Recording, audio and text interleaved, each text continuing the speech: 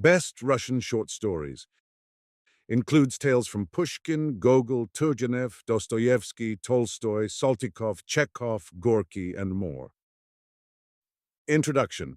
Conceive the joy of a lover of nature who, leaving the art galleries, wanders out among the trees and wild flowers and birds that the pictures of the galleries have sentimentalized.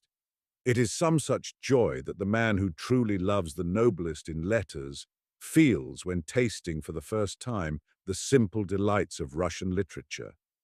French and English and German authors, too, occasionally offer works of lofty, simple naturalness.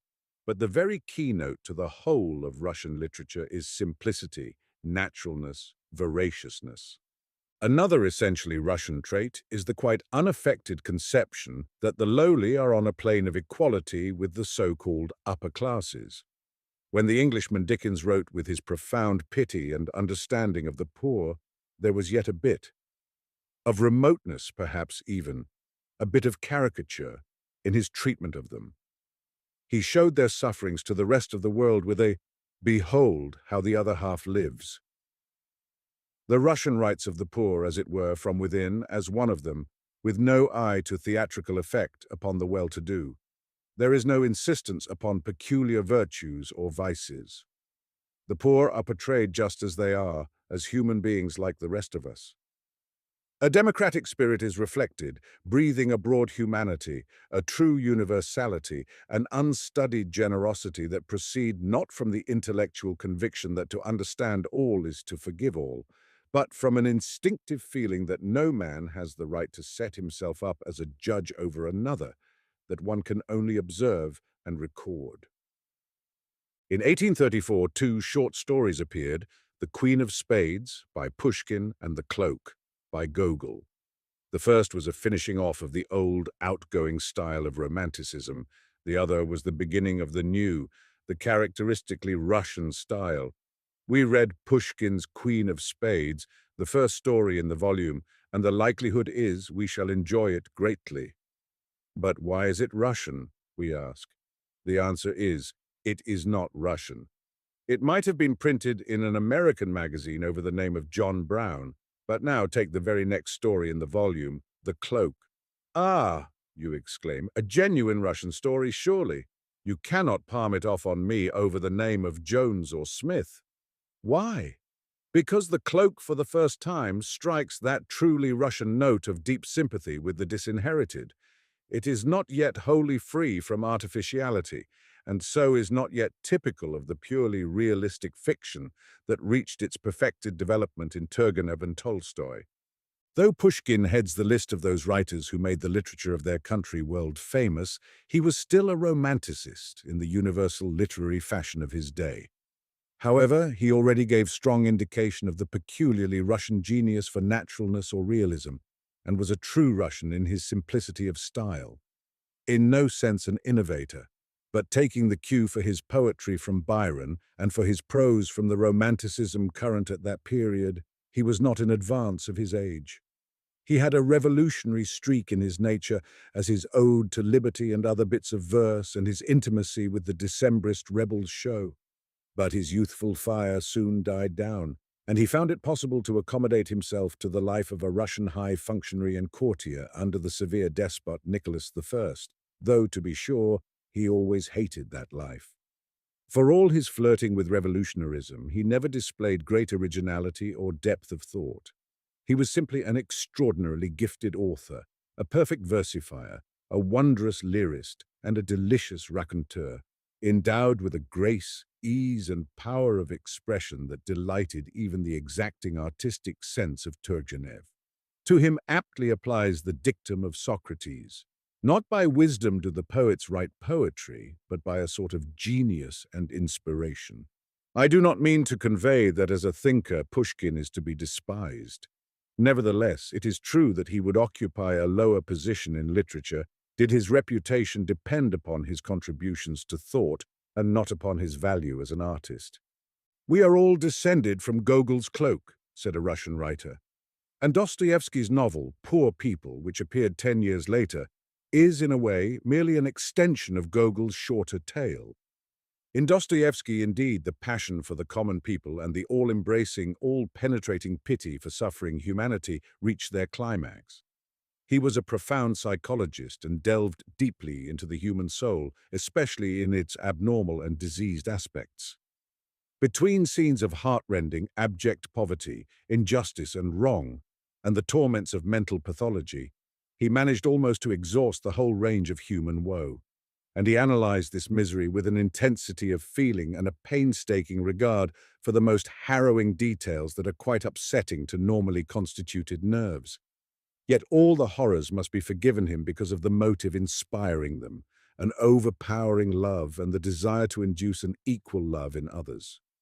It is not horror for horror's sake, not a literary tour de force as in Poe, but horror for a high purpose, for purification through suffering, which was one of the articles of Dostoevsky's faith. Following as a corollary from the love and pity for mankind that make a leading element in Russian literature is a passionate search for the means of improving the lot of humanity, a fervent attachment to social ideas and ideals. A Russian author is more ardently devoted to a cause than an American short story writer to a plot. This, in turn, is but a reflection of the spirit of the Russian people, especially of the intellectuals. The Russians take literature perhaps more seriously than any other nation. To them, books are not a mere diversion. They demand that fiction and poetry be a true mirror of life and be of service to life. A Russian author, to achieve the highest recognition, must be a thinker also. He need not necessarily be a finished artist. Everything is subordinated to two main requirements: humanitarian ideals and fidelity to life. This is the secret of the marvelous simplicity of Russian literary art. Before the supreme function of literature, the Russian writer stands awed and humbled. He knows he cannot cover up poverty of thought, poverty of spirit, and lack of sincerity by rhetorical tricks or verbal cleverness. And if he possesses the two essential requirements, the simplest language will suffice. These qualities are exemplified at their best by Turgenev and Tolstoy. They both had a strong social consciousness. They both grappled with the problems of human welfare. They were both artists in the larger sense, that is, in their truthful representation of life. Turgenev was an artist also in the narrower sense, in a keen appreciation of form. Thoroughly Occidental in his tastes, he sought the regeneration of Russia in radical progress along the lines of European democracy. Tolstoy, on the other hand, sought the salvation of mankind in a return to the primitive life and primitive Christian religion.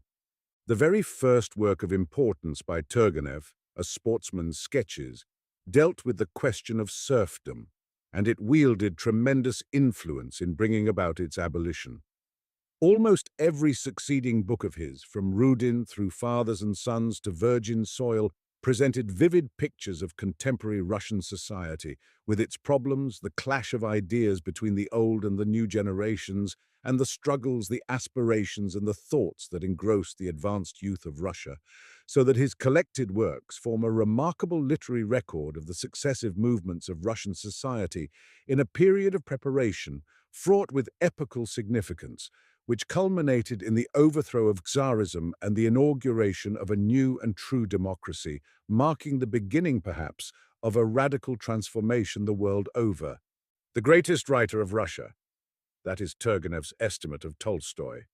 A second Shakespeare, was Flaubert's enthusiastic outburst. The Frenchman's comparison is not wholly illuminating. The one point of resemblance between the two authors is simply in the tremendous magnitude of their genius.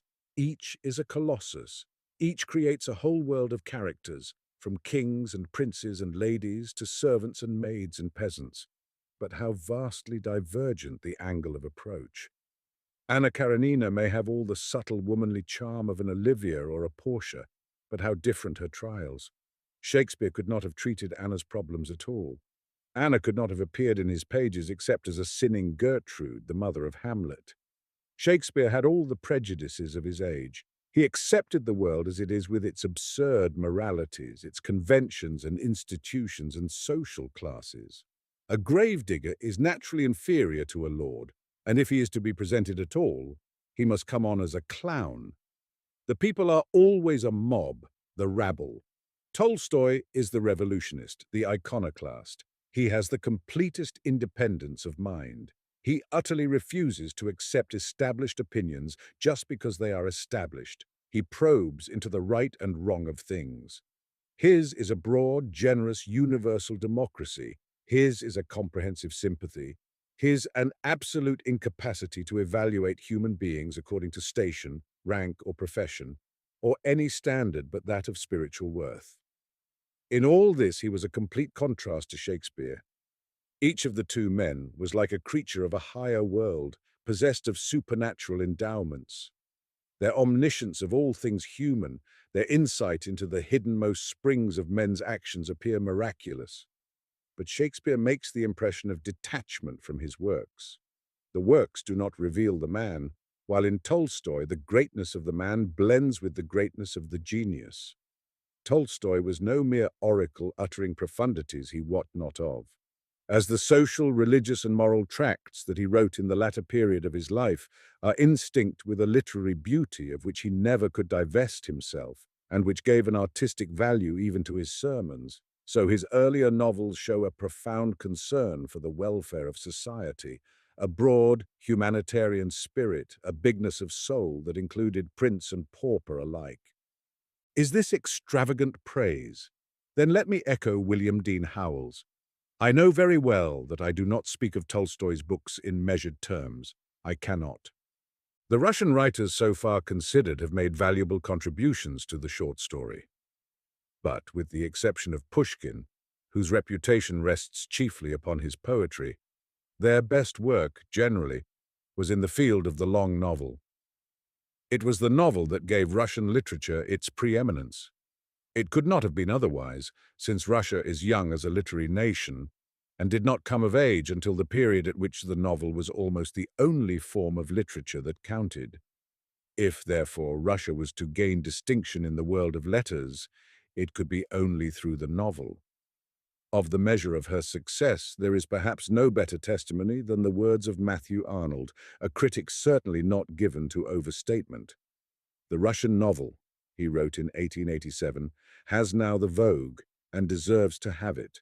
The Russian novelist is master of a spell to which the secret of human nature, both what is external and internal, gesture and manner no less than thought and feeling, willingly make themselves known. In that form of imaginative literature, which in our day is the most popular and the most possible, the Russians at the present moment seem to me to hold the field. With the strict censorship imposed on Russian writers, many of them who might perhaps have contented themselves with expressing their opinions in essays were driven to conceal their meaning under the guise of satire or allegory, which gave rise to a peculiar genre of literature, a sort of editorial or essay done into fiction, in which the satirist Saltykov, a contemporary of Turgenev and Dostoevsky, who wrote under the pseudonym of Shchedrin, achieved the greatest success and popularity. It was not, however, until the concluding quarter of the last century that writers like Korolenko and Garshin arose, who devoted themselves chiefly to the cultivation of the short story. With Anton Chekhov, the short story assumed a position of importance alongside the larger works of the great Russian masters. Gorky and Andreyev made the short story do the same service for the active revolutionary period in the last decade of the 19th century down to its temporary defeat in 1906, that Turgenev rendered in his series of larger novels for the period of preparation. But very different was the voice of Gorky, the man sprung from the people, the embodiment of all the accumulated wrath and indignation of centuries of social wrong and oppression, from the gentlemanly tones of the cultured artist Turgenev. Like a mighty hammer, his blows fell upon the decaying fabric of the old society. His was no longer a feeble, despairing protest.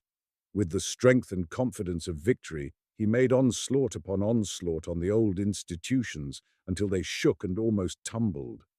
And when reaction celebrated its short-lived triumph and gloom settled again upon his country, and most of his co-fighters withdrew from the battle in despair, some returning to the old-time Russian mood of hopelessness, passivity, and apathy, and some even backsliding into wild orgies of literary debauchery, Gorky never wavered, never lost his faith and hope, never for a moment was untrue to his principles.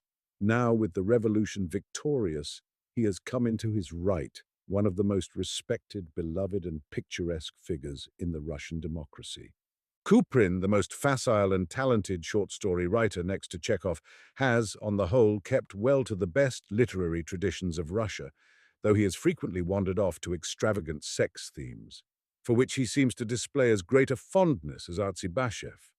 Semyonov is a unique character in Russian literature, a peasant who had scarcely mastered the most elementary mechanics of writing when he penned his first story. But that story pleased Tolstoy, who befriended and encouraged him.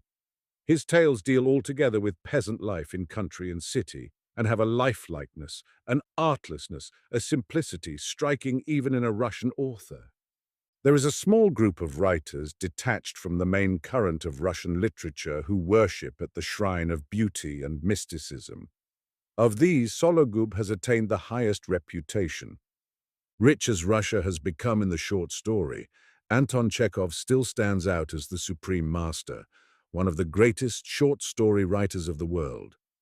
He was born in Taganrog, in the Ukraine, in 1860, the son of a peasant serf who succeeded in buying his freedom. Anton Chekhov studied medicine, but devoted himself largely to writing, in which he acknowledged his scientific training was of great service. Though he lived only 44 years, dying of tuberculosis in 1904, his collected works consist of 16 fair-sized volumes of short stories and several dramas besides. A few volumes of his works have already appeared in English translation. Critics, among them Tolstoy, have often compared Chekhov to Maupassant. I find it hard to discover the resemblance. Maupassant holds a supreme position as a short story writer. So does Chekhov. But there, it seems to me, the likeness ends. The chill wind that blows from the atmosphere created by the Frenchman's objective artistry is by the Russian commingled with the warm breath of a great human sympathy. Maupassant never tells where his sympathies lie, and you don't know, you only guess. Chekhov does not tell you where his sympathies lie either, but you know all the same, you don't have to guess. And yet Chekhov is as objective as Maupassant. In the chronicling of facts, conditions, and situations, in the reproduction of characters, he is scrupulously true, hard, and inexorable. But without obtruding his personality, he somehow manages to let you know that he is always present, always at hand. If you laugh, he is there to laugh with you. If you cry, he is there to shed a tear with you. If you are horrified, he is horrified, too. It is a subtle art, by which he contrives to make one feel the nearness of himself for all his objectiveness, so subtle that it defies analysis, and yet it constitutes one of the great charms of his tales. Chekhov's works show an astounding resourcefulness and versatility. There is no monotony, no repetition. Neither in incident nor in character are any two stories alike. The range of Chekhov's knowledge of men and things seems to be unlimited, and he is extravagant in the use of it. Some great idea which many a writer would consider sufficient to expand into a whole novel he disposes of in a story of a few pages. Take, for example, Vanka, apparently but a mere episode in the childhood of a 9-year-old boy, while it is really the tragedy of a whole life in its tempting glimpses into a past environment and ominous forebodings of the future, all contracted into the space of 4 or 5 pages. Chekhov is lavish with his inventiveness. Apparently, it cost him no effort to invent. I have used the word inventiveness for lack of a better name. It expresses but lamely the peculiar faculty that distinguishes Chekhov. Chekhov does not really invent, he reveals. He reveals things that no author before him has revealed. It is as though he possessed a special organ which enabled him to see, hear, and feel things of which we other mortals did not even dream the existence. Yet when he lays them bare, we know that they are not fictitious, not invented, but as real as the ordinary familiar facts of life. This faculty of his playing on all conceivable objects, all conceivable emotions, no matter how microscopic, endows them with life and a soul. By virtue of this power, the steppe, an uneventful record of peasants traveling day after day through flat, monotonous fields, becomes instinct with dramatic interest, and its 125 pages seem all too short. And by virtue of the same attribute, we follow with breathless suspense the minute description of the declining days of a great scientist, who feels his physical and mental faculties gradually ebbing away. A tiresome story, Chekhov calls it. And so it would be without the vitality conjured into it by the magic touch of this strange genius. Divination is perhaps a better term than invention. Chekhov divines the most secret impulses of the soul, scents out what is buried in the subconscious, and brings it up to the surface. Most writers are specialists. They know certain strata of society, and when they venture beyond, their step becomes uncertain. Chekhov's material is only delimited by humanity. He is equally at home everywhere. The peasant, the laborer, the merchant, the priest, the professional man, the scholar, the military officer, and the government functionary, Gentile or Jew, man, woman, or child, Chekhov is intimate with all of them. His characters are sharply defined individuals, not types. In almost all his stories, however short, the men and women and children who play a part in them come out as clear, distinct personalities. Ariadne is as vivid a character as Lily, the heroine of Sudermann's Song of Songs. Yet Ariadne is but a single story in a volume of stories. Who that has read The Darling can ever forget her? The woman who had no separate existence of her own, but thought the thoughts, felt the feelings, and spoke the words of the men she loved. And when there was no man to love any more, she was utterly crushed until she found a child to take care of and to love. And then she sank her personality in the boy as she had sunk it before in her husbands and lover, became a mere reflection of him, and was happy again. In the compilation of this volume, I have been guided by the desire to give the largest possible representation to the prominent authors of the Russian short story and to present specimens characteristic of each. At the same time, the element of interest has been kept in mind, and in a few instances, as in the case of Korolenko, the selection of the story was made with a view to its intrinsic merit and striking qualities, rather than as typifying the writer's art. It was, of course, impossible in the space of one book to exhaust all that is best. But to my knowledge, the present volume is the most comprehensive anthology of the Russian short story in the English language and gives a fair notion of the achievement in that field. All who enjoy good reading, I have no reason to doubt, will get pleasure from it, and if in addition it will prove of assistance to American students of Russian literature, I shall feel that the task has been doubly worth the while. Korolenko's Shades and Andreev's Lazarus first appeared in Current Opinion, and Artzybashev's The Revolutionist in the Metropolitan Magazine. I take pleasure in thanking Mr. Edward J. Wheeler, editor of Current Opinion, and Mr. Carl Hovey, editor of the Metropolitan Magazine, for permission to reprint them. Signature, Thomas Seltzer. Everything is subordinated to two main requirements: humanitarian ideals and fidelity to life. This is the secret of the marvelous simplicity of Russian literary art. Thomas Seltzer. Best Russian Short Stories. The Queen of Spades by Alexander S. Pushkin. There was a card party at the rooms of Narumov of the Horse Guards. The long winter night passed away imperceptibly, and it was 5 o'clock in the morning before the company sat down to supper. Those who had won ate with a good appetite. The others sat staring absently at their empty plates. When the champagne appeared, however, the conversation became more animated, and all took a part in it. "And how did you fare, Surin?" asked the host. "Oh, I lost as usual.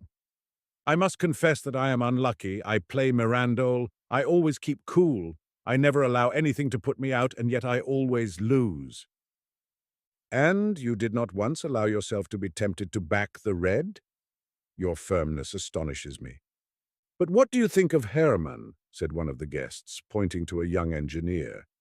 "He has never had a card in his hand in his life. He has never in his life laid a wager, and yet he sits here till 5 o'clock in the morning watching our play." "Play interests me very much," said Hermann, "but I am not in the position to sacrifice the necessary in the hope of winning the superfluous."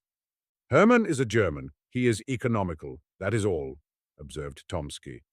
"But if there is one person that I cannot understand, it is my grandmother, the Countess Anna Fedotovna." "How so?" inquired the guests. "I cannot understand," continued Tomsky, How it is that my grandmother does not punt. What is there remarkable about an old lady of 80 not punting? Said Narumov. Then you do not know the reason why? No, really, haven't the faintest idea. Oh, then listen. About 60 years ago, my grandmother went to Paris, where she created quite a sensation. People used to run after her to catch a glimpse of the Muscovite Venus. Richelieu made love to her, and my grandmother maintains that he almost blew out his brains in consequence of her cruelty. At that time, ladies used to play at faro. On one occasion at the court, she lost a very considerable sum to the Duke of Orleans. On returning home, my grandmother removed the patches from her face, took off her hoops, informed my grandfather of her loss at the gaming table, and ordered him to pay the money. My deceased grandfather, as far as I remember, was a sort of house steward to my grandmother. He dreaded her like fire, but on hearing of such a heavy loss, he almost went out of his mind. He calculated the various sums she had lost, and pointed out to her that in 6 months she had spent 500,000 francs, that neither their Moscow nor Saratov estates were in Paris, and finally refused point-blank to pay the debt. My grandmother gave him a box on the ear and slept by herself as a sign of her displeasure. The next day she sent for her husband, hoping that this domestic punishment had produced an effect upon him, but she found him inflexible. For the first time in her life, she entered into reasonings and explanations with him, thinking to be able to convince him by pointing out to him that there are debts and debts, and that there is a great difference between a prince and a coachmaker. But it was all in vain. My grandfather still remained obdurate. But the matter did not rest there. My grandmother did not know what to do. She had shortly before become acquainted with a very remarkable man. You have heard of Count Saint-Germain, about whom so many marvelous stories are told. You know that he represented himself as the wandering Jew, as the discoverer of the elixir of life, of the philosopher's stone, and so forth. Some laughed at him as a charlatan, but Casanova, in his memoirs, says that he was a spy. But be that as it may, Saint-Germain, in spite of the mystery surrounding him, was a very fascinating person, and was much sought after in the best circles of society. Even to this day, my grandmother retains an affectionate recollection of him, and becomes quite angry if anyone speaks disrespectfully of him. My grandmother knew that Saint-Germain had large sums of money at his disposal. She resolved to have recourse to him, and she wrote a letter to him asking him to come to her without delay. The queer old man immediately waited upon her and found her overwhelmed with grief. She described to him in the blackest colors the barbarity of her husband, and ended by declaring that her whole hope depended upon his friendship and amiability. Saint-Germain reflected. "I could advance you the sum you want," said he, "but I know that you would not rest easy until you had paid me back, and I should not like to bring fresh troubles upon you. But there is another way of getting out of your difficulty. You can win back your money." "But, my dear Count," replied my grandmother, "I tell you that I haven't any money left." "Money is not necessary," replied Saint-Germain. "Be pleased to listen to me." Then he revealed to her a secret, for which each of us would give a good deal. The young officers listened with increased attention. Tomsky lit his pipe, puffed away for a moment, and then continued. "That same evening my grandmother went to Versailles to the Jeu de la Reine. The Duke of Orleans kept the bank. My grandmother excused herself in an offhand manner for not having yet paid her debt by inventing some little story, and then began to play against him. She chose 3 cards and played them one after the other. All 3 won sonika, said of a card when it wins or loses in the quickest possible time. And my grandmother recovered every farthing that she had lost. "Mere chance," said one of the guests. "A tale," observed Hermann. "Perhaps they were marked cards," said a third. "I do not think so," replied Tomsky gravely. "What?" said Narumov. "You have a grandmother who knows how to hit upon 3 lucky cards in succession, and you have never yet succeeded in getting the secret of it out of her." "That's the deuce of it," replied Tomsky. "She had 4 sons, one of whom was my father. All 4 were determined gamblers, and yet not to one of them did she ever reveal her secret, although it would not have been a bad thing either for them or for me. But this is what I heard from my uncle, Count Ivan Ilyich, and he assured me on his honor that it was true. The late Chaplitsky, the same who died in poverty after having squandered millions, once lost in his youth about 300,000 rubles, to Zorik, if I remember rightly. He was in despair. My grandmother, who was always very severe upon the extravagance of young men, took pity, however, upon Chaplitsky. She gave him 3 cards, telling him to play them one after the other, at the same time exacting from him a solemn promise that he would never play at cards again as long as he lived. Chaplitsky then went to his victorious opponent, and they began a fresh game. On the first card he staked 50,000 rubles and won Sonika. He doubled the stake and won again, till at last, by pursuing the same tactics, he won back more than he had lost. But it is time to go to bed. It is 5:45 already. And indeed it was already beginning to dawn. The young men emptied their glasses and then took leave of each other. Second, the old countess, a was seated in her dressing room in front of her looking-glass. 3 waiting maids stood around her. One held a small pot of rouge, another a box of hairpins, and the third a tall can with bright red ribbons.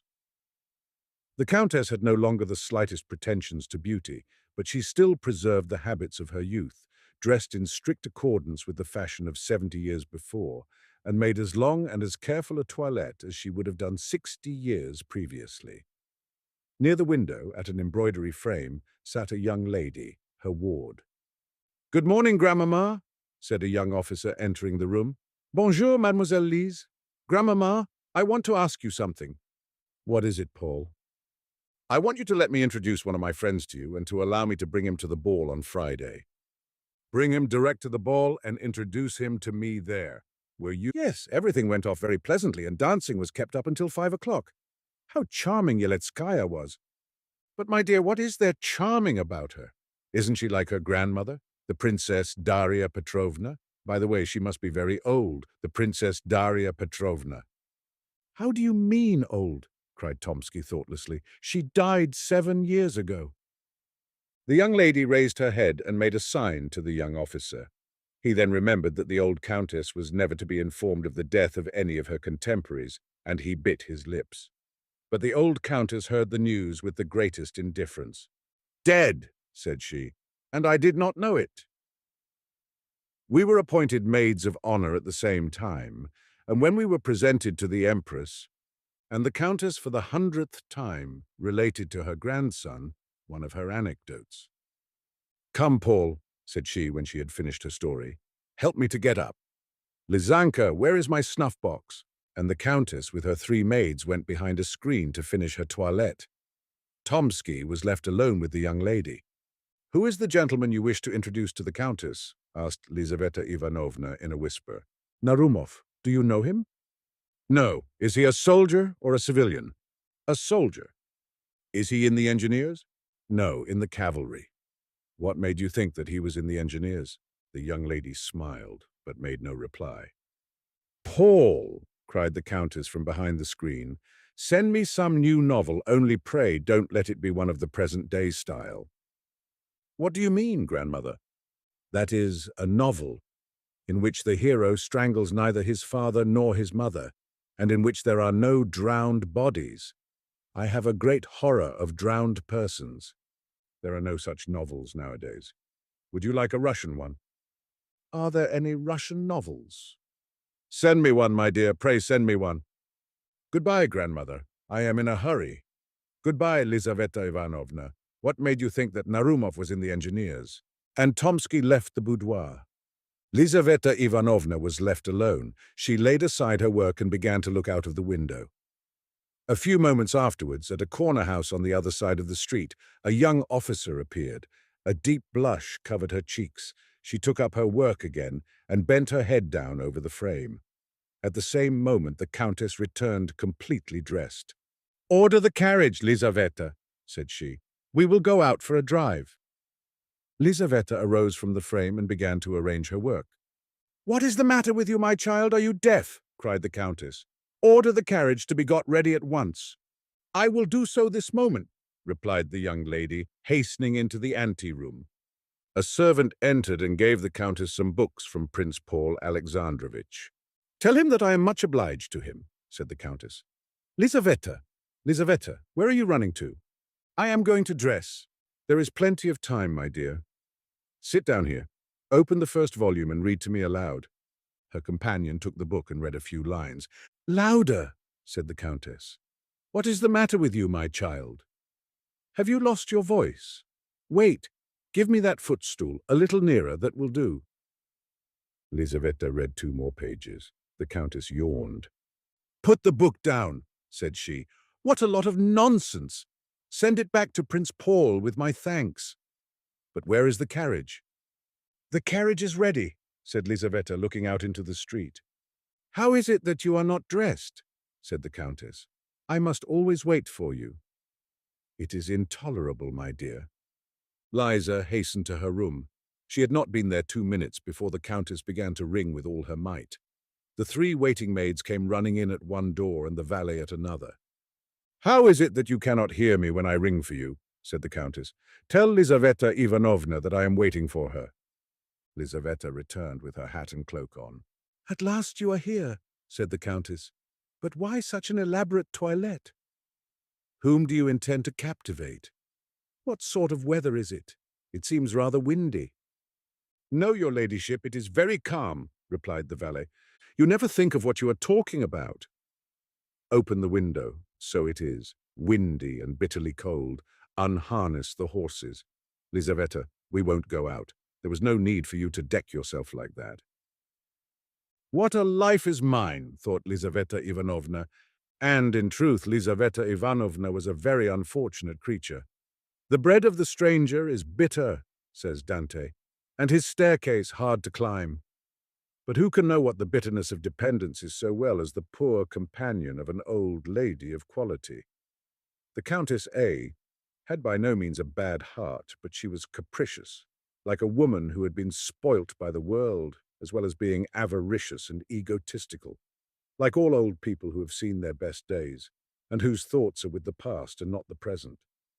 She participated in all the vanities of the great world, went to balls, where she sat in a corner, painted and dressed in old-fashioned style, like a deformed but indispensable ornament of the ballroom. All the guests on entering approached her and made a profound bow, as if in accordance with a set ceremony, but after that nobody took any further notice of her. She received the whole town at her house, and observed the strictest etiquette, although she could no longer recognize the faces of people. Her numerous domestics, growing fat and old in her antechamber and servants' hall, did just as they liked, and vied with each other in robbing the aged Countess in the most barefaced manner. Lizaveta Ivanovna was the martyr of the household. She made tea and was reproached with using too much sugar. She read novels aloud to the Countess, and the faults of the author were visited upon her head. She accompanied the Countess in her walks and was held answerable for the weather or the state of the pavement. A salary was attached to the post, but she very rarely received it, although she was expected to dress like everybody else, that is to say, like very few indeed. In society, she played the most pitiable role. Everybody knew her, and nobody paid her any attention. At balls, she danced only when a partner was wanted, and ladies would only take hold of her arm when it was necessary to lead her out of the room to attend to their dresses. She was very self-conscious and felt her position keenly, and she looked about her with impatience for a deliverer to come to her rescue. But the young men, calculating in their giddiness, honored her with but very little attention, although Lizaveta Ivanovna was 100 times prettier than the bare-faced and cold-hearted marriageable girls around whom they hovered. Many a time did she quietly slink away from the glittering but wearisome drawing-room to go and cry in her own poor little room, in which stood a screen, a chest of drawers, a looking-glass and a painted bedstead, and where a tallow candle burnt feebly in a copper candlestick. One morning, this was about 2 days after the evening party described at the beginning of this story, and a week previous to the scene at which we have just assisted, Lizaveta Ivanovna was seated near the window at her embroidery frame, when, happening to look out into the street, she caught sight of a young engineer officer standing motionless with his eyes fixed upon her window. She lowered her head and went on again with her work. About 5 minutes afterwards, She looked out again. The young officer was still standing in the same place. Not being in the habit of coquetting with passing officers, she did not continue to gaze out into the street, but went on sewing for a couple of hours without raising her head. Dinner was announced. She rose up and began to put her embroidery away, but glancing casually out of the window, she perceived the officer again. This seemed to her very strange. After dinner, she went to the window with a certain feeling of uneasiness, but the officer was no longer there, and she thought no more about him. A couple of days afterwards, just as she was stepping into the carriage with the Countess, she saw him again. He was standing close behind the door, with his face half concealed by his fur collar, but his dark eyes sparkled beneath his cap. Lizaveta felt alarmed, though she knew not why, and she trembled as she seated herself in the carriage. On returning home, she hastened to the window. The officer was standing in his accustomed place, with his eyes fixed upon her. She drew back, a prey to curiosity and agitated by a feeling which was quite new to her. From that time forward, not a day passed without the young officer making his appearance under the window at the customary hour, and between him and her there was established a sort of mute acquaintance. Sitting in her place at work, she used to feel his approach, and raising her head, she would look at him longer and longer each day. The young man seemed to be very grateful to her. She saw with the sharp eye of youth how a sudden flush covered his pale cheeks each time that their glances met. After about a week, she commenced to smile at him. When Tomsky asked permission of his grandmother, the Countess, to present one of his friends to her, the young girl's heart beat violently. But hearing that Narumov was not an engineer, she regretted that by her thoughtless question, she had betrayed her secret to the volatile Tomsky. Hermann was the son of a German who had become a naturalized Russian and from whom he had inherited a small capital. Being firmly convinced of the necessity of preserving his independence, Hermann did not touch his private income, but lived on his pay without allowing himself the slightest luxury. Moreover, he was reserved and ambitious, and his companions rarely had an opportunity of making merry at the expense of his extreme parsimony. He had strong passions and an ardent imagination, but his firmness of disposition preserved him from the ordinary errors of young men. Thus, though a gamester at heart, he never touched a card, for he considered his position did not allow him, as he said, to risk the necessary in the hope of winning the superfluous. Yet he would sit for nights together at the card table and follow with feverish anxiety the different turns of the game. The story of the three cards had produced a powerful impression upon his imagination, and all night long he could think of nothing else. If, he thought to himself the following evening as he walked along the streets of St. Petersburg, if the old Countess would but reveal her secret to me, if she would only tell me the names of the three winning cards. Why should I not try my fortune? I must get introduced to her and win her favor, become her lover.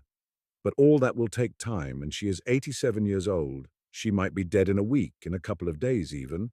But the story itself, can it really be true? No. Economy, temperance, and industry. Those are my three winning cards. By means of them, I shall be able to double my capital, increase it sevenfold, and procure for myself ease and independence. Musing in this manner, he walked on until he found himself in one of the principal streets of St. Petersburg, in front of a house of antiquated architecture. The street was blocked with equipages. Carriages, one after the other, drew up in front of the brilliantly illuminated doorway. At one moment there stepped out onto the pavement the well-shaped little foot of some young beauty, at another the heavy boot of a cavalry officer, and then the silk stockings and shoes of a member of the diplomatic world. Furs and cloaks passed in rapid succession before the gigantic porter at the entrance. Hermann stopped. "Whose house is this?" he asked of the watchman at the corner. "The Countess dashes," replied the watchman. Hermann started. The strange story of the three cards again presented itself to his imagination. He began walking up and down before the house, thinking of its owner and her strange secret. Returning late to his modest lodging, he could not go to sleep for a long time, and when at last he did doze off, he could dream of nothing but cards, green tables, piles of banknotes, and heaps of ducats. He played one card after the other, winning uninterruptedly, and then he gathered up the gold and filled his pockets with the notes. When he woke up late the next morning, he sighed over the loss of his imaginary wealth, and then sallying out into the town, he found himself once more in front of the Countess's residence. Some unknown power seemed to have attracted him thither. He stopped and looked up at the windows. At one of these he saw a head with luxuriant black hair, which was bent down probably over some book or an embroidery frame. The head was raised. Hermann saw a fresh complexion and a pair of dark eyes. That moment decided his fate. Third, Lizaveta Ivanovna had scarcely taken off her hat and cloak when the Countess sent for her and again ordered her to get the carriage ready. The vehicle drew up before the door, and they prepared to take their seats. Just at the moment when two footmen were assisting the old lady to enter the carriage, Lizaveta saw her engineer standing close beside the wheel. He grasped her hand. Alarm caused her to lose her presence of mind, and the young man disappeared, but not before he had left a letter between her fingers. She concealed it in her glove, and during the whole of the drive she neither saw nor heard anything. It was the custom of the Countess, when out for an airing in her carriage, to be constantly asking such questions as, "Who was that person that met us just now? What is the name of this bridge? What is written on that signboard?" On this occasion, however, Lizaveta returned such vague and absurd answers that the Countess became angry with her. "What is the matter with you, my dear?" she exclaimed. "Have you taken leave of your senses, or what is it? Do you not hear me or understand what I say? Heaven be thanked, I am still in my right mind and speak plainly enough." Lizaveta Ivanovna did not hear her. On returning home, she ran to her room and drew the letter out of her glove. It was not sealed. Lizaveta read it. The letter contained a declaration of love. It was tender, respectful, and copied word for word from a German novel. But Lizaveta did not know anything of the German language, and she was quite delighted. For all that, the letter caused her to feel exceedingly uneasy. For the first time in her life, she was entering into secret and confidential relations with a young man. His boldness alarmed her. She reproached herself for her imprudent behavior and knew not what to do. Should she cease to sit at the window and, by assuming an appearance of indifference towards him, put a check upon the young officer's desire for further acquaintance with her? Should she send his letter back to him, or should she answer him in a cold and decided manner? There was nobody to whom she could turn in her perplexity, for she had neither female friend nor adviser. At length she resolved to reply to him. She sat down at her little writing table, took pen and paper, and began to think. Several times she began her letter and then tore it up. The way she had expressed herself seemed to her either too inviting or too cold and decisive. At last she succeeded in writing a few lines with which she felt satisfied. "I am convinced," she wrote, "that your intentions are honorable, and that you do not wish to offend me by any imprudent behavior, but our acquaintance must not begin in such a manner. I return you your letter, and I hope that I shall never have any cause to complain of this undeserved slight." The next day, as soon as Hermann made his appearance, Lizaveta rose from her embroidery, went into the drawing-room, opened the ventilator, and threw the letter into the street, trusting that the young officer would have the perception to pick it up. Hermann hastened forward, picked it up, and then repaired to a confectioner's shop.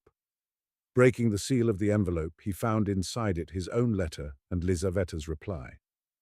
He had expected this, and he returned home, his mind deeply occupied with his intrigue. 3 days afterwards, a bright-eyed young girl from a milliner's establishment brought Lizaveta a letter. Lizaveta opened it with great uneasiness, fearing that it was a demand for money, when suddenly she recognized Hermann's handwriting. "You have made a mistake, my dear," said she. "This letter is not for me." "Oh, yes, it is for you," replied the girl, smiling very knowingly. "Have the goodness to read it." Lizaveta glanced at the letter. Hermann requested an interview. "It cannot be," she cried. alarmed at the audacious request and the manner in which it was made. "This letter is certainly not for me." And she tore it into fragments. "If the letter was not for you, why have you torn it up?" said the girl. "I should have given it back to the person who sent it."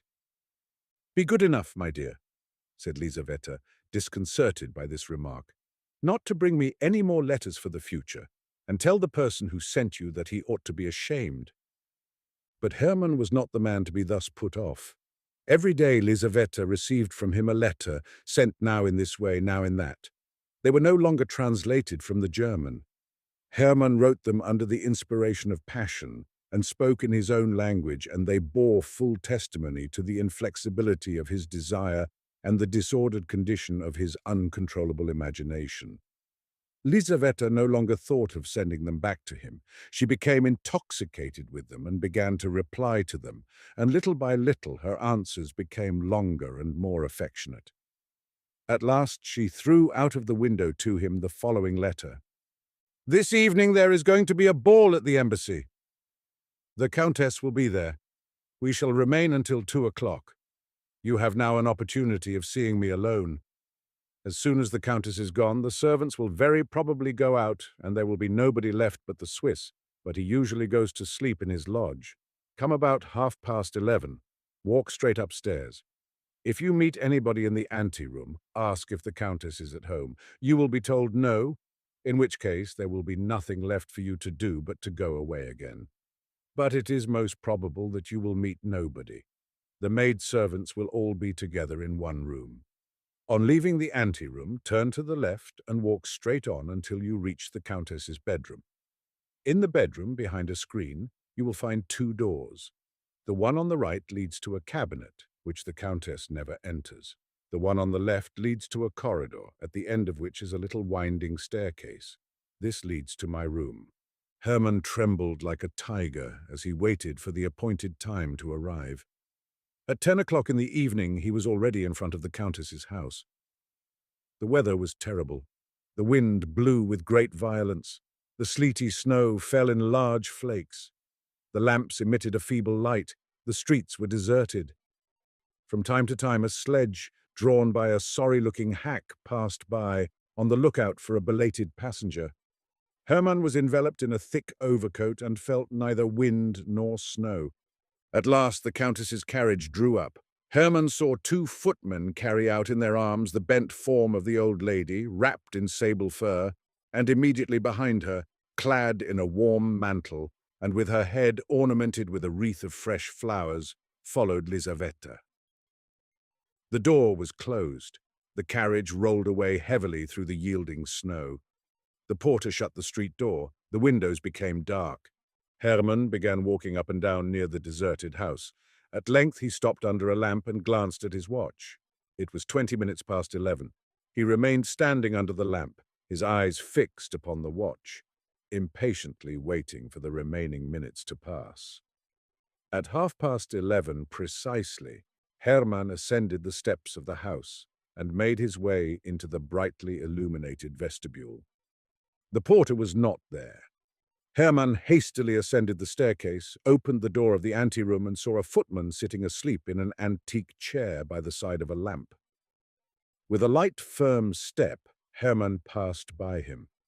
The drawing-room and dining-room were in darkness, but a feeble reflection penetrated thither from the lamp in the anteroom. Hermann reached the Countess's bedroom. Before a shrine, which was full of old images, a golden lamp was burning. Faded stuffed chairs and divans with soft cushions stood in melancholy symmetry around the room, the walls of which were hung with China silk. On one side of the room hung 2 portraits painted in Paris by Madame Lebrun. One of these represented a stout, red-faced man of about 40 years of age, in a bright green uniform and with a star upon his breast. The other, a beautiful young woman with an aquiline nose, forehead curls, and a rose in her powdered hair. In the corners stood porcelain shepherds and shepherdesses, dining-room clocks from the workshop of the celebrated Lefroy, bandboxes, roulettes, fans, and the various playthings for the amusement of ladies that were in vogue at the end of the last century, when Montgolfier's balloons and Mesmer's magnetism were the rage. Hermann stepped behind the screen. At the back of it stood a little iron bedstead. On the right was the door which led to the cabinet. On the left, the other which led to the corridor.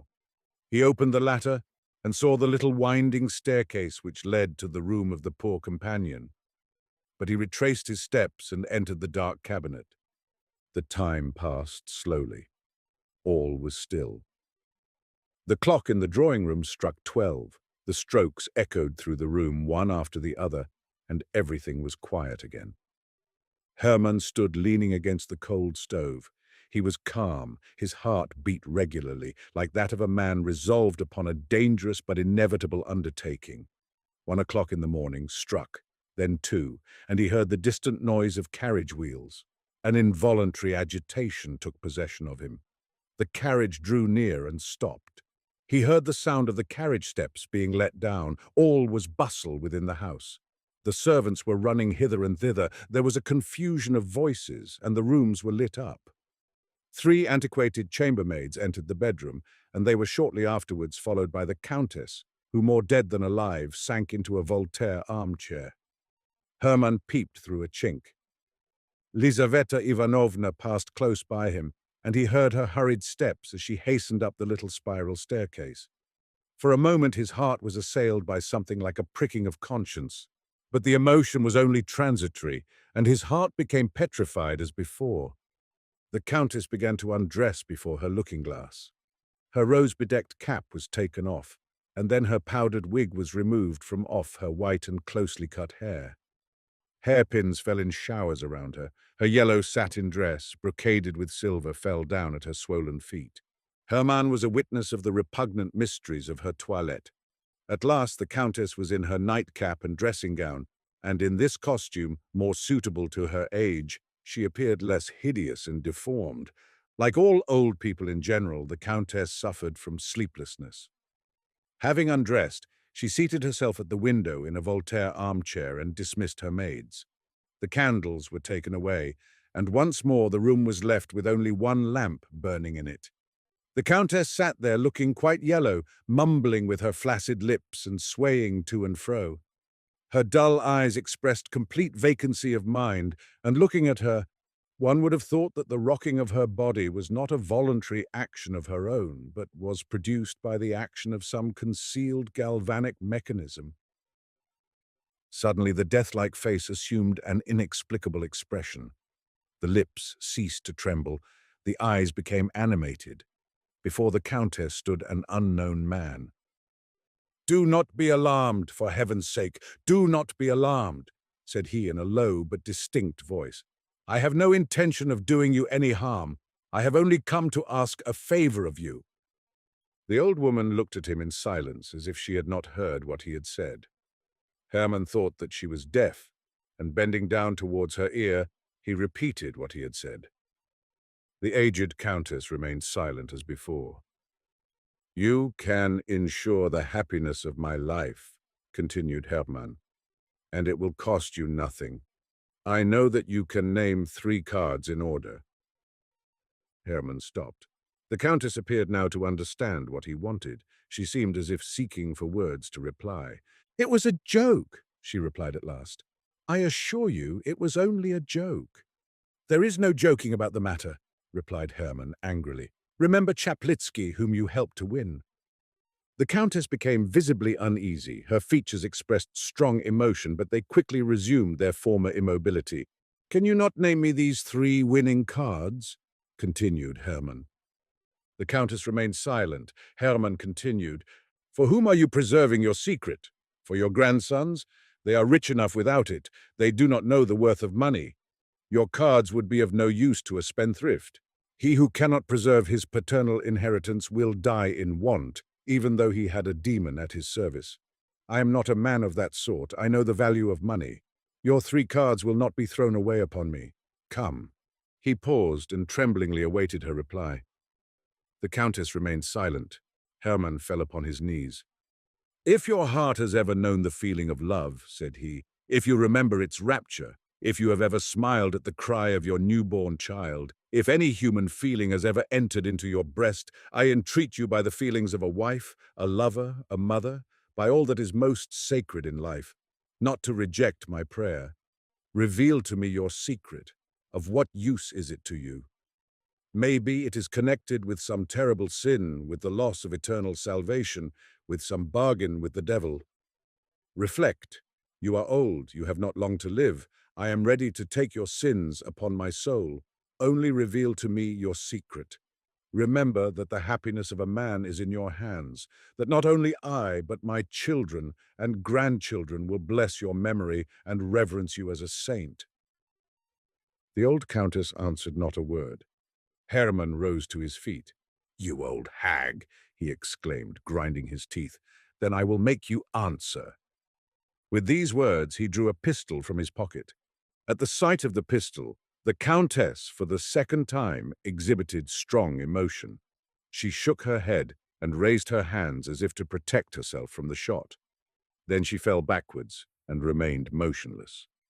"Come, an end to this childish nonsense," said Hermann, taking hold of her hand.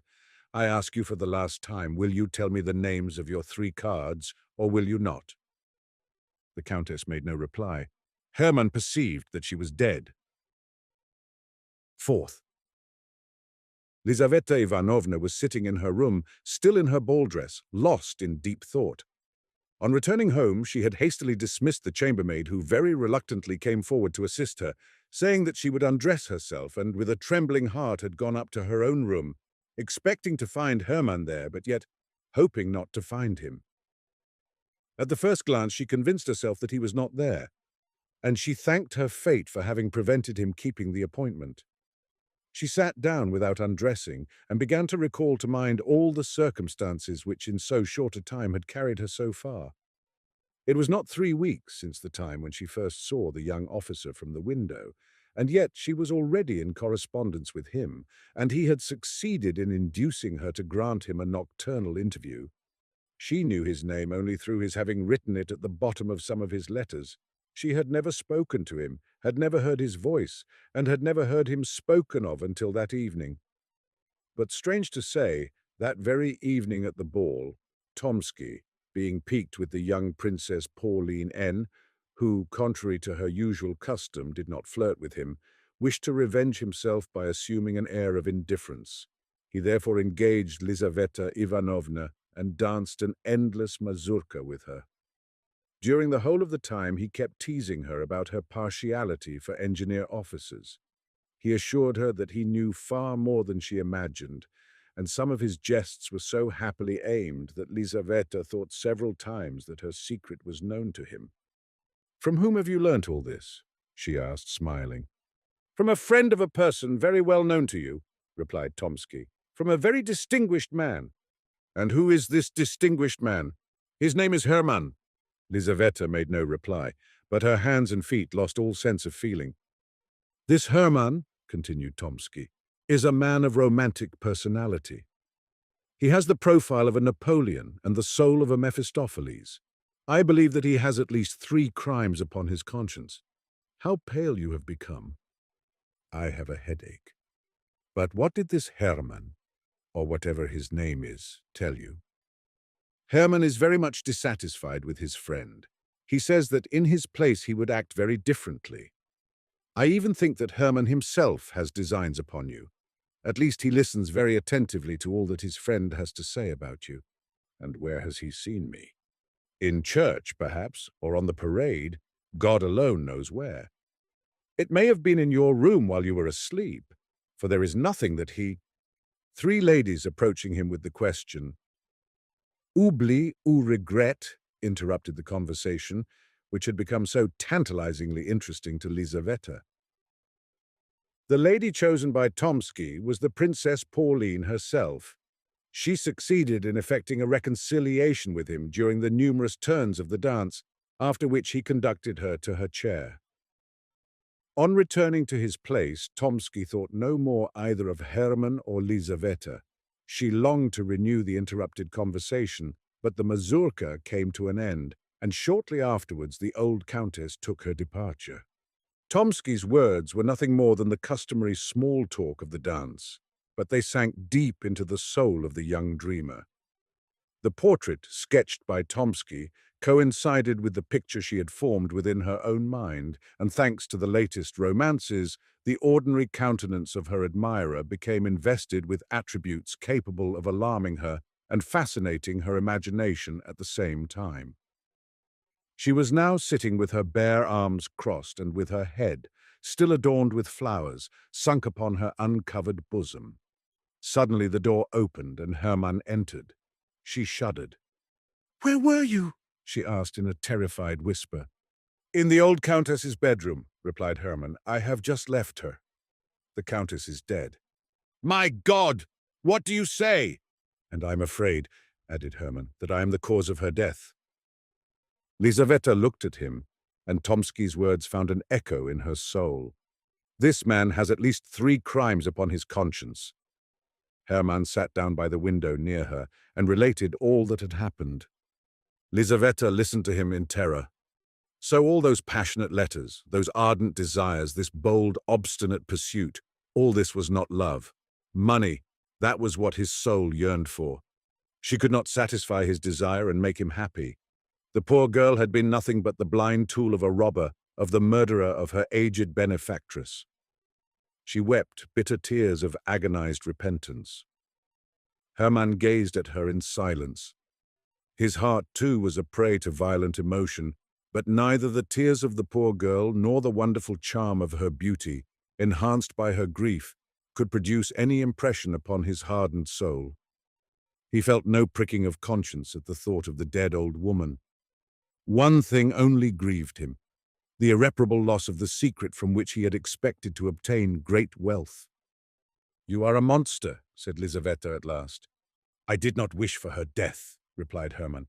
"My pistol was not loaded." Both remained silent.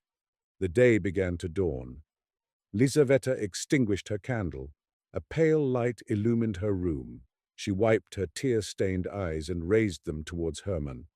He was sitting near the window with his arms crossed and with a fierce frown upon his forehead. In this attitude he bore a striking resemblance to the portrait of Napoleon. This resemblance struck Lizaveta even. "How shall I get you out of the house?" said she at last.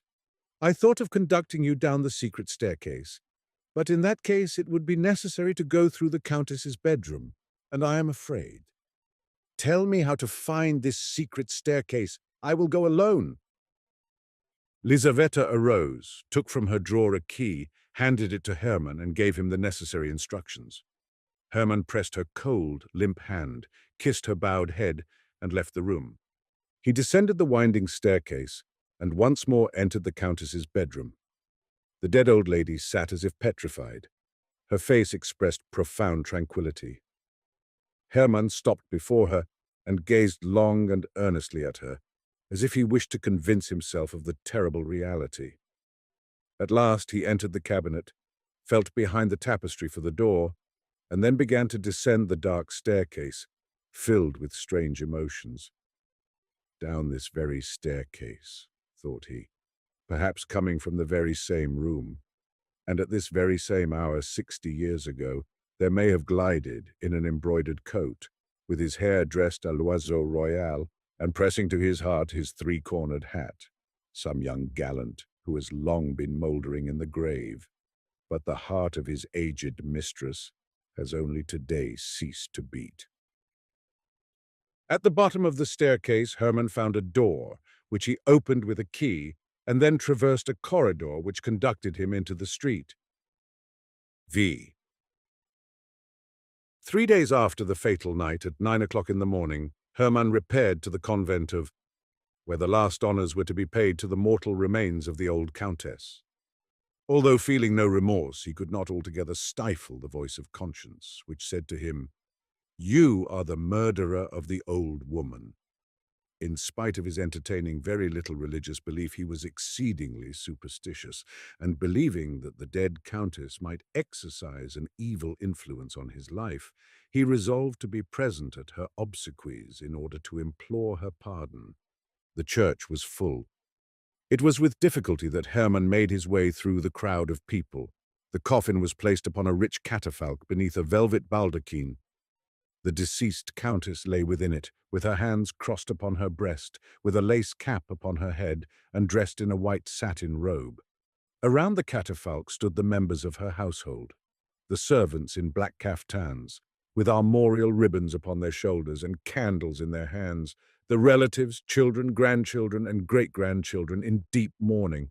Nobody wept. Tears would have been une affectation. The countess was so old that her death could have surprised nobody, and her relatives had long looked upon her as being out of the world. A famous preacher pronounced the funeral sermon.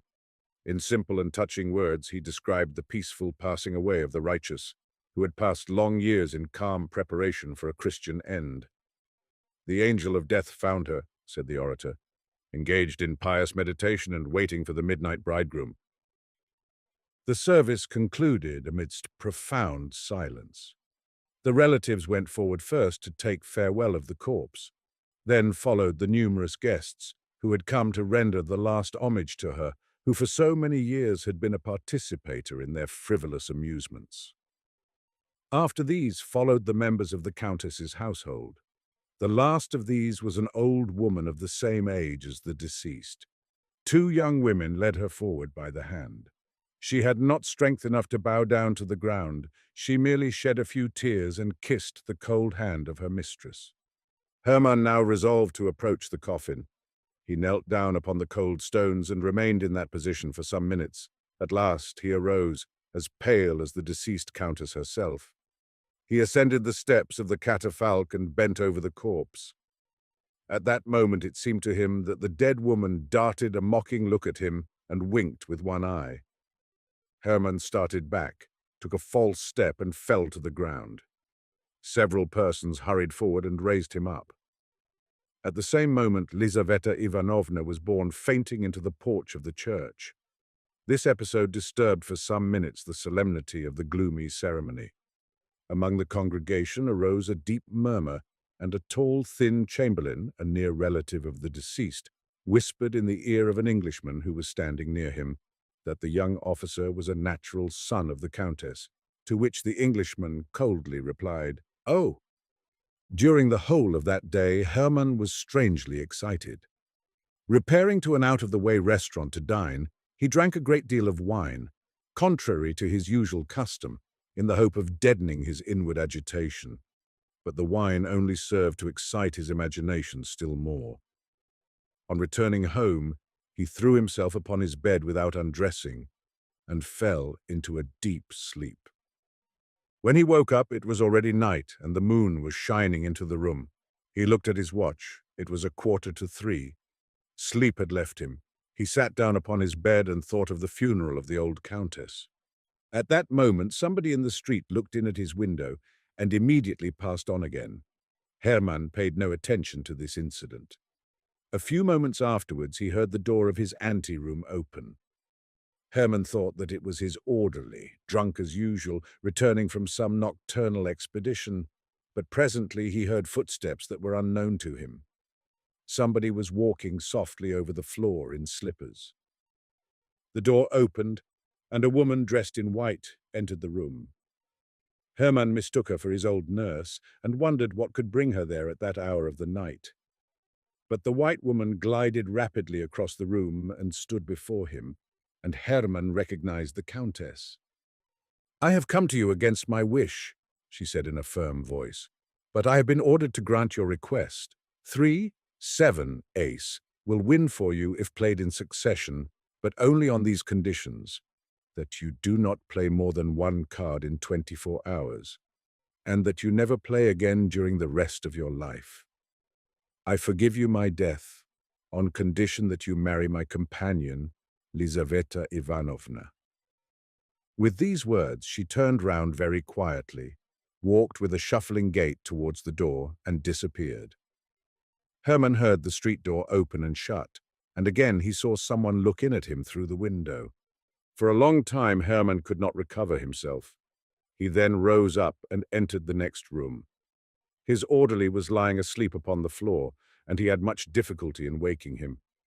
The orderly was drunk as usual, and no information could be obtained from him. The street door was locked. Hermann returned to his room, lit his candle, and wrote down all the details of his vision. 6. Two fixed ideas can no more exist together in the moral world than two bodies can occupy one and the same place in the physical world. 3, 7, ace soon drove out of Hermann's mind the thought of the dead countess. 3, 7, ace were perpetually running through his head and continually being repeated by his lips. If he saw a young girl, he would say, "How slender she is, quite like the 3 of hearts." If anybody asked, "What is the time?" he would reply, 5 minutes to 7. Every stout man that he saw reminded him of the ace. 3, 7, ace haunted him in his sleep and assumed all possible shapes. The 3s bloomed before him in the forms of magnificent flowers. The 7s were represented by Gothic portals, and the aces became transformed into gigantic spiders. One thought alone occupied his whole mind, to make a profitable use of the secret which he had purchased so dearly. He thought of applying for a furlough so as to travel abroad. He wanted to go to Paris and tempt fortune in some of the public gambling houses that abounded there. Chance spared him all this trouble. There was in Moscow a society of rich gamesters, presided over by the celebrated Chekhov, who had passed all his life at the card table and had amassed millions, accepting bills of exchange for his winnings and paying his losses in ready money. His long experience secured for him the confidence of his companions, and his open house, his famous cook, and his agreeable and fascinating manners gained for him the respect of the public. He came to St. Petersburg. The young men of the capital flocked to his rooms, forgetting balls for cards, and preferring the emotions of faro to the seductions of flirting. Narumov conducted Hermann to Chekalinsky's residence. They passed through a suite of magnificent rooms filled with attentive domestics. The place was crowded. Generals and privy councillors were playing at whist. Young men were lolling carelessly upon the velvet-covered sofas, eating ices and smoking pipes. In the drawing-room, at the head of a long table, around which were assembled about a score of players, sat the master of the house keeping the bank. He was a man of about 60 years of age, of a very dignified appearance. His head was covered with silvery white hair. His full, florid countenance expressed good nature, and his eyes twinkled with a perpetual smile. Narumov introduced Hermann to him. Chekalinsky shook him by the hand in a friendly manner, requested him not to stand on ceremony, and then went on dealing. The game occupied some time. On the table lay more than 30 cards. Chekalinsky paused after each throw in order to give the players time to arrange their cards and note down their losses, listened politely to their requests, and more politely still, put straight the corners of cards that some player's hand had chanced to bend. At last the game was finished. Chekalinsky shuffled the cards and prepared to deal again. "Will you allow me to take a card?" said Hermann, stretching out his hand from behind a stout gentleman who was punting. Chekalinsky smiled and bowed silently as a sign of acquiescence. Narumov laughingly congratulated Hermann on his abjuration of that abstention from cards which he had practiced for so long a period, and wished him a lucky beginning. "Stake," said Hermann, writing some figures with chalk on the back of his card. "How much?" asked the banker, contracting the muscles of his eyes. "Excuse me, I cannot see quite clearly." 47,000 rubles, replied Hermann. At these words, every head in the room turned suddenly round, and all eyes were fixed upon Hermann. "He has taken leave of his senses," thought Narumov. "Allow me to inform you," said Chekalinsky with his eternal smile, "that you are playing very high. Nobody here has ever staked more than 175 rubles at once." "Very well," replied Hermann. "But do you accept my card or not?" Chekalinsky bowed in token of consent. "I only wish to observe," said he, "that although I have the greatest confidence in my friends, I can only play against ready money. For my own part, I am quite convinced that your word is sufficient, but for the sake of the order of the game, and to facilitate the reckoning up, I must ask you to put the money on your card." Hermann drew from his pocket a banknote and handed it to Chekalinsky, who, after examining it in a cursory manner, placed it on Hermann's card. He began to deal. On the right, a 9 turned up, and on the left, a 3. "I have won," said Hermann, showing his card. A murmur of astonishment arose among the players. Chekalinsky frowned, but the smile quickly returned to his face. "Do you wish me to settle with you?" he said to Herman. "If you please," replied the latter. Chekalinsky drew from his pocket a number of banknotes and paid at once. Herman took up his money and left the table. Narumov could not recover from his astonishment. Herman drank a glass of lemonade and returned home. The next evening he again repaired to Chekalinsky's. The host was dealing. Herman walked up to the table. The punters immediately made room for him. Chekalinsky greeted him with a gracious bow. Herman waited for the next deal, took a card and placed upon it his 47,000 rubles, together with his winnings of the previous evening. Chekalinsky began to deal. A knave turned up on the right, a 7 on the left. Herman showed his 7. There was a general exclamation. Chekalinsky was evidently ill at ease, but he counted out the 94,000 rubles and handed them over to Herman, who pocketed them in the coolest manner possible and immediately left the house. The next evening, Herman appeared again at the table. Everyone was expecting him. The generals and privy councillors left their whist in order to watch such extraordinary play. The young officers quitted their sofas, and even the servants crowded into the room, all pressed round Herman. The other players left off punting, impatient to see how it would end. Herman stood at the table and prepared to play alone against the pale but still smiling Chekalinsky. Each opened a pack of cards. Chekalinsky shuffled. Herman took a card and covered it with a pile of banknotes. It was like a duel. Deep silence reigned around.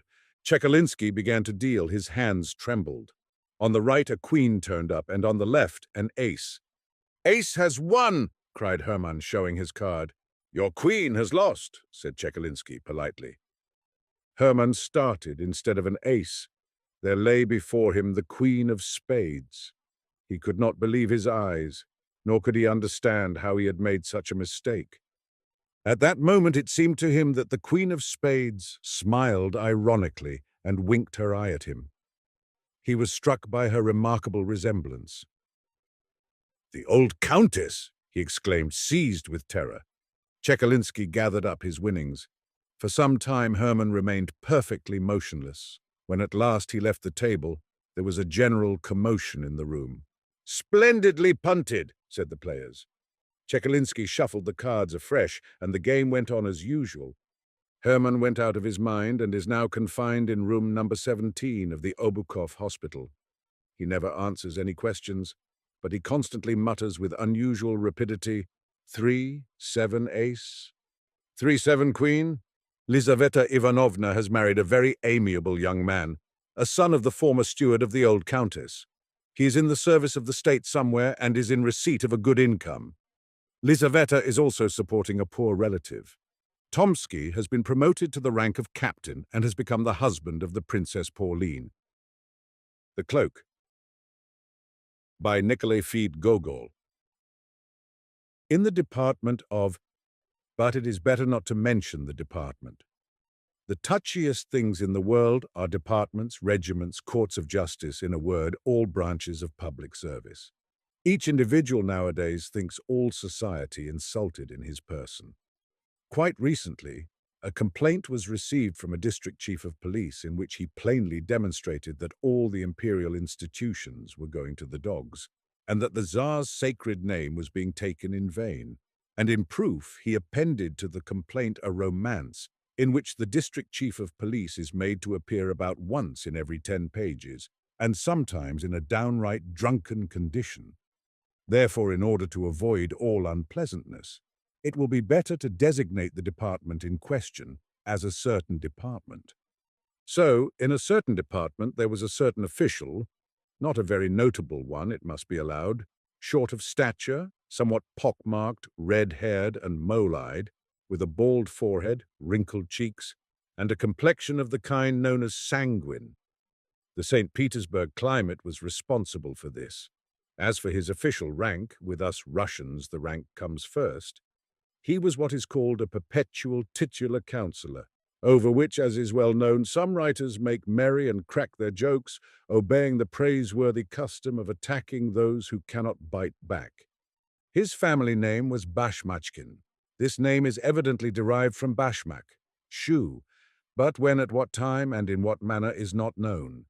His father and grandfather, and all the Bashmachkins, always wore boots, which were resoled 2 or 3 times a year. His name was Akaki Akakievich. It may strike the reader as rather singular and far-fetched, but he may rest assured that it was by no means far-fetched, and that the circumstances were such that it would have been impossible to give him any other. This was how it came about. Akaki Akakievich was born, if my memory fails me not, in the evening on the 23rd of March. His mother, the wife of a government official, and a very fine woman, made all due arrangements for having the child baptized. She was lying on the bed opposite the door. On her right stood the godfather, Ivan Ivanovich Eroshkin, a most estimable man who served as the head clerk of the Senate, and the godmother, Arina Semyonovna Bielobrinskova, the wife of an officer of the quarter, and a woman of rare virtues. They offered the mother her choice of 3 names, Mokia, Sosia, or that the child should be called after the martyr Kozdazat. "No," said the good woman, "all those names are poor." In order to please her, they opened the calendar at another place. 3 more names appeared, Trifili, Dula, and Varakasi.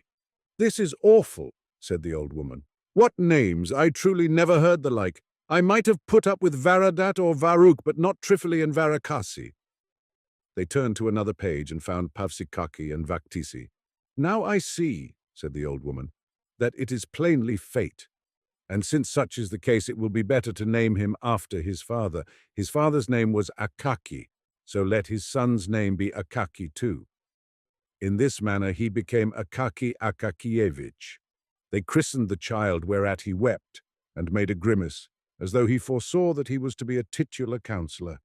In this manner did it all come about. We have mentioned it in order that the reader might see for himself that it was a case of necessity, and that it was utterly impossible to give him any other name.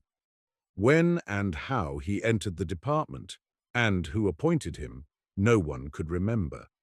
However much the directors and chiefs of all kinds were changed, he was always to be seen in the same place, the same attitude, the same occupation, always the letter-copying clerk, so that it was afterwards affirmed that he had been born in uniform with a bald head.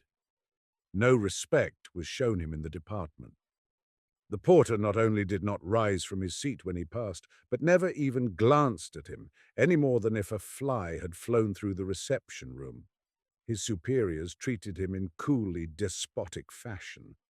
Some insignificant assistant to the head clerk would thrust a paper under his nose without so much as saying, "Copy," or "Here's an interesting little case," or anything else agreeable, as is customary amongst well-bred officials. And he took it, looking only at the paper, and not observing who handed it to him, or whether he had the right to do so, simply took it and set about copying it.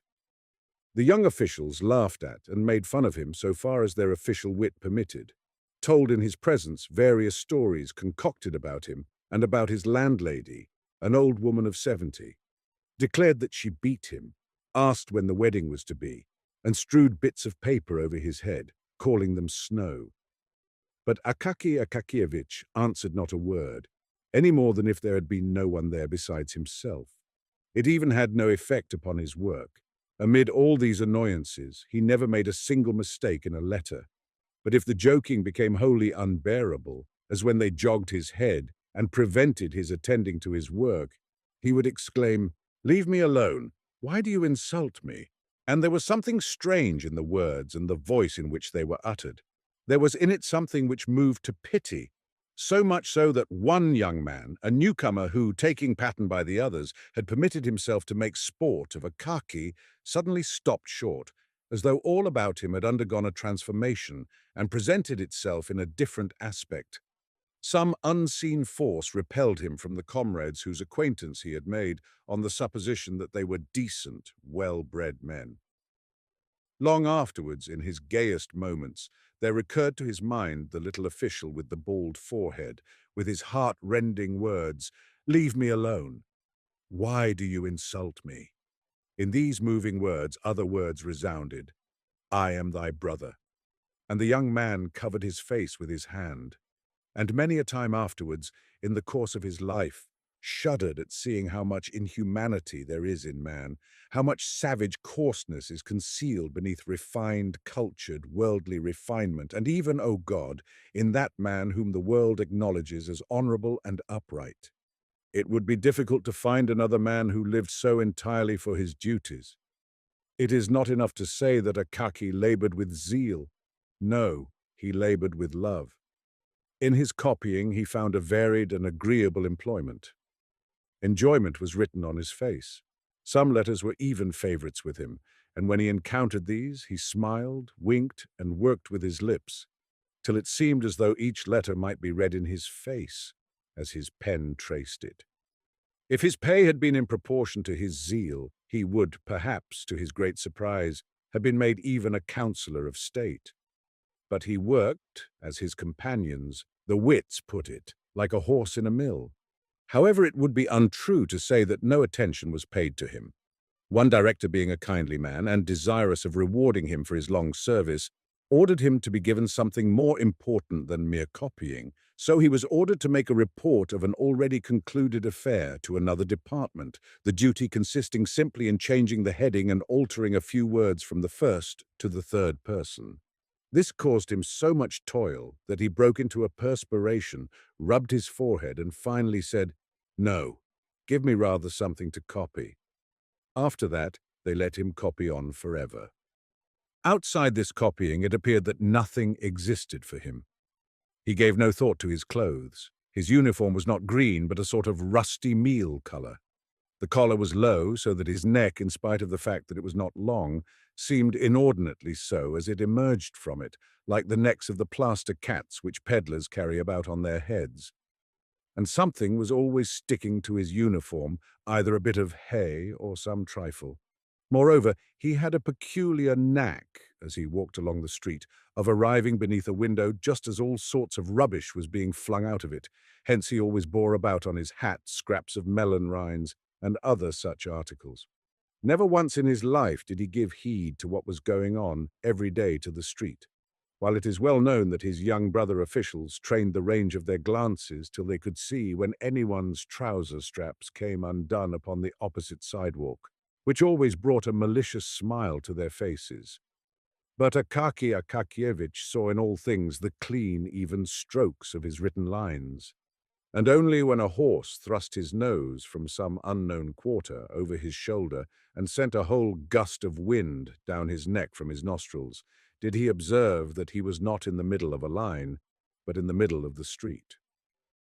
On reaching home, he sat down at once at the table, sipped his cabbage soup up quickly, and swallowed a bit of beef with onions, never noticing their taste, and gulping down everything with flies and anything else which the Lord happened to send at the moment. When he saw that his stomach was beginning to swell, he rose from the table and copied papers which he had brought home. If there happened to be none, he took copies for himself for his own gratification, especially if the document was noteworthy, not on account of its style, but of its being addressed to some distinguished person. Even at the hour when the grey St. Petersburg sky had quite disappeared and all the official world had eaten or dined, each as he could, in accordance with the salary he received and his own fancy, when all were resting from the department jar of pens, running to and fro for their own and other people's indispensable occupations, and from all the work that an uneasy man makes willingly for himself rather than what is necessary. When officials hasten to dedicate to pleasure the time which is left to them, one bolder than the rest, going to the theatre. Another, into the street looking under the bonnets. Another, wasting his evening in compliments to some pretty girl, the star of a small official circle. Another, and this is the common case of all, visiting his comrades on the third or fourth floor in two small rooms with an anteroom or kitchen, and some pretensions to fashion, such as a lamp or some other trifle which has cost many a sacrifice of dinner or pleasure trip.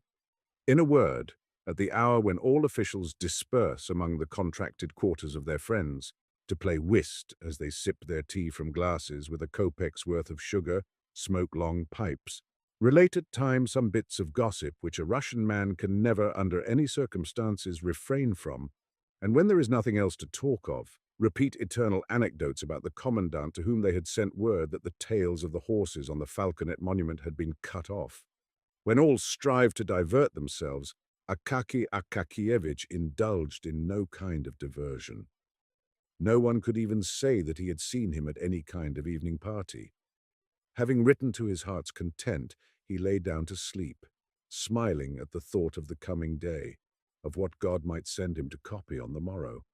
Thus flowed on the peaceful life of the man who, with a salary of 400 rubles, understood how to be content with his lot. And thus it would have continued to flow on, perhaps to extreme old age, were it not that there are various ills strewn along the path of life for titular counsellors, as well as for private, actual court, and every other species of counsellor, even to those who never give any advice or take any themselves.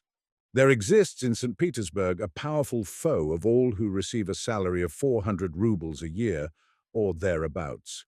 This foe is no other than the northern cold, although it is said to be very healthy. At 9 o'clock in the morning, at the very hour when the streets are filled with men bound for the various official departments, it begins to bestow such powerful and piercing nips on all noses impartially that the poor officials really do not know what to do with them. At an hour when the foreheads of even those who occupy exalted positions ache with the cold and tears start to their eyes, the poor titular councillors are sometimes quite unprotected.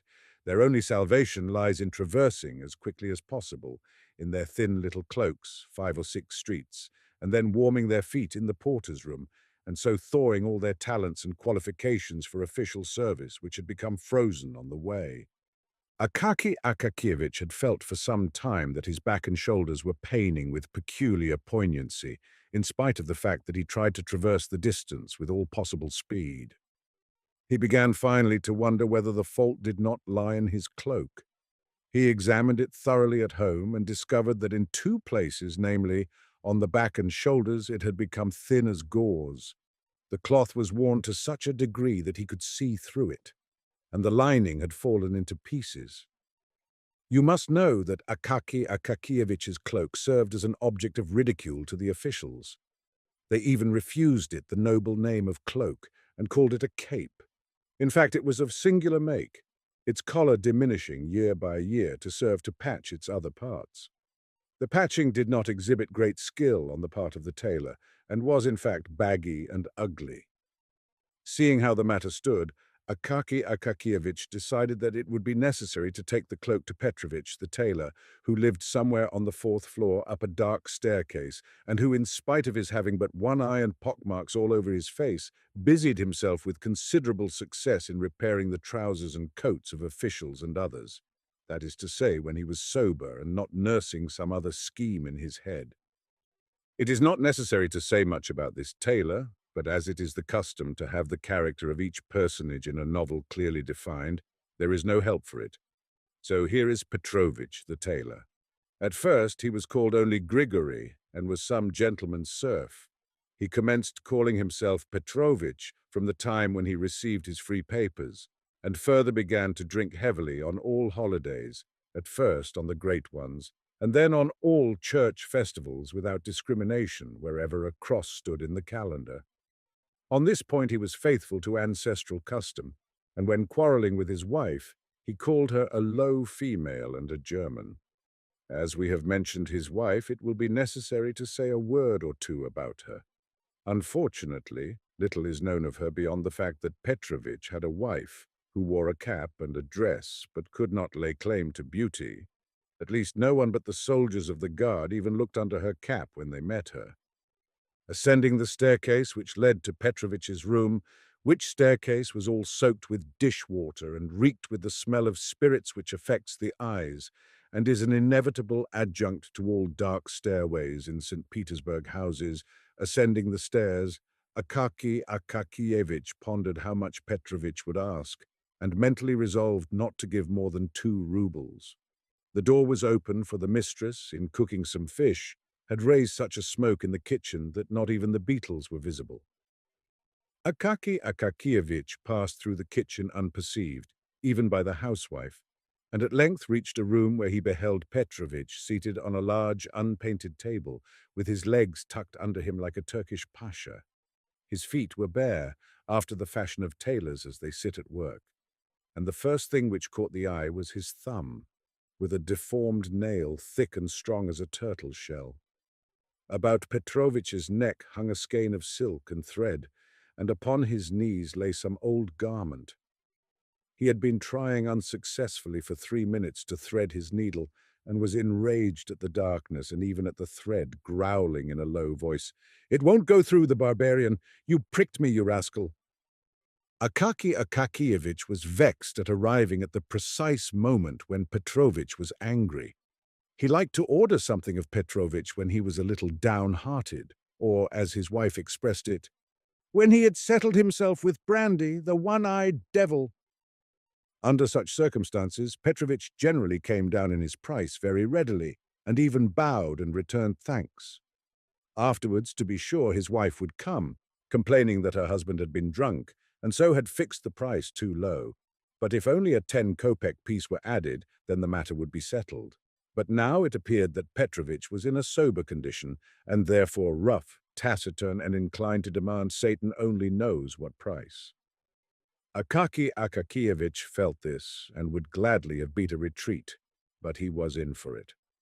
Petrovich screwed up his one eye very intently at him, and Akaki Akakievich involuntarily said, "How do you do, Petrovich?" "I wish you a good morning, sir," said Petrovich, squinting at Akaki Akakievich's hands to see what sort of booty he had brought. "Ah, I, to you, Petrovich, this—" It must be known that Akaki Akakievich expressed himself chiefly by prepositions, adverbs, and scraps of phrases which had no meaning whatever. If the matter was a very difficult one, he had a habit of never completing his sentences, so that frequently, having begun a phrase with the words, "This, in fact, is quite—" he forgot to go on, thinking he had already finished it. "What is it?" asked Petrovich, and with his one eye scanned Akaki Akakievich's whole uniform from the collar down to the cuffs, the back, the tails, and the buttonholes, all of which were well known to him, since they were his own handiwork. Such is the habit of tailors. It is the first thing they do on meeting one. "But here, this, Petrovich, a cloak, cloth. Here you see, everywhere, in different places, it is quite strong. It is a little dusty and looks old, but it is new. Only here in one place it is a little on the back, and here on one of the shoulders it is a little worn, yes. Here on this shoulder it is a little, do you see? That is all. And a little work." Petrovich took the cloak, spread it out, to begin with, on the table, looked at it hard, shook his head, reached out his hand to the window-sill for his snuff-box, adorned with the portrait of some general, though what general is unknown, for the place where the face should have been had been rubbed through by the finger, and a square bit of paper had been pasted over it. Having taken a pinch of snuff, Petrovich held up the cloak and inspected it against the light, and again shook his head. Then he turned it, lining upwards, and shook his head once more, after which he again lifted the general adorned lid with its bit of pasted paper, and having stuffed his nose with snuff, dosed and put away the snuff-box, and said finally, "No, it is impossible to mend it. It is a wretched garment." Akaki Akakievich's heart sank at these words. "Why is it impossible, Petrovich?" he said, almost in the pleading voice of a child. "All that ails it is that it is worn on the shoulders. You must have some pieces." "Yes, patches could be found. Patches are easily found," said Petrovich, "but there's nothing to sew them to. The thing is completely rotten. If you put a needle to it, see, it will give way. Let it give way, and you can put on another patch at once. But there is nothing to put the patches onto. There's no use in strengthening it. It is too far gone. It's lucky that it's cloth, for if the wind were to blow, it would fly away." "Well, strengthen it again. How this, in fact?" "No," said Petrovich decisively, "there is nothing to be done with it. It's a thoroughly bad job. You'd better, when the cold winter weather comes on, make yourself some gaiters out of it, because stockings are not warm." The Germans invented them in order to make more money. Petrovich loved on all occasions to have a fling at the Germans. But it is plain you must have a new cloak. At the word new, all grew dark before Akaky Akakievich's eyes, and everything in the room began to whirl round. The only thing he saw clearly was the general with the paper face on the lid of Petrovich's snuff-box. "A new one?" said he, as if still in a dream. "Why, I have no money for that." "Yes, a new one," said Petrovich, with barbarous composure. "Well, if it came to a new one, You mean how much would it cost?" "Yes." "Well, you would have to lay out 150 or more," said Petrovich, and pursed up his lips significantly. He liked to produce powerful effects, liked to stun utterly and suddenly, and then to glance sideways to see what face the stunned person would put on the matter. 150 rubles for a cloak!" shrieked poor Akaky Akakievich, perhaps for the first time in his life, for his voice had always been distinguished for softness. "Yes, sir," said Petrovich, "for any kind of cloak. If you have a marten fur on the collar, or a silk-lined hood, it will mount up to 200. "Petrovich, please," said Akaky Akakievich in a beseeching tone, not hearing and not trying to hear Petrovich's words, and disregarding all his effects, "some repairs in order that it may wear yet a little longer." "No, it would only be a waste of time and money," said Petrovich. And Akaky Akakievich went away after these words, utterly discouraged. But Petrovich stood for some time after his departure, with significantly compressed lips, and without betaking himself to his work, satisfied that he would not be dropped, and an artistic tailor employed.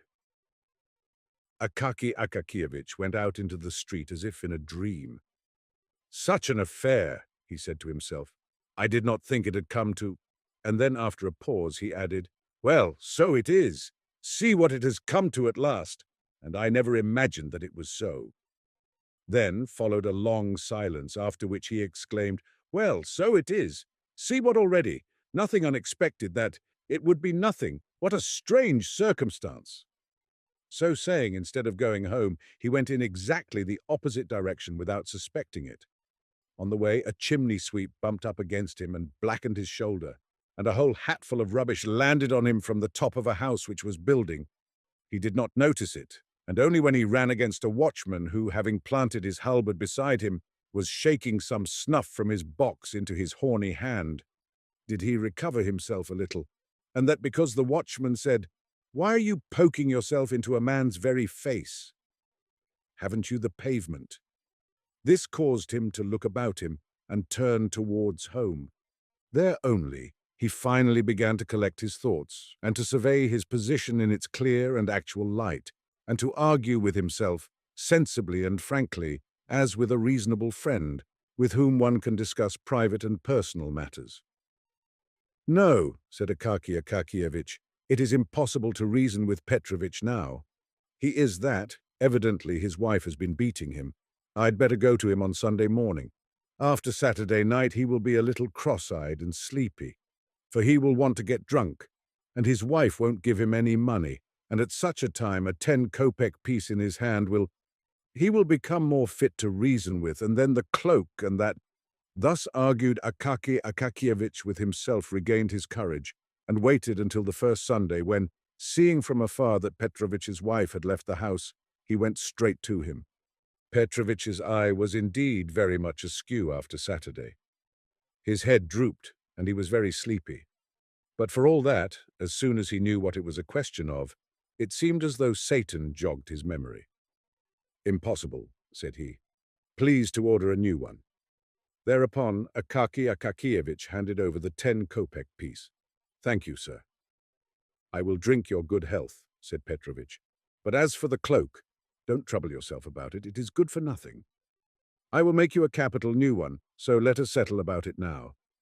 Akaky Akakievich was still for mending it, but Petrovich would not hear of it and said, "I shall certainly have to make you a new one, and you may depend upon it that I shall do my best.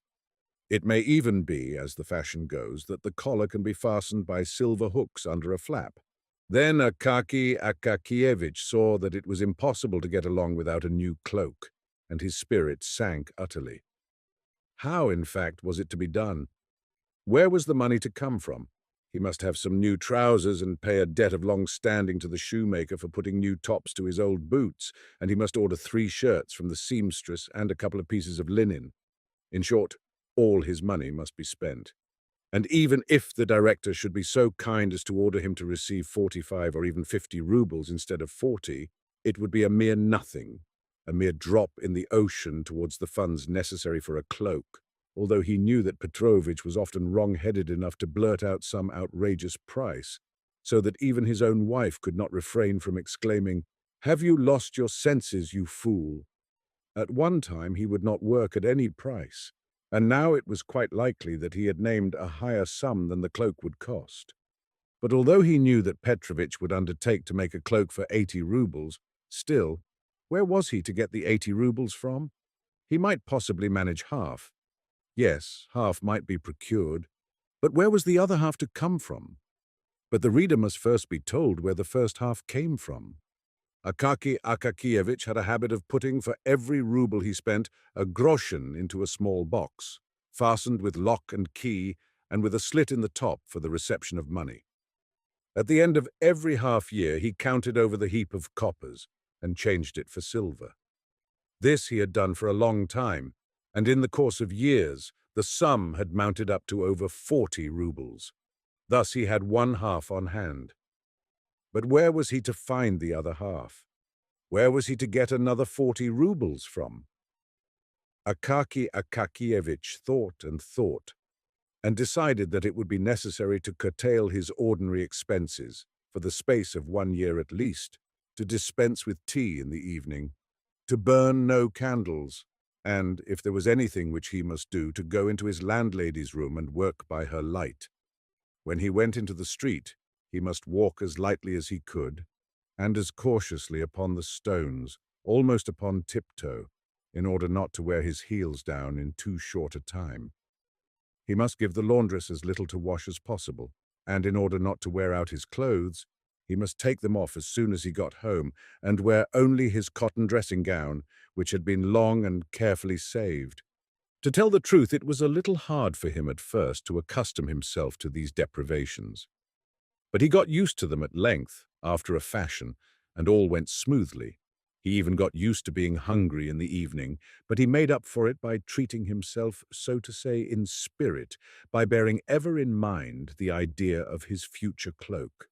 From that time forth, his existence seemed to become, in some way, fuller, as if he were married, or as if some other man lived in him, as if, in fact, he were not alone, and some pleasant friend had consented to travel along life's path with him, the friend being no other than the cloak, with thick wadding and a strong lining incapable of wearing out. He became more lively, and even his character grew firmer, like that of a man who has made up his mind and set himself a goal. From his face and gait, doubt and indecision, all hesitating and wavering disappeared of themselves. Fire gleamed in his eyes, and occasionally the boldest and most daring ideas flitted through his mind. Why not, for instance, have marten fur on the collar? The thought of this almost made him absent-minded. Once, in copying a letter, he nearly made a mistake, so that he exclaimed almost aloud, "Ugh!" and crossed himself. Once, in the course of every month, he had a conference with Petrovich on the subject of the cloak, where it would be better to buy the cloth, and the color, and the price. He always returned home satisfied, though troubled, reflecting that the time would come at last when it could all be bought, and then the cloak made. The affair progressed more briskly than he had expected, for beyond all his hopes, the director awarded neither 40 nor 45 rubles for Akaki Akakievich's share, but 60. Whether he suspected that Akaki Akakievich needed a cloak, or whether it was merely chance, at all events 20 extra rubles were by this means provided. This circumstance hastened matters. 2 or 3 months more of hunger, and Akaki Akakievich had accumulated about 80 rubles. His heart, generally so quiet, began to throb. On the first possible day, he went shopping in company with Petrovich. They bought some very good cloth, and at a reasonable rate too, for they had been considering the matter for 6 months, and rarely let a month pass without their visiting the shops to inquire prices. Petrovich himself said that no better cloth could be had. For lining, they selected a cotton stuff, but so firm and thick that Petrovich declared it to be better than silk and even prettier and more glossy.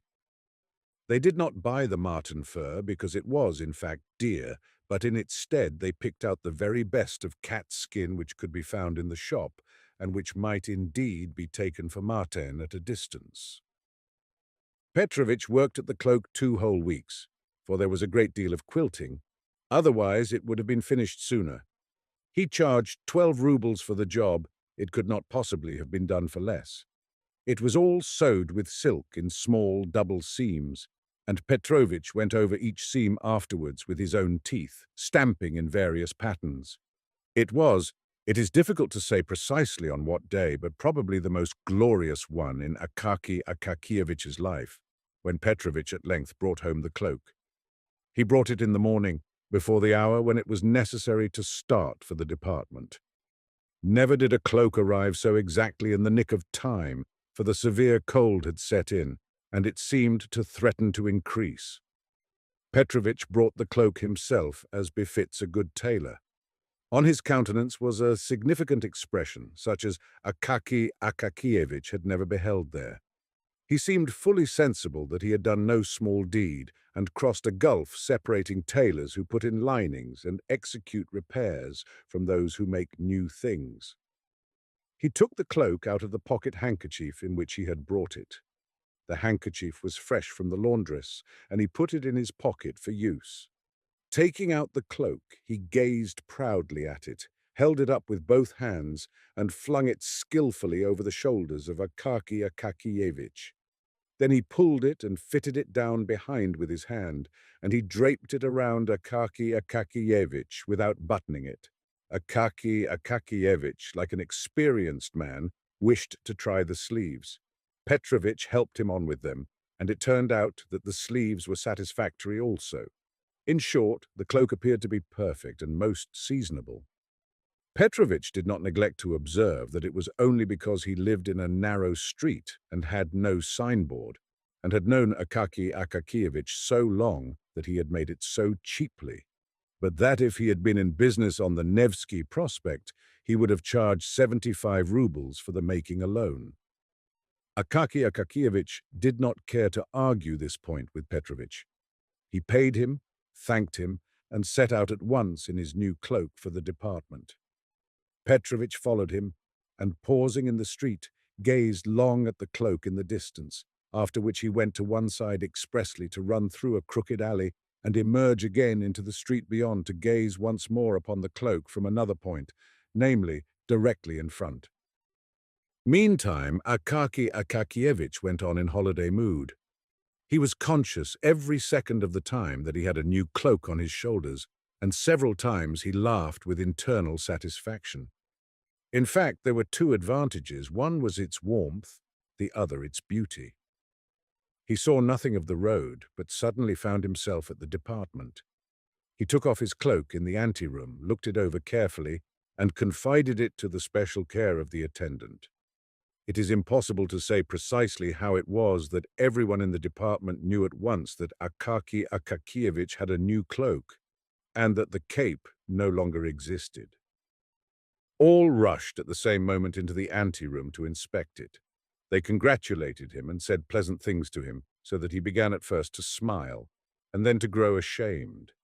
When all surrounded him and said that the new cloak must be christened, and that he must at least give them all a party, Akaky Akakievich lost his head completely, and did not know where he stood, what to answer, or how to get out of it. He stood blushing all over for several minutes, trying to assure them with great simplicity that it was not a new cloak, that it was in fact the old cape.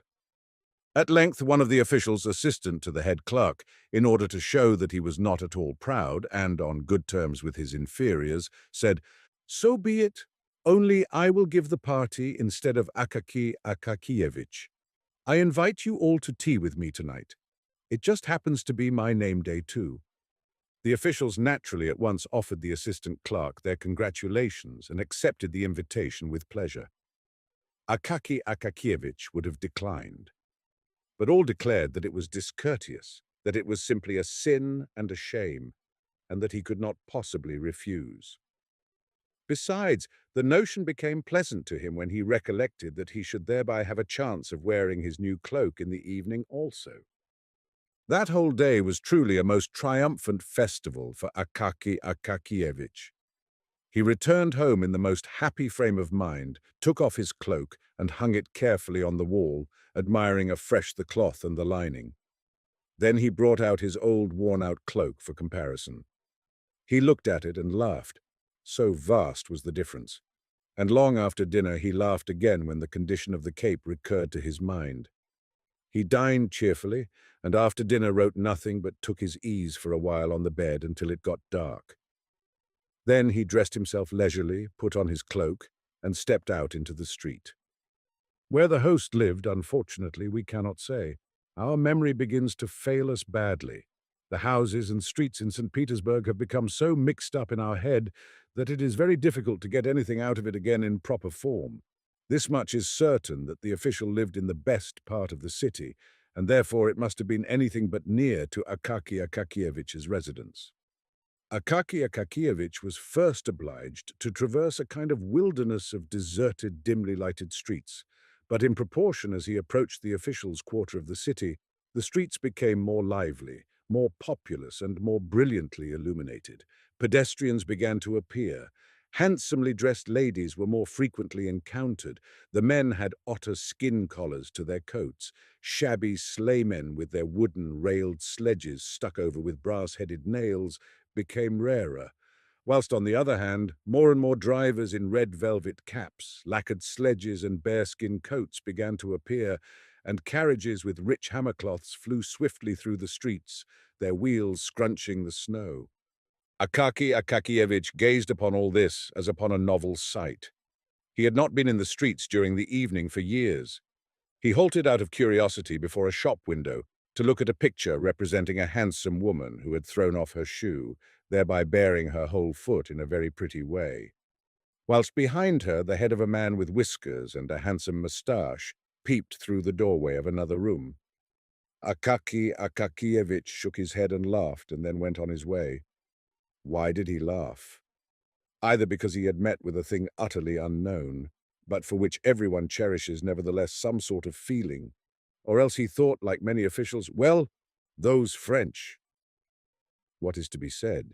If they do go in for anything of that sort, why, but possibly he did not think at all. Akaki Akakievich at length reached the house in which the head clerk's assistant lodged. He lived in fine style. The staircase was lit by a lamp, his apartment being on the second floor. On entering the vestibule, Akaki Akakievich beheld a whole row of galoshes on the floor. Among them, in the center of the room, stood a samovar, humming and emitting clouds of steam. On the walls hung all sorts of coats and cloaks, among which there were even some with beaver collars or velvet facings. Beyond, the buzz of conversation was audible and became clear and loud when the servant came out with a trayful of empty glasses, cream jugs, and sugar bowls. It was evident that the officials had arrived long before and had already finished their first glass of tea. Akaki Akakievich, having hung up his own cloak, entered the inner room. Before him all at once appeared lights, officials, pipes, and card tables, and he was bewildered by a sound of rapid conversation rising from all the tables and the noise of moving chairs.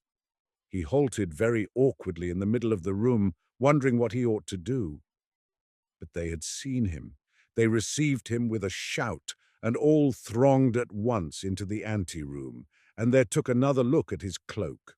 Akaki Akakievich, although somewhat confused, was frank-hearted, and could not refrain from rejoicing when he saw how they praised his cloak. Then, of course, they all dropped him and his cloak and returned, as was proper, to the table set out for whist. All this, the noise, the talk, and the throng of people, was rather overwhelming to Akaki Akakievich. He simply did not know where he stood or where to put his hands, his feet, and his whole body. Finally, he sat down by the players, looked at the cards, gazed at the face of one and another, and after a while began to gape, and to feel that it was wearisome, the more so, as the hour was already long past when he usually went to bed. He wanted to take leave of the host, but they would not let him go, saying that he must not fail to drink a glass of champagne in honor of his new garment. In the course of an hour, supper, consisting of vegetable salad, cold veal, pastry, confectioner's pies, and champagne, was served. They made Akaki Akakievich drink 2 glasses of champagne, after which he felt things grow livelier. Still, he could not forget that it was 12 o'clock and that he should have been at home long ago. In order that the host might not think of some excuse for detaining him, he stole out of the room quickly, sought out in the ante-room his cloak, which, to his sorrow, he found lying on the floor, brushed it, picked off every speck upon it, put it on his shoulders, and descended the stairs to the street. In the street all was still bright. Some petty shops, those permanent clubs of servants and all sorts of folks, were open. Others were shut, but, nevertheless, showed a streak of light the whole length of the door crack, indicating that they were not yet free of company, and that probably some domestics, male and female, were finishing their stories and conversations, whilst leaving their masters in complete ignorance as to their whereabouts. Akaki Akakievich went on in a happy frame of mind. He even started to run, without knowing why, after some lady who flew past like a flash of lightning. But he stopped short and went on very quietly as before, wondering why he had quickened his pace. Soon there spread before him these deserted streets, which are not cheerful in the daytime, to say nothing of the evening. Now they were even more dim and lonely. The lanterns began to grow rarer. Oil, evidently, had been less liberally supplied. Then came wooden houses and fences. Not a soul anywhere. Only the snow sparkled in the streets and mournfully veiled the low-roofed cabins with their closed shutters. He approached the spot where the street crossed a vast square with houses barely visible on its farther side, a square which seemed a fearful desert. Afar a tiny spark glimmered from some watchman's box, which seemed to stand on the edge of the world. Akaki Akakievich's cheerfulness diminished at this point in a marked degree. He entered the square, not without an involuntary sensation of fear, as though his heart warned him of some evil. He glanced back, and on both sides it was like a sea about him. No, it is better not to look, he thought, and went on, closing his eyes. When he opened them to see whether he was near the end of the square, he suddenly beheld, standing just before his very nose, some bearded individuals of precisely what sort he could not make out. All grew dark before his eyes, and his heart throbbed. "Of course the cloak is mine," said one of them in a loud voice, seizing hold of his collar. Akaki Akakievich was about to shout, "Help!" when the second man thrust a fist, about the size of an official's head, at his very mouth, muttering, "Just you dare to scream." Akaki Akakievich felt them strip off his cloak and give him a kick. He fell headlong upon the snow and felt no more. In a few minutes he recovered consciousness and rose to his feet, but no one was there. He felt that it was cold in the square and that his cloak was gone. He began to shout, but his voice did not appear to reach the outskirts of the square. In despair, but without ceasing to shout, he started at a run across the square, straight towards the watchbox, beside which stood the watchman, leaning on his halberd, and apparently curious to know what kind of a customer was running towards him shouting. Akaki Akakievich ran up to him and began in a sobbing voice to shout that he was asleep, and attended to nothing, and did not see when a man was robbed. The watchman replied that he had seen 2 men stop him in the middle of the square, but supposed that they were friends of his, and that instead of scolding vainly, he had better go to the police on the morrow so that they might make a search for whoever had stolen the cloak. Akaki Akakievich ran home and arrived in a state of complete disorder, his hair, which grew very thinly upon his temples, and the back of his head all tousled, his body, arms and legs covered with snow. The old woman, who was mistress of his lodgings, on hearing a terrible knocking, sprang hastily from her bed, and with only one shoe on, ran to open the door, pressing the sleeve of her chemise to her bosom out of modesty. But when she had opened it, she fell back on beholding Akaki Akakievich in such a condition. When he told her about the affair, she clasped her hands and said that he must go straight to the district chief of police, for his subordinate would turn up his nose, promise well and drop the matter there. The very best thing to do, therefore, would be to go to the district chief, whom she knew because Finnish Anna, her former cook, was now nurse at his house. She often saw him passing the house, and he was at church every Sunday, praying, but at the same time gazing cheerfully at everybody, so that he must be a good man, judging from all appearances. Having listened to this opinion, Akaki Akakievich betook himself sadly to his room. And how he spent the night there, anyone who can put himself in another's place may readily imagine. Early in the morning he presented himself at the district chief's, but was told the official was asleep. He went again at 10 and was again informed that he was asleep. At 11, and they said, "The superintendent is not at home." At dinner time, and the clerks in the anteroom would not admit him on any terms, and insisted upon knowing his business. So that at last, for once in his life, Akaki Akakievich felt an inclination to show some spirit, and said curtly that he must see the chief in person, that they ought not to presume to refuse him entrance, that he came from the Department of Justice, and that when he complained of them, they would see. The clerks dared make no reply to this, and one of them went to call the chief, who listened to the strange story of the theft of the coat. Instead of directing his attention to the principal points of the matter, he began to question Akaki Akakievich. Why was he going home so late? Was he in the habit of doing so, or had he been to some disorderly house? So that Akaki Akakievich got thoroughly confused and left him, without knowing whether the affair of his cloak was in proper train or not. All that day, for the first time in his life, he never went near the department. The next day he made his appearance, very pale, and in his old cape, which had become even more shabby.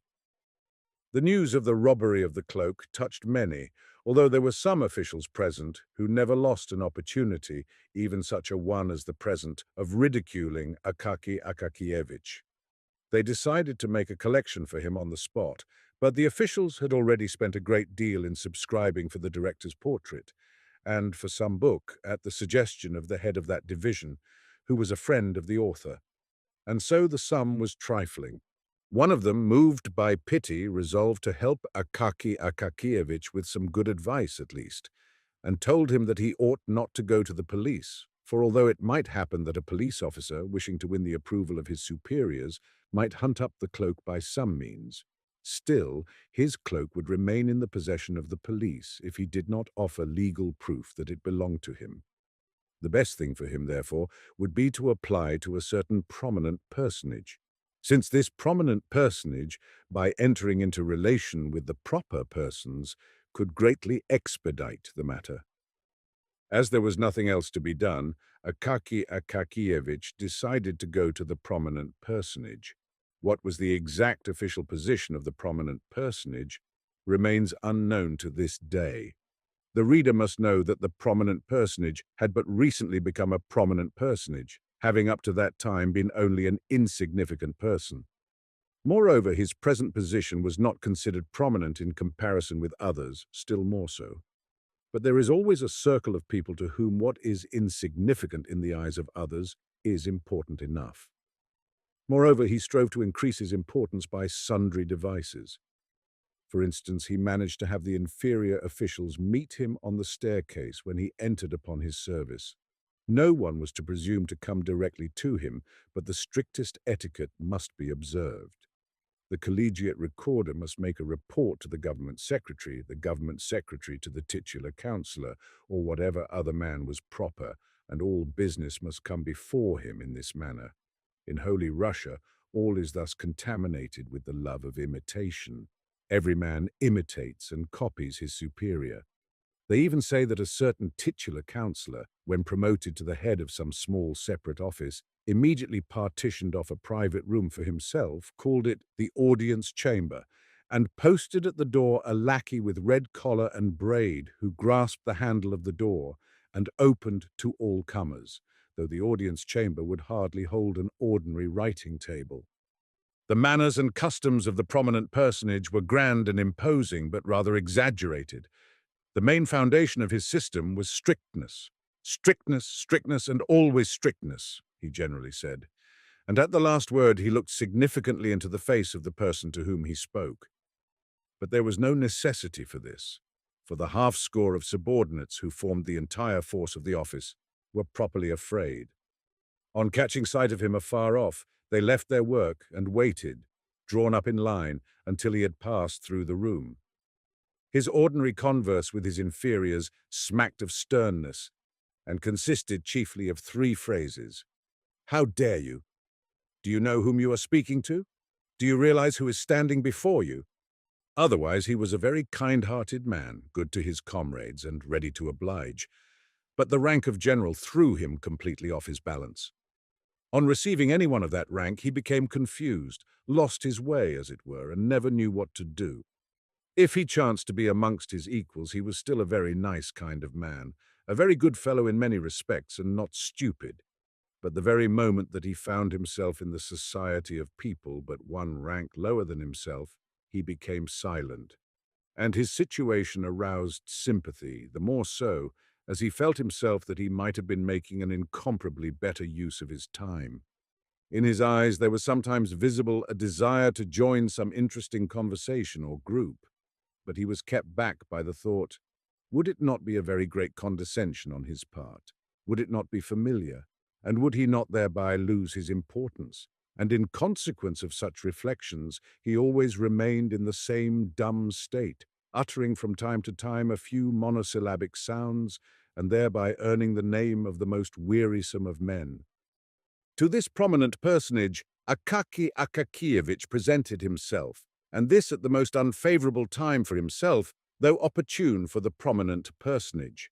The prominent personage was in his cabinet, conversing very gaily with an old acquaintance and companion of his childhood, whom he had not seen for several years, and who had just arrived, when it was announced to him that a person named Bashmachkin had come. He asked abruptly, "Who is he?" "Some official," he was informed. "Ah, he can wait." "This is no time for him to call," said the important man. It must be remarked here that the important man lied outrageously. He had said all he had to say to his friend long before, and the conversation had been interspersed for some time with very long pauses, during which they merely slapped each other on the leg and said, "You think so, Ivan Abramovich?" "Just so, Stepan Varlamovich." Nevertheless, he ordered that the official should be kept waiting, in order to show his friend, a man who had not been in the service for a long time, but had lived at home in the country, how long officials had to wait in his ante-room. At length, having talked himself completely out, and more than that, having had his fill of pauses and smoked a cigar in a very comfortable armchair with reclining back, he suddenly seemed to recollect and said to the secretary, who stood by the door with papers of reports, "So it seems that there is an official waiting to see me.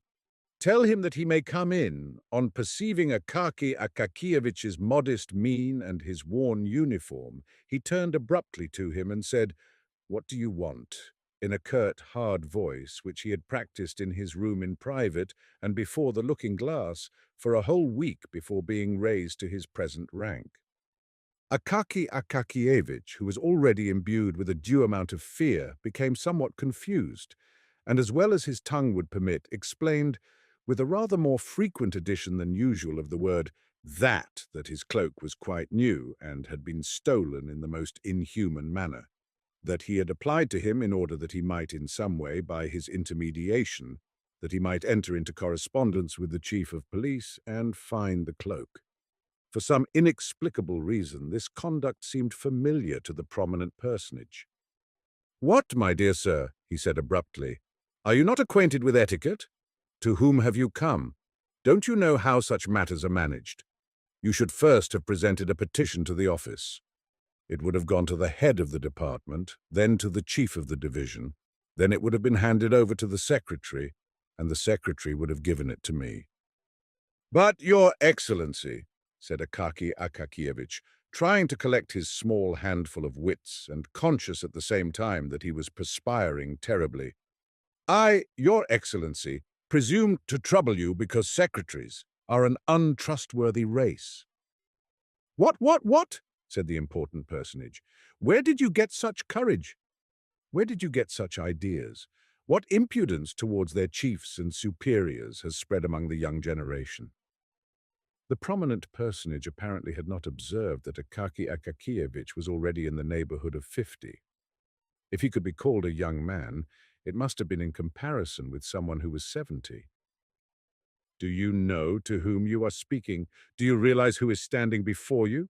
Do you realize it? Do you realize it, I ask you? Then he stamped his foot and raised his voice to such a pitch that it would have frightened even a different man from Akaki Akakievich. Akaki Akakievich's senses failed him. He staggered, trembled in every limb, and if the porters had not run in to support him, would have fallen to the floor. They carried him out insensible. But the prominent personage, gratified that the effect should have surpassed his expectations and quite intoxicated with the thought that his word could even deprive a man of his senses, glanced sideways at his friend in order to see how he looked upon this, and perceived, not without satisfaction, that his friend was in a most uneasy frame of mind, and even beginning on his part to feel a trifle frightened. Akaki Akakievich could not remember how he descended the stairs and got into the street. He felt neither his hands nor feet. Never in his life had he been so rated by any high official, let alone a strange one. He went staggering on through the snowstorm which was blowing in the streets with his mouth wide open. The wind, in St. Petersburg fashion, darted upon him from all quarters and down every cross-street. In a twinkling it had blown a quinsy into his throat, and he reached home unable to utter a word. His throat was swollen, and he lay down on his bed.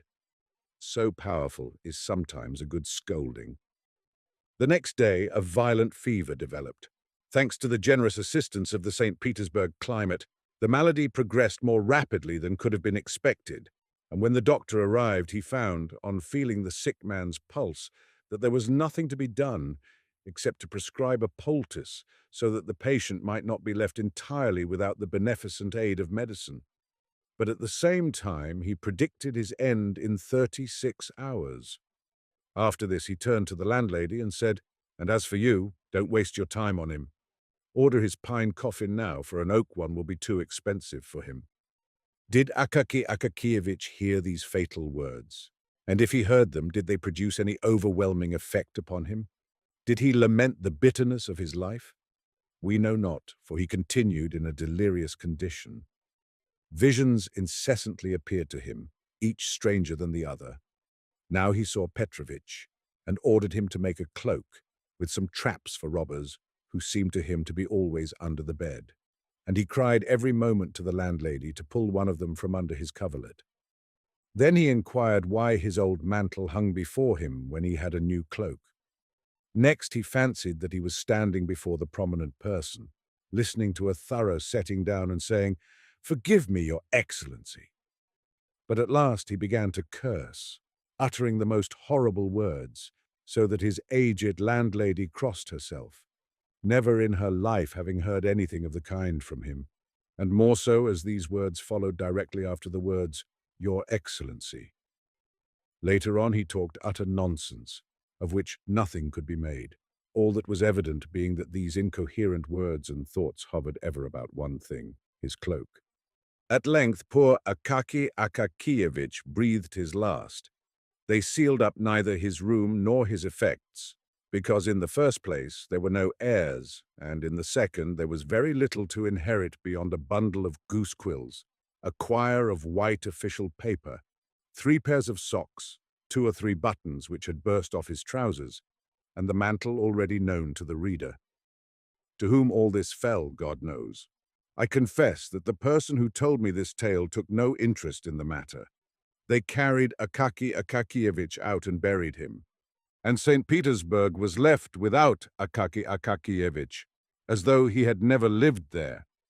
A being disappeared, who was protected by none, dear to none, interesting to none, and who never even attracted to himself the attention of those students of human nature who omit no opportunity of thrusting a pin through a common fly and examining it under the microscope.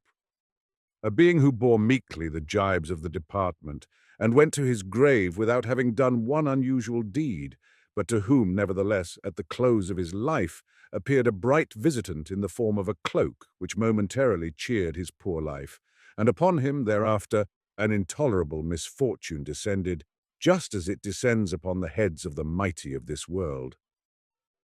Several days after his death, the porter was sent from the department to his lodgings with an order for him to present himself there immediately, the chief commanding it. But the porter had to return unsuccessful, with the answer that he could not come, and to the question, why, replied, well, because he is dead. He was buried 4 days ago. In this manner did they hear of Akaki Akakievich's death at the department, and the next day a new official sat in his place with a handwriting by no means so upright but more inclined and slanting. But who could have imagined that this was not really the end of Akaki Akakievich, that he was destined to raise a commotion after death, as if in compensation for his utterly insignificant life? But so it happened, and our poor story unexpectedly gains a fantastic ending. A rumor suddenly spread through St. Petersburg that a dead man had taken to appearing on the Kalinkin Bridge and its vicinity at night in the form of an official seeking a stolen cloak, and that, under the pretext of its being the stolen cloak, he dragged, without regard to rank or calling, everyone's cloak from his shoulders, be it catskin, beaver, fox, bear, sable, in a word, every sort of fur and skin which men adopted for their covering. One of the department officials saw the dead man with his own eyes, and immediately recognized in him Akaki Akakievich. This, however, inspired him with such terror that he ran off with all his might and therefore didn't scan the dead man closely, but only saw how the latter threatened him from afar with his finger. Constant complaints poured in from all quarters that the backs and shoulders, not only of titular but even of court councillors, were exposed to the danger of a cold on account of the frequent dragging off of their cloaks. Arrangements were made by the police to catch the corpse, alive or dead, at any cost, and punish him as an example to others in the most severe manner. In this they nearly succeeded, for a watchman on guard in Kirinshkin Lane caught the corpse by the collar on the very scene of his evil deeds, when attempting to pull off the frieze cloak of a retired musician. Having seized him by the collar, he summoned with a shout 2 of his comrades, whom he enjoined to hold him fast, while he himself felt for a moment in his boot, in order to draw out his snuff-box and refresh his frozen nose. But the snuff was of a sort which even a corpse could not endure. The watchman, having closed his right nostril with his finger, had no sooner succeeded in holding half a handful up to the left than the corpse sneezed so violently that he completely filled the eyes of all 3. While they raised their hands to wipe them, the dead man vanished completely, so that they positively did not know whether they had actually had him in their grip at all. Thereafter the watchmen conceived such a terror of dead men that they were afraid even to seize the living, and only screamed from a distance, "Hey there, go your way!" So the dead official began to appear even beyond the Kalinkin Bridge, causing no little terror to all timid people. But we have totally neglected that certain prominent personage who may really be considered as the cause of the fantastic turn taken by this true history. First of all, justice compels us to say that after the departure of poor annihilated Akaki Akakievich, he felt something like remorse. Suffering was unpleasant to him, for his heart was accessible to many good impulses, in spite of the fact that his rank often prevented his showing his true self. As soon as his friend had left his cabinet, he began to think about poor Akaki Akakievich. And from that day forth, poor Akaki Akakievich, who could not bear up under an official reprimand, recurred to his mind almost every day. The thought troubled him to such an extent that a week later he even resolved to send an official to him, to learn whether he really could assist him. And when it was reported to him that Akaki Akakievich had died suddenly of fever, he was startled, hearkened to the reproaches of his conscience, and was out of sorts for the whole day. Wishing to divert his mind in some way and drive away the disagreeable impression, he set out that evening for one of his friend's houses, where he found quite a large party assembled.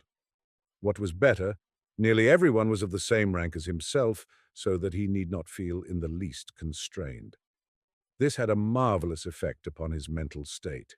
He grew expansive, made himself agreeable in conversation. In short, he passed a delightful evening.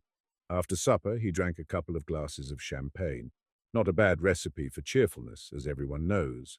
The champagne inclined him to various adventures, and he determined not to return home, but to go and see a certain well-known lady of German extraction, Karolina Ivanovna, a lady, it appears, with whom he was on a very friendly footing. It must be mentioned that the prominent personage was no longer a young man, but a good husband and respected father of a family. Two sons, one of whom was already in the service, and a good-looking 16-year-old daughter with a slightly arched but pretty little nose, came every morning to kiss his hand and say, "Bonjour, papa." His wife, a still fresh and good-looking woman, first gave him her hand to kiss, and then, reversing the procedure, kissed his. But the prominent personage, though perfectly satisfied in his domestic relations, considered it stylish to have a friend in another quarter of the city. This friend was scarcely prettier or younger than his wife, but there are such puzzles in the world, and it is not our place to judge them. So the important personage descended the stairs, stepped into his sledge, said to the coachman, "To Karolina Ivanovna's," and wrapping himself luxuriously in his warm cloak, found himself in that delightful frame of mind than which a Russian can conceive nothing better, namely, when you think of nothing yourself, yet when the thoughts creep into your mind of their own accord, each more agreeable than the other, giving you no trouble either to drive them away or seek them. Fully satisfied, he recalled all the gay features of the evening just past and all the mots which had made the little circle laugh. Many of them he repeated in a low voice and found them quite as funny as before. So it is not surprising that he should laugh heartily at them. Occasionally, however, he was interrupted by gusts of wind, which, coming suddenly, God knows whence or why, cut his face, drove masses of snow into it, filled out his cloak collar like a sail, or suddenly blew it over his head with supernatural force, and thus caused him constant trouble to disentangle himself. Suddenly, the important personage felt someone clutch him firmly by the collar. Turning round, he perceived a man of short stature, in an old worn uniform, and recognized, not without terror, Akaky Akakievich. The official's face was white as snow and looked just like a corpse's, but the horror of the important personage transcended all bounds when he saw the dead man's mouth open and heard it utter the following remarks while it breathed upon him the terrible odor of the grave. "Ah, here you are at last. I have you that, by the collar, I need your cloak. You took no trouble about mine, but reprimanded me. So now give up your own." The pallid, prominent personage almost died of fright. Brave as he was in the office and in the presence of inferiors generally, and although at the sight of his manly form and appearance, everyone said, "Ah, how much character he has." At this crisis he, like many possessed of an heroic exterior, experienced such terror that, not without cause, he began to fear an attack of illness. He flung his cloak hastily from his shoulders and shouted to his coachman in an unnatural voice, "Home at full speed!" The coachman, hearing the tone which is generally employed at critical moments and even accompanied by something much more tangible, drew his head down between his shoulders in case of an emergency, flourished his whip, and flew on like an arrow. In a little more than 6 minutes, the prominent personage was at the entrance of his own house. Pale, thoroughly scared, and cloakless, he went home instead of to Karolina Ivanovna's, reached his room somehow or other, and passed the night in the direst distress, so that the next morning over their tea, his daughter said, "You are very pale today, Papa." But Papa remained silent and said not a word to any one of what had happened to him, where he had been, or where he had intended to go. This occurrence made a deep impression upon him. He even began to say, "How dare you? Do you realize who is standing before you?" Less frequently to the under-officials. And if he did utter the words, it was only after first having learned the bearings of the matter. But the most noteworthy point was that from that day forward, the apparition of the dead official ceased to be seen. Evidently, the prominent personage's cloak just fitted his shoulders, At all events, no more instances of his dragging cloaks from people's shoulders were heard of. But many active and solicitous persons could by no means reassure themselves and asserted that the dead official still showed himself in distant parts of the city. In fact, one watchman in Koloman saw with his own eyes the apparition come from behind a house. But the watchman was not a strong man, so he was afraid to arrest him and followed him in the dark until at length the apparition looked round, paused, and inquired, "What do you want?" at the same time showing such a fist as is never seen on living men. The watchman said, "Nothing," and turned back instantly. But the apparition was much too tall, wore huge moustaches, and directing its steps apparently towards the Obukhov Bridge, disappeared in the darkness of the night. The District Doctor, by Ivan S. Turgenev. One day in autumn, on my way back from a remote part of the country, I caught cold and fell ill. Fortunately, the fever attacked me in the district town at the inn. I sent for the doctor. In half an hour, the district doctor appeared, a thin, dark-haired man of middle height. He prescribed me the usual sudorific, ordered a mustard plaster to be put on, very deftly slid a 5-ruble note up his sleeve, coughing dryly and looking away as he did so, and then was getting up to go home, but somehow fell into talk and remained. I was exhausted with feverishness. I foresaw a sleepless night, and was glad of a little chat with a pleasant companion. Tea was served. My doctor began to converse freely. He was a sensible fellow, and expressed himself with vigor and some humor. Queer things happen in the world. You may live a long while with some people and be on friendly terms with them, and never once speak openly with them from your soul. With others you have scarcely time to get acquainted, and all at once you are pouring out to him, or he to you, all your secrets, as though you were at confession. I don't know how I gained the confidence of my new friend. Anyway, with nothing to lead up to it, he told me a rather curious incident, and here I will report his tale for the information of the indulgent reader. I will try to tell it in the doctor's own words. "You don't happen to know," he began in a weak and quavering voice, the common result of the use of unmixed Berezov snuff. "You don't happen to know the judge here, Mylov Pavel Lukich? You don't know him? Well, it's all the same." He cleared his throat and rubbed his eyes. "Well, you see, the thing happened, to tell you exactly without mistake, in Lent, at the very time of the thaws. I was sitting at his house, our judge's, playing preference. Our judge is a good fellow and fond of playing preference. Suddenly," the doctor made frequent use of this word, suddenly, "they tell me, 'There's a servant asking for you.' I say, 'What does he want?' They say, 'He has brought a note. It must be from a patient.' 'Give me the note,' I say. So it is from a patient, well and good, you understand. It's our bread and butter. But this is how it was. A lady, a widow, writes to me. She says, 'My daughter is dying. Come, for God's sake,' she says, 'and the horses have been sent for you.' Well, that's all right.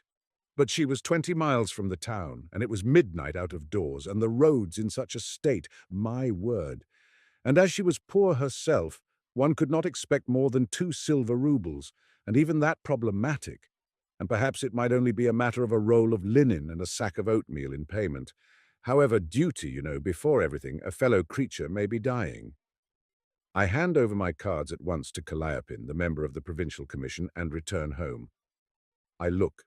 A wretched little trap was standing at the steps, with peasants' horses, fat, too fat, and their coat as shaggy as felt, and the coachman sitting with his cap off out of respect. Well, I think to myself, it's clear, my friend, these patients aren't rolling in riches. You smile, but I tell you, a poor man like me has to take everything into consideration. If the coachman sits like a prince and doesn't touch his cap and even sneers at you behind his beard and flicks his whip, then you may bet on 6 rubles. But this case I saw had a very different air. However, I think there's no help for it. Duty before everything. I snatch up the most necessary drugs and set off. Will you believe it? I only just managed to get there at all. The road was infernal. Streams, snow, watercourses, and the dike had suddenly burst there. That was the worst of it. However, I arrived at last. It was a little thatched house. There was a light in the windows that meant they expected me. I was met by an old lady, very venerable, in a cap. "Save her," she says. "She is dying." I say, "Pray don't distress yourself. Where is the invalid?" "Come this way." I see a clean little room, a lamp in the corner. On the bed a girl of 20, unconscious. She was in a burning heat and breathing heavily. It was fever. There were 2 other girls, her sisters, scared and in tears. Yesterday, they tell me, she was perfectly well and had a good appetite. This morning she complained of her head, and this evening suddenly, you see, like this. I say again, "Pray don't be uneasy. It's a doctor's duty, you know," and I went up to her and bled her, told them to put on a mustard plaster and prescribed a mixture. Meantime, I looked at her. You know. There, by God, I'd never seen such a face. She was a beauty, in a word. I felt quite shaken with pity. Such lovely features, such eyes. But thank God she became easier. She fell into a perspiration, seemed to come to her senses, looked round, smiled, and passed her hand over her face. Her sisters bent over her. They ask, "How are you?" "All right," she says, and turns away. I looked at her. She had fallen asleep. "Well," I say, "now the patient should be left alone." So we all went out on tiptoe. Only a maid remained, in case she was wanted. In the parlour there was a samovar standing on the table and a bottle of rum. In our profession one can't get on without it. They gave me tea, asked me to stop the night. I consented. Where could I go indeed at that time of night? The old lady kept groaning. "What is it?" I say. "She will live. Don't worry yourself. You had better take a little rest yourself. It is about 2 o'clock. But will you send to wake me if anything happens?" "Yes, yes." The old lady went away, and the girls too went to their own room. They made up a bed for me in the parlour. Well, I went to bed, but I could not get to sleep for a wonder, for in reality I was very tired. I could not get my patient out of my head. At last I could not put up with it any longer. I got up suddenly. I think to myself, I will go and see how the patient is getting on. Her bedroom was next to the parlour. Well, I got up and gently opened the door. How my heart beat. I looked in. The servant was asleep, her mouth wide open and even snoring, the wretch. But the patient lay with her face towards me and her arms flung wide apart, poor girl. I went up to her, when suddenly she opened her eyes and stared at me. "Who is it? Who is it?" I was in confusion. "Don't be alarmed, madam," I say. "I am the doctor. I have come to see how you feel." "You the doctor?" "Yes, the doctor. Your mother sent for me from the town. We have bled you, madam. Now pray go to sleep, and in a day or two, please God, we will set you on your feet again." "Ah, yes, yes, doctor. Don't let me die. Please, please. Why do you talk like that? God bless you." She is in a fever again, I think to myself. I felt her pulse. Yes, she was feverish. She looked at me and then took me by the hand. "I will tell you why I don't want to die. I will tell you, now we are alone, and only, please don't you, not to anyone. Listen."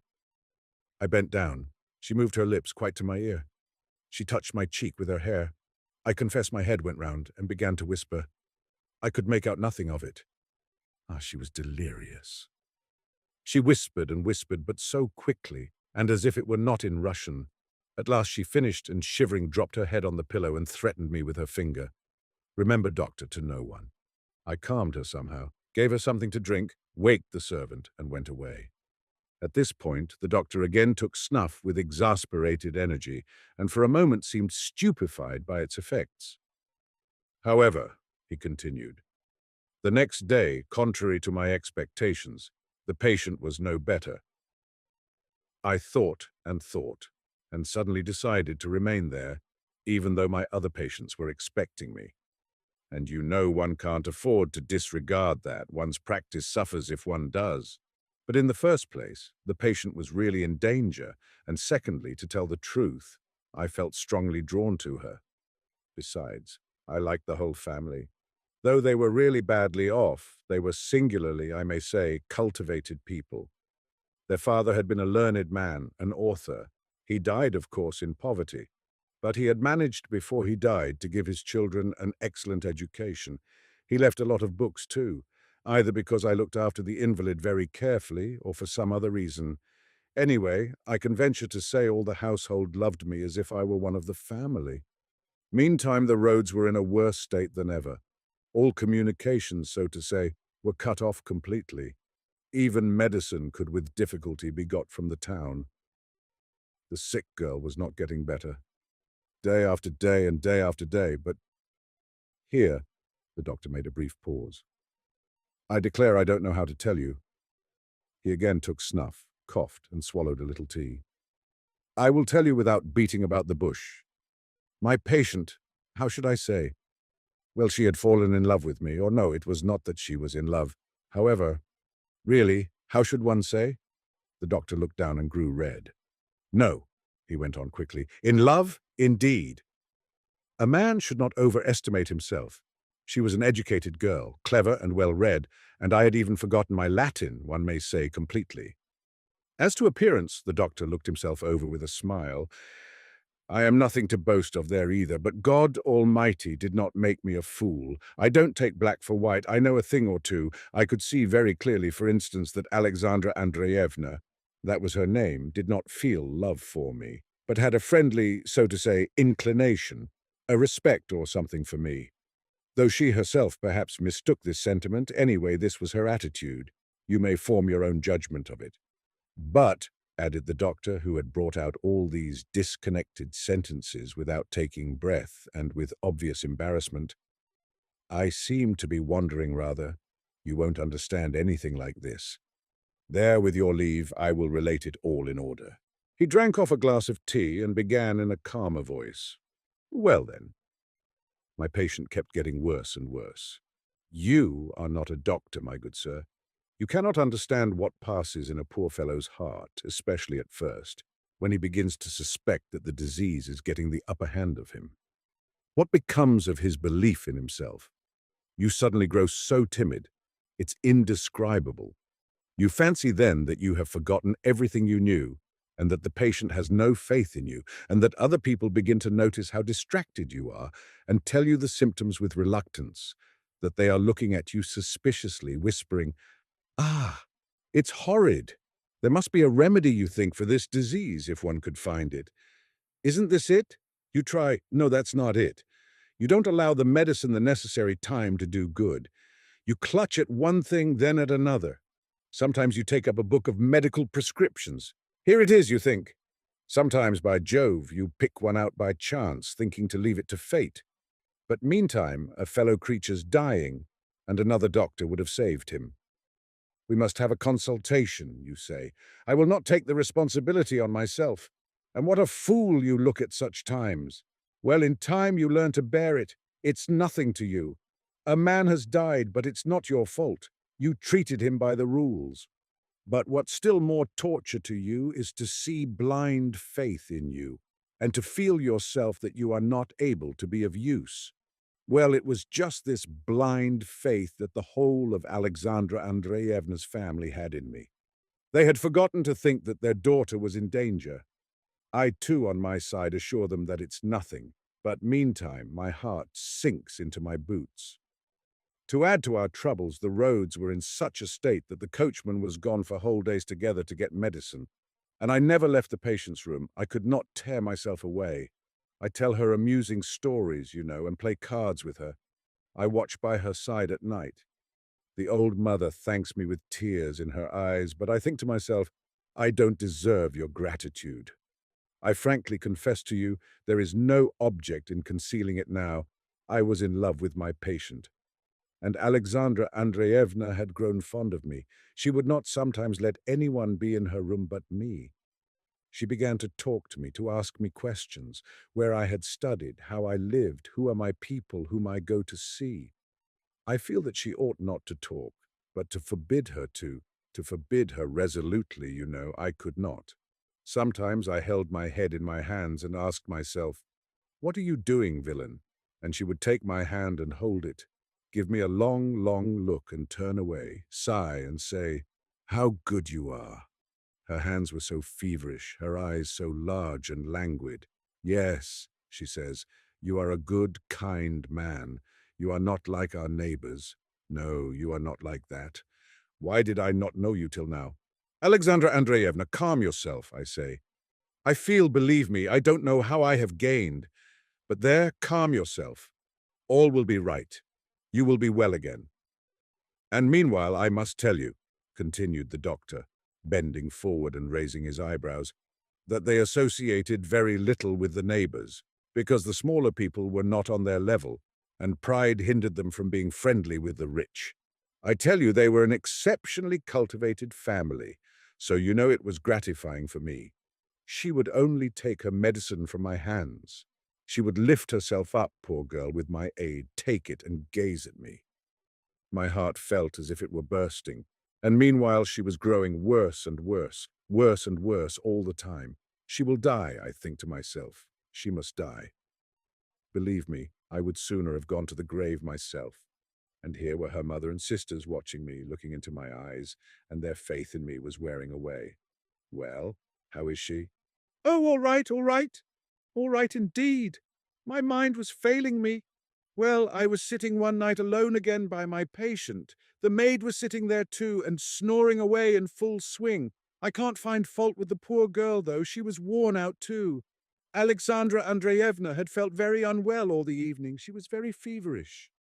Until midnight she kept tossing about. At last she seemed to fall asleep. At least she lay still without stirring. The lamp was burning in the corner before the holy image. I sat there, you know, with my head bent. I even dozed a little. Suddenly it seemed as though someone touched me in the side. I turned round. Good God! Alexandra Andreevna was gazing with intent eyes at me. Her lips parted. Her cheeks seemed burning. What is it? Doctor, shall I die? Merciful heavens! No, doctor, no, please don't tell me I shall live. Don't say so. If you knew, listen, for God's sake, don't conceal my real position. And her breath came so fast. If I can know for certain that I must die, then I will tell you all, all. Alexandra Andreevna, I beg. Listen, I have not been asleep at all. I have been looking at you a long while. For God's sake, I believe in you. You are a good man, an honest man. I entreat you by all that is sacred in the world, tell me the truth. If you knew how important it is for me, doctor, for God's sake, tell me, am I in danger? What can I tell you, Alexandra Andreevna, pray? For God's sake, I beseech you. I can't disguise from you, I say, Alexandra Andreevna, you are certainly in danger, but God is merciful. I shall die, I shall die. And it seemed as though she were pleased. Her face grew so bright, I was alarmed. Don't be afraid, don't be afraid. I am not frightened of death at all. She suddenly sat up and leaned on her elbow. Now, yes, now I can tell you that I thank you with my whole heart, that you are kind and good, that I love you. I stare at her like one possessed. It was terrible for me, you know. Do you hear? I love you. Alexandra Andreevna, how have I deserved? No, no, you don't. You don't understand me. And suddenly she stretched out her arms, and taking my head in her hands, she kissed it. Believe me, I almost screamed aloud. I threw myself on my knees and buried my head in the pillow. She did not speak. Her fingers trembled in my hair. I listen. She is weeping. I began to soothe her, to assure her. I really don't know what I did say to her. You will wake up the girl, I say to her. Alexandra Andreevna, I thank you. Believe me. Calm yourself. Enough, enough, she persisted. Never mind all of them. Let them wake then. Let them come in. It does not matter. I am dying, you see. And what do you fear? Why are you afraid? Lift up your head. Or perhaps you don't love me. Perhaps I'm wrong. In that case, forgive me. Alexandra Andreevna, what are you saying? I love you, Alexandra Andreevna. She looked straight into my eyes and opened her arms wide. Then take me in your arms. I tell you frankly, I don't know how it was I did not go mad that night. I feel that my patient is killing herself. I see that she is not fully herself. I understand, too, that if she did not consider herself on the point of death, she would never have thought of me. And indeed, say what you will, it's hard to die at 20 without having known love. This was what was torturing her. This was why, in despair, she caught at me. Do you understand now? But she held me in her arms and would not let me go. Have pity on me, Alexandra Andreevna, and have pity on yourself, I say. Why? She says. What is there to think of? You know I must die. This she repeated incessantly. If I knew that I should return to life and be a proper young lady again, I should be ashamed. Of course, ashamed. But why now? But who has said you will die? Oh no, leave off! You will not deceive me. You don't know how to lie. Look at your face. You shall live, Alexandra Andreevna. I will cure you. We will ask your mother's blessing. We will be united. We will be happy. No, no, I have your word. I must die. You have promised me. You have told me. It was cruel for me. Cruel for many reasons. And see what trifling things can do sometimes. It seems nothing at all, but it's painful. It occurred to her to ask me, what is my name? Not my surname, but my first name. I must needs be so unlucky as to be called Trifon. Yes, indeed, Trifon Ivanich. Everyone in the house called me doctor. However, there's no help for it. I say, Trifon, madam. She frowned, shook her head, and muttered something in French. Ah, something unpleasant, of course. And then she laughed, disagreeably, too. Well, I spent the whole night with her in this way. Before morning I went away, feeling as though I were mad. When I went again into her room, it was daytime after morning tea. Good God! I could scarcely recognize her. People are laid in their grave looking better than that. I swear to you on my honor, I don't understand. I absolutely don't understand now how I lived through that experience. 3 days and nights my patient still lingered on. And what nights? What things she said to me. And on the last night, only imagine to yourself, I was sitting near her and kept praying to God for one thing only. Take her, I said, quickly, and me with her. Suddenly, the old mother comes unexpectedly into the room.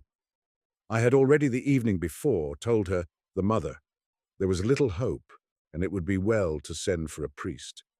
When the sick girl saw her mother, she said, it's very well you have come. Look at us. We love one another. We have given each other our word. What does she say, doctor? What does she say? I turned livid. She is wandering, I say, the fever. But she, hush, hush, you told me something quite different just now and have taken my ring. Why do you pretend? My mother is good. She will forgive. She will understand, and I am dying. I have no need to tell lies. Give me your hand. I jumped up and ran out of the room. The old lady, of course, guessed how it was. I will not, however, weary you any longer, and to me too, of course, it's painful to recall all this. My patient passed away the next day. God rest her soul, the doctor added, speaking quickly and with a sigh. Before her death, she asked her family to go out and leave me alone with her. Forgive me, she said. I am perhaps to blame towards you. My illness. But, believe me, I have loved no one more than you. Do not forget me. Keep my ring. The doctor turned away. I took his hand. Ah, he said, let us talk of something else. Or would you care to play preference for a small stake? It is not for people like me to give way to exalted emotions. There's only one thing for me to think of. How to keep the children from crying and the wife from scolding. Since then, you know, I have had time to enter into lawful wedlock, as they say.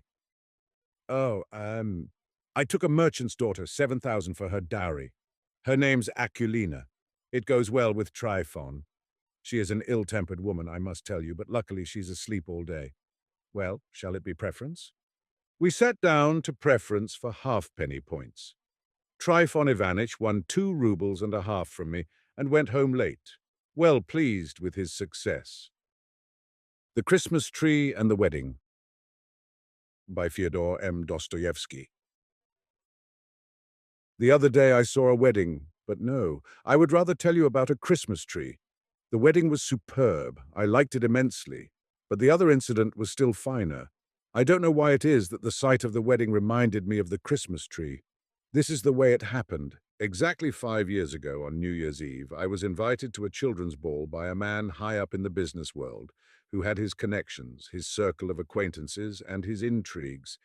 So it seemed as though the children's ball was merely a pretext for the parents to come together and discuss matters of interest to themselves, quite innocently and casually.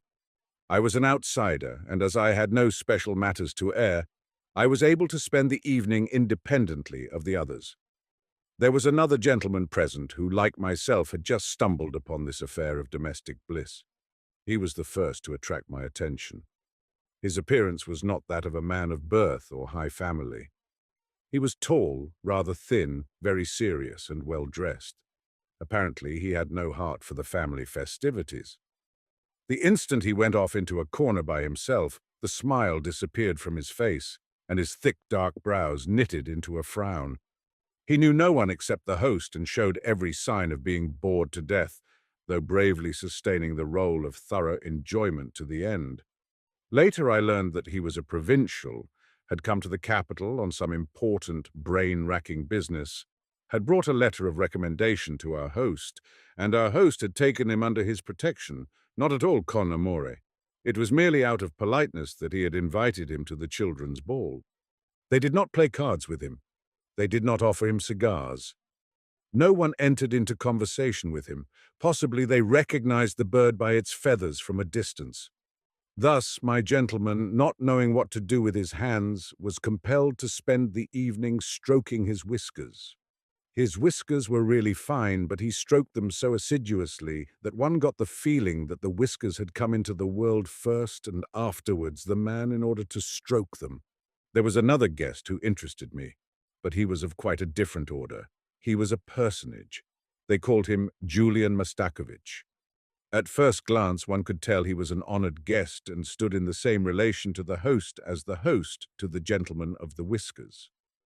The host and hostess said no end of amiable things to him, were most attentive, whining him, hovering over him, bringing guests up to be introduced, but never leading him to anyone else. I noticed tears glisten in our host's eyes when Julian Mastakovich remarked that he had rarely spent such a pleasant evening. Somehow I began to feel uncomfortable in this personage's presence.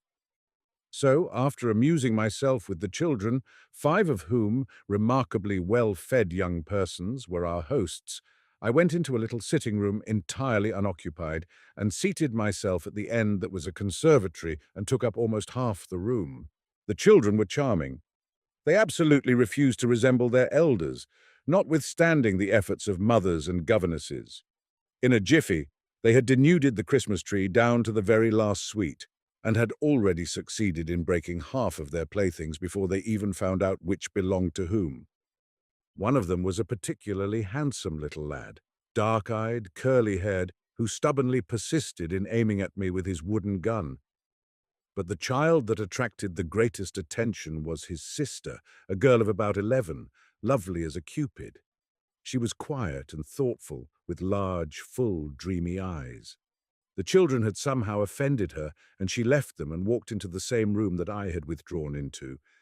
There she seated herself with her doll in a corner. Her father is an immensely wealthy businessman, the guests informed each other in tones of awe. 300,000 rubles set aside for her dowry already. As I turned to look at the group from which I heard this news item issuing, my glance met Julian Mastakovich's. He stood listening to the insipid chatter in an attitude of concentrated attention, with his hands behind his back and his head inclined to one side. All the while I was quite lost in admiration of the shrewdness our host displayed in the dispensing of the gifts. The little maid of the many-rubied dowry received the handsomest doll, and the rest of the gifts were graded in value according to the diminishing scale of the parents' stations in life. The last child, a tiny chap of 10, thin, red-haired, freckled, came into possession of a small book of nature stories without illustrations or even head and tail pieces. He was the governess's child. She was a poor widow, and her little boy, clad in a sorry-looking little nankeen jacket, looked thoroughly crushed and intimidated. He took the book of nature stories and circled slowly about the children's toys. He would have given anything to play with them, but he did not dare to. You could tell he already knew his place. I like to observe children. It is fascinating to watch the individuality in them struggling for self-assertion.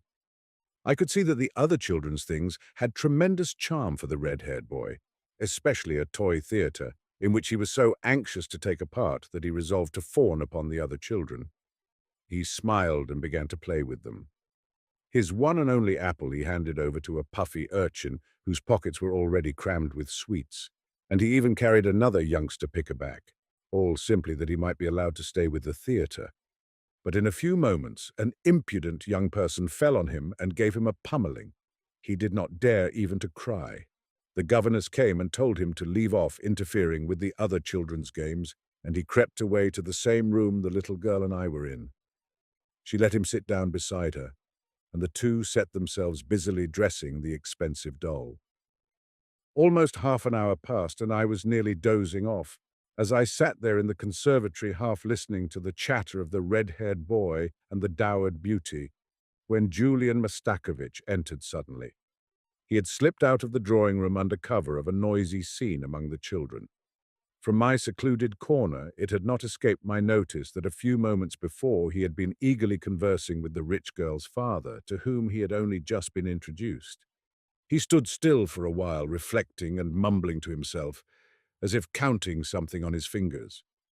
300, 11, 12, 13, 16 in 5 years. Let's say 4%, 5 times 12, 60, and on these 60, let us assume that in 5 years it will amount to, well, 400. But the shrewd old fox isn't likely to be satisfied with 4%. He gets 8 or even 10, perhaps. Let's suppose 500, 500,000 at least, that's sure. Anything above that for pocket money, He blew his nose and was about to leave the room when he spied the girl and stood still. I, behind the plants, escaped his notice. He seemed to me to be quivering with excitement. It must have been his calculations that upset him so. He rubbed his hands and danced from place to place and kept getting more and more excited.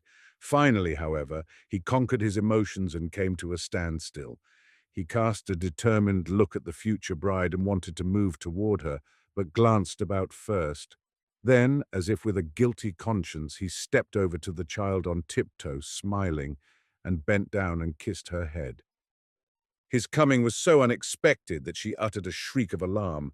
"What are you doing here, dear child?" he whispered, looking around and pinching her cheek. "We're playing." "What, with him?" said Julian Mastakovich, with a look askance at the governess's child. "You should go into the drawing-room, my lad," he said to him. The boy remained silent and looked up at the man with wide-open eyes. Julian Mastakovich glanced round again cautiously and bent down over the girl. "What have you got? A doll, my dear?" "Yes, sir." The child quailed a little and her brow wrinkled. "A doll? And do you know, my dear, what dolls are made of?" "No, sir," she said weakly and lowered her head. "Out of rags, my dear." "You, boy, you go back to the drawing-room to the children," said Julian Mastakovich, looking at the boy sternly. The two children frowned. They caught hold of each other and would not part. "And do you know why they gave you the doll?" asked Julian Mastakovich, dropping his voice lower and lower. "No, because you were a good, very good little girl the whole week." Saying which, Julian Mastakovich was seized with a paroxysm of agitation. He looked round and said in a tone faint, almost inaudible with excitement and impatience, "If I come to visit your parents, will you love me, my dear?" He tried to kiss the sweet little creature, but the red-haired boy saw that she was on the verge of tears, and he caught her hand and sobbed out loud in sympathy. That enraged the man. "Go away! Go away! Go back to the other room, to your playmates!" "I don't want him to! I don't want him to! You go away!" cried the girl. "Let him alone!" Let him alone. She was almost weeping. There was a sound of footsteps in the doorway. Julian Mastakovich started and straightened up his respectable body. The red-haired boy was even more alarmed. He let go the girl's hand, sidled along the wall, and escaped through the drawing-room into the dining-room. Not to attract attention, Julian Mastakovich also made for the dining-room. He was red as a lobster. The sight of himself in a mirror seemed to embarrass him. Presumably he was annoyed at his own ardor and impatience. Without due respect to his importance and dignity, his calculations had lured and pricked him to the greedy eagerness of a boy who makes straight for his object, though this was not as yet an object. It only would be so in 5 years' time. I followed the worthy man into the dining room, where I witnessed a remarkable play. Julian Mastakovich, all flushed with vexation, venom in his look, began to threaten the red-haired boy. The red-haired boy retreated farther and farther until there was no place left for him to retreat to, and he did not know where to turn in his fright. "Get out of here! What are you doing here? Get out, I say, you good-for-nothing! Stealing fruit, are you? Oh, so stealing fruit! Get out, you freckle-face! Go to your likes!" The frightened child, as a last desperate resort, crawled quickly under the table. His persecutor, completely infuriated, pulled out his large linen handkerchief and used it as a lash to drive the boy out of his position. Here I must remark that Julian Mastakovich was a somewhat corpulent man, heavy, well-fed, puffy-cheeked, with a paunch and ankles as round as nuts. He perspired and puffed and panted. So strong was his dislike, or was it jealousy, of the child that he actually began to carry on like a madman. I laughed heartily. Julian Mastakovich turned. He was utterly confused and for a moment apparently quite oblivious of his immense importance. At that moment our host appeared in the doorway opposite. The boy crawled out from under the table and wiped his knees and elbows. Julian Mastakovich hastened to carry his handkerchief, which he had been dangling by the corner, to his nose. Our host looked at the three of us rather suspiciously. But, like a man who knows the world and can readily adjust himself, he seized upon the opportunity to lay hold of his very valuable guest and get what he wanted out of him. "Here's the boy I was talking to you about," he said, indicating the red-haired child. "I took the liberty of presuming on your goodness in his behalf." "Oh," replied Julian Mastakovich, still not quite master of himself. "He's my governess's son," our host continued in a beseeching tone. "She's a poor creature, the widow of an honest official. That's why, if it were possible for you—" "Impossible, impossible!" Julian Mastakovich cried hastily. "You must excuse me, Philip Alexeyevich, I really cannot. I've made inquiries.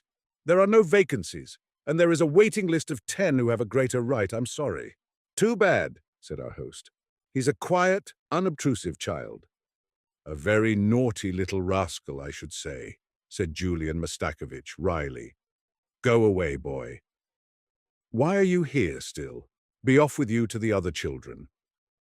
Unable to control himself, he gave me a sidelong glance, nor could I control myself. I laughed straight in his face.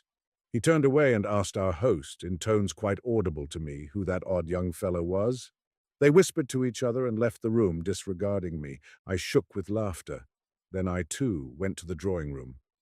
There the great man, already surrounded by the fathers and mothers and the host and the hostess, had begun to talk eagerly with a lady to whom he had just been introduced.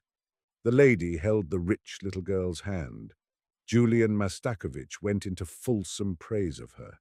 He waxed ecstatic over the dear child's beauty, her talents, her grace, her excellent breeding, plainly laying himself out to flatter the mother, who listened scarcely able to restrain tears of joy, while the father showed his delight by a gratified smile. The joy was contagious. Everybody shared in it. Even the children were obliged to stop playing so as not to disturb the conversation. The atmosphere was surcharged with awe. I heard the mother of the important little girl, touched to her profoundest depths, ask Julian Mastakovich in the choicest language of courtesy whether he would honor them by coming to see them. I heard Julian Mastakovich accept the invitation with unfeigned enthusiasm. Then the guests scattered decorously to different parts of the room, and I heard them, with veneration in their tones, extol the businessman's wife, the businessman's daughter, and especially Julian Mastakovich. "Is he married?" I asked out loud of an acquaintance of mine standing beside Julian Mastakovich. Julian Mastakovich gave me a venomous look. "No," answered my acquaintance, profoundly shocked by my intentional indiscretion. "Not long ago, I passed the church of—" I was struck by the concourse of people gathered there to witness a wedding. It was a dreary day. A drizzling rain was beginning to come down. I made my way through the throng into the church. The bridegroom was a round, well-fed, pot-bellied little man, very much dressed up. He ran and fussed about and gave orders and arranged things. Finally, word was passed that the bride was coming. I pushed through the crowd, and I beheld a marvelous beauty whose first spring was scarcely commencing. But the beauty was pale and sad. She looked distracted. It seemed to me even that her eyes were red from recent weeping. The classic severity of every line of her face imparted a peculiar significance and solemnity to her beauty. But through that severity and solemnity, through the sadness, shone the innocence of a child. There was something inexpressibly naive, unsettled and young in her features, which, without words, seemed to plead for mercy. They said she was just 16 years old. I looked at the bridegroom carefully. Suddenly I recognized Julian Mastakovich, whom I had not seen again in all those 5 years. Then I looked at the bride again. Good God! I made my way, as quickly as I could, out of the church. I heard gossiping in the crowd about the bride's wealth, about her dowry of 500,000 rubles, so and so much for pocket money. Then his calculations were correct, I thought, as I pressed out into the street. God sees the truth, but waits. By Leo N. Tolstoy. In the town of Vladimir lived a young merchant named Ivan Dmitrich Aksionov. He had 2 shops and a house of his own. Aksionov was a handsome, fair-haired, curly-headed fellow, full of fun and very fond of singing. When quite a young man, he had been given to drink, and was riotous when he had had too much. But after he married, he gave up drinking, except now and then. One summer, Aksionov was going to the Nizhny Fair, and as he bade goodbye to his family, his wife said to him, "Ivan Dmitrich, do not start today. I have had a bad dream about you." Aksionov laughed and said, "You are afraid that when I get to the fair, I shall go on a spree." His wife replied, "I do not know what I am afraid of. All I know is that I had a bad dream. I dreamt you returned from the town, and when you took off your cap, I saw that your hair was quite grey." Aksionov laughed. "That's a lucky sign," said he. "See if I don't sell out all my goods and bring you some presents from the fair." So he said goodbye to his family and drove away. When he had travelled halfway, he met a merchant whom he knew, and they put up at the same inn for the night. They had some tea together and then went to bed in adjoining rooms. It was not Aksionov's habit to sleep late, and wishing to travel while it was still cool, he aroused his driver before dawn and told him to put in the horses. Then he made his way across to the landlord of the inn, who lived in a cottage at the back, paid his bill, and continued his journey. When he had gone about 25 miles, he stopped for the horses to be fed. Aksionov rested a while in the passage of the inn, then he stepped out into the porch and, ordering a samovar to be heated, got out his guitar and began to play. Suddenly, a troika drove up with tinkling bells, and an official alighted, followed by 2 soldiers. He came to Aksionov and began to question him, asking him who he was and whence he came. Aksionov answered him fully and said, "Won't you have some tea with me?" But the official went on cross-questioning him and asking him, "Where did you spend last night? Were you alone or with a fellow merchant? Did you see the other merchant this morning? Why did you leave the inn before dawn?" Aksionov wondered why he was asked all these questions, but he described all that had happened and then added, "Why do you cross-question me as if I were a thief or a robber? I am traveling on business of my own, and there is no need to question me." Then the official, calling the soldiers, said, "I am the police officer of this district, and I question you because the merchant with whom you spent last night has been found with his throat cut. We must search your things." They entered the house.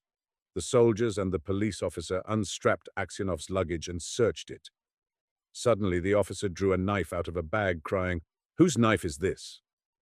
Aksionov looked, and seeing a blood-stained knife taken from his bag, he was frightened. "How is it there is blood on this knife?" Aksionov tried to answer but could hardly utter a word, and only stammered, "I don't know, not mine." Then the police officer said, "This morning the merchant was found in bed with his throat cut. You are the only person who could have done it. The house was locked from inside and no one else was there. Here is this blood-stained knife in your bag, and your face and manner betray you. Tell me how you killed him, and how much money you stole."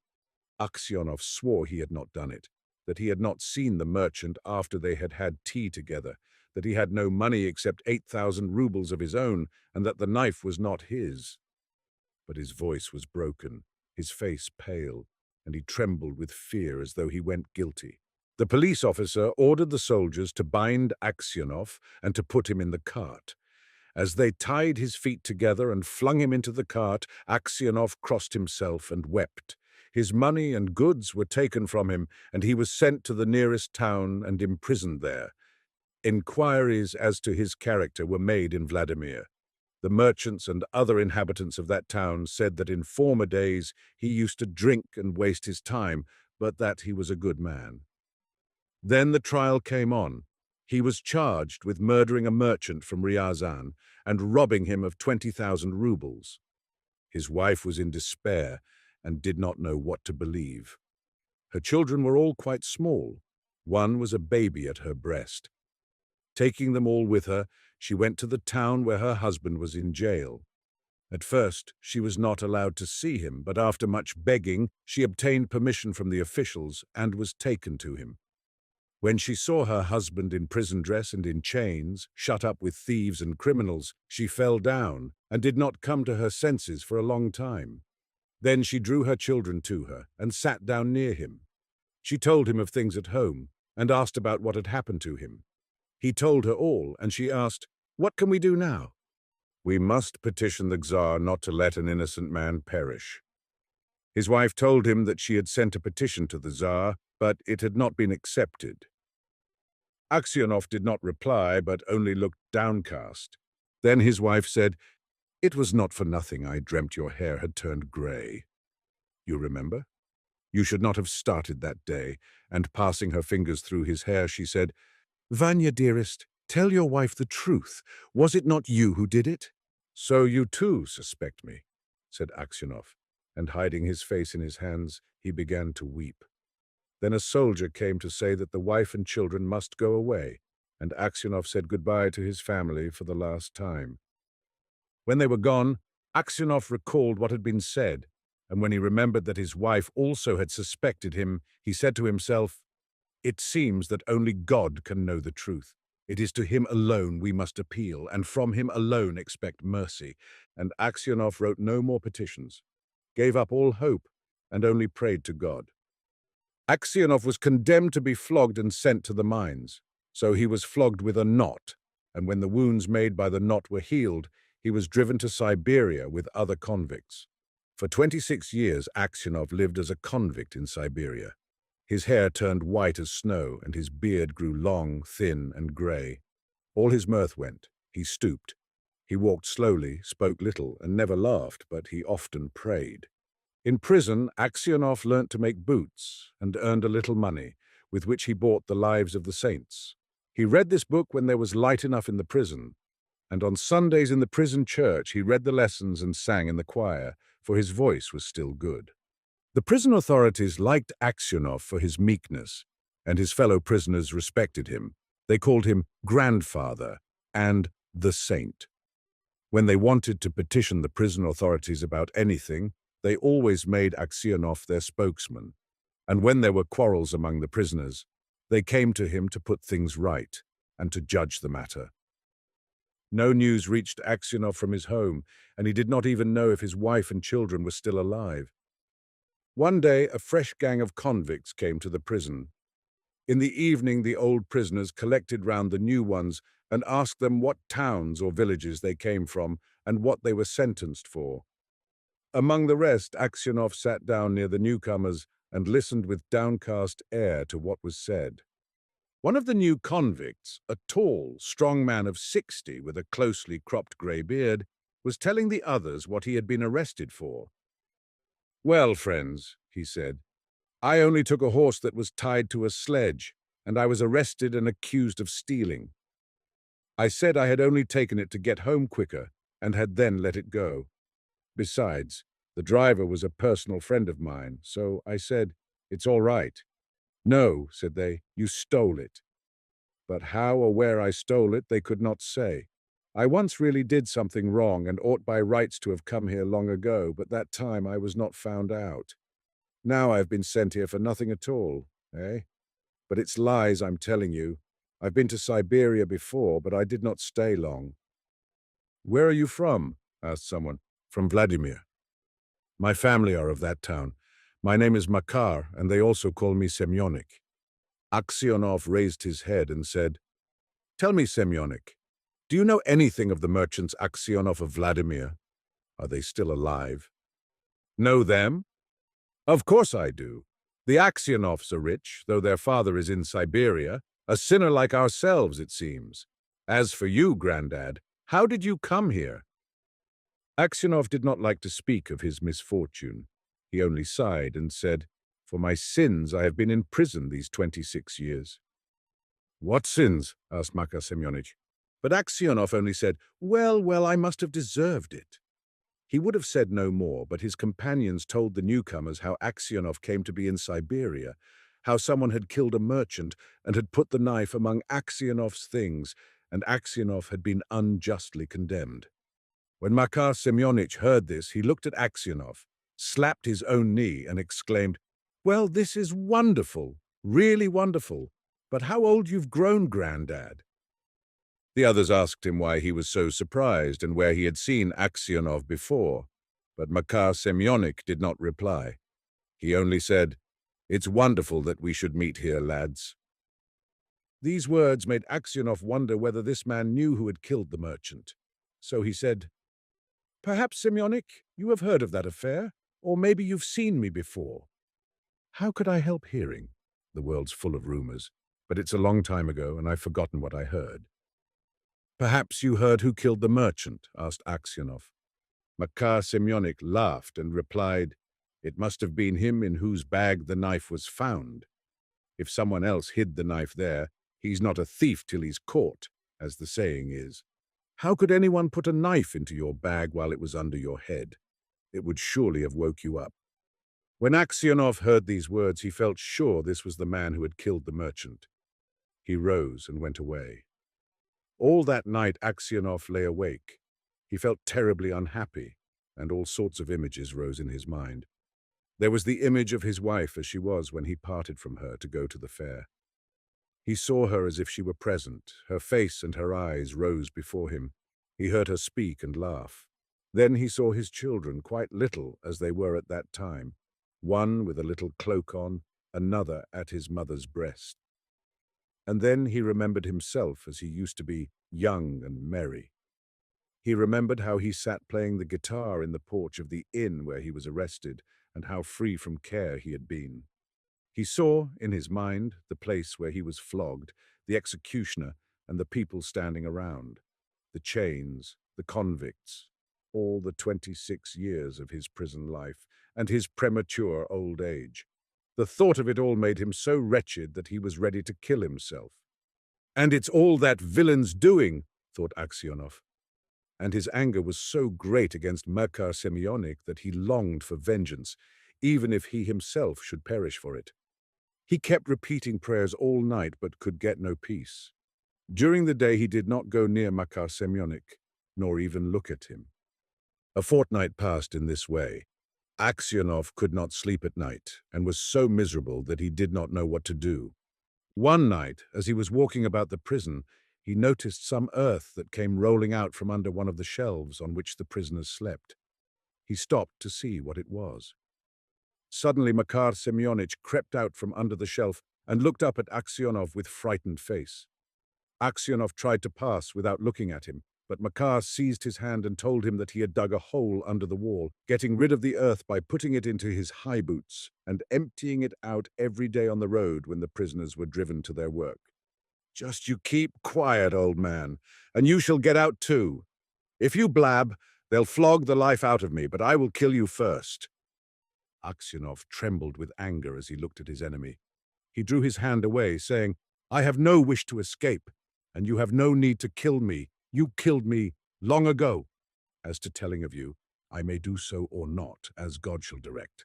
Next day, when the convicts were led out to work, the convoy soldiers noticed that one or other of the prisoners emptied some earth out of his boots. The prison was searched, and the tunnel found. The governor came and questioned all the prisoners to find out who had dug the hole. They all denied any knowledge of it. Those who knew would not betray Makar Semyonich, knowing he would be flogged almost to death. At last the governor turned to Aksionov, whom he knew to be a just man, and said, "You are a truthful old man. Tell me before God who dug the hole." Makar Semyonik stood as if he were quite unconcerned, looking at the governor and not so much as glancing at Aksionov. Aksionov's lips and hands trembled, and for a long time he could not utter a word. He thought, "Why should I screen him who ruined my life? Let him pay for what I have suffered. But if I tell, they will probably flog the life out of him, and maybe I suspect him wrongly. And after all, what good would it be to me?" "Well, old man," repeated the governor, "tell me the truth. Who has been digging under the wall?" Aksionov glanced at Makar Semyonich and said, "I cannot say, Your Honor. It is not God's will that I should tell. Do what you like with me. I am in your hands." However much the governor tried, Aksionov would say no more, and so the matter had to be left. That night, when Aksionov was lying on his bed and just beginning to doze, someone came quietly and sat down on his bed. He peered through the darkness and recognized Makar. "What more do you want of me?" asked Aksionov. "Why have you come here?" Makar Semyonik was silent, so Aksionov sat up and said, "What do you want? Go away or I will call the guard."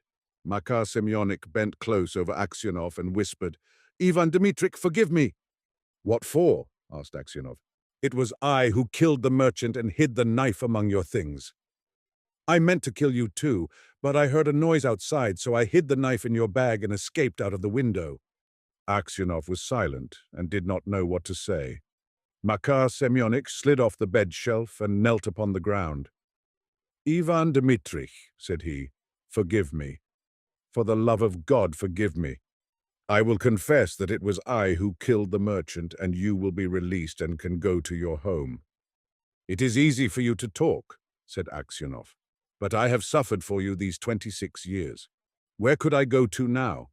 My wife is dead, and my children have forgotten me. I have nowhere to go." Makar Semyonik did not rise, but beat his head on the floor. "Ivan Dmitrych, forgive me," he cried. "When they flogged me with the knot, it was not so hard to bear as it is to see you now. Yet you had pity on me and did not tell. For Christ's sake, forgive me, wretch that I am." And he began to sob.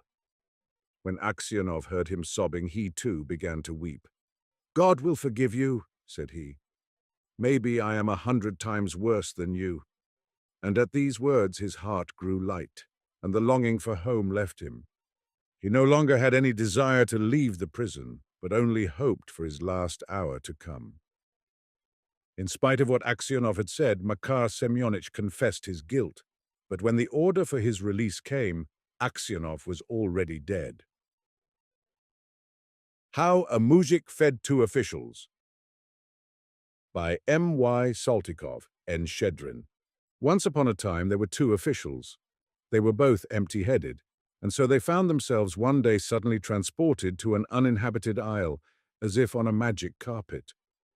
They had passed their whole life in a government department where records were kept, had been born there, bred there, grown old there, and consequently hadn't the least understanding for anything outside of the department. And the only words they knew were, "With assurances of the highest esteem, I am your humble servant." But the department was abolished, and as the services of the two officials were no longer needed, they were given their freedom. So the retired officials migrated to Podyachaskaya Street in St. Petersburg. Each had his own home, his own cook, and his pension. Waking up on the uninhabited isle, they found themselves lying under the same cover. At first, of course, they couldn't understand what had happened to them, and they spoke as if nothing extraordinary had taken place.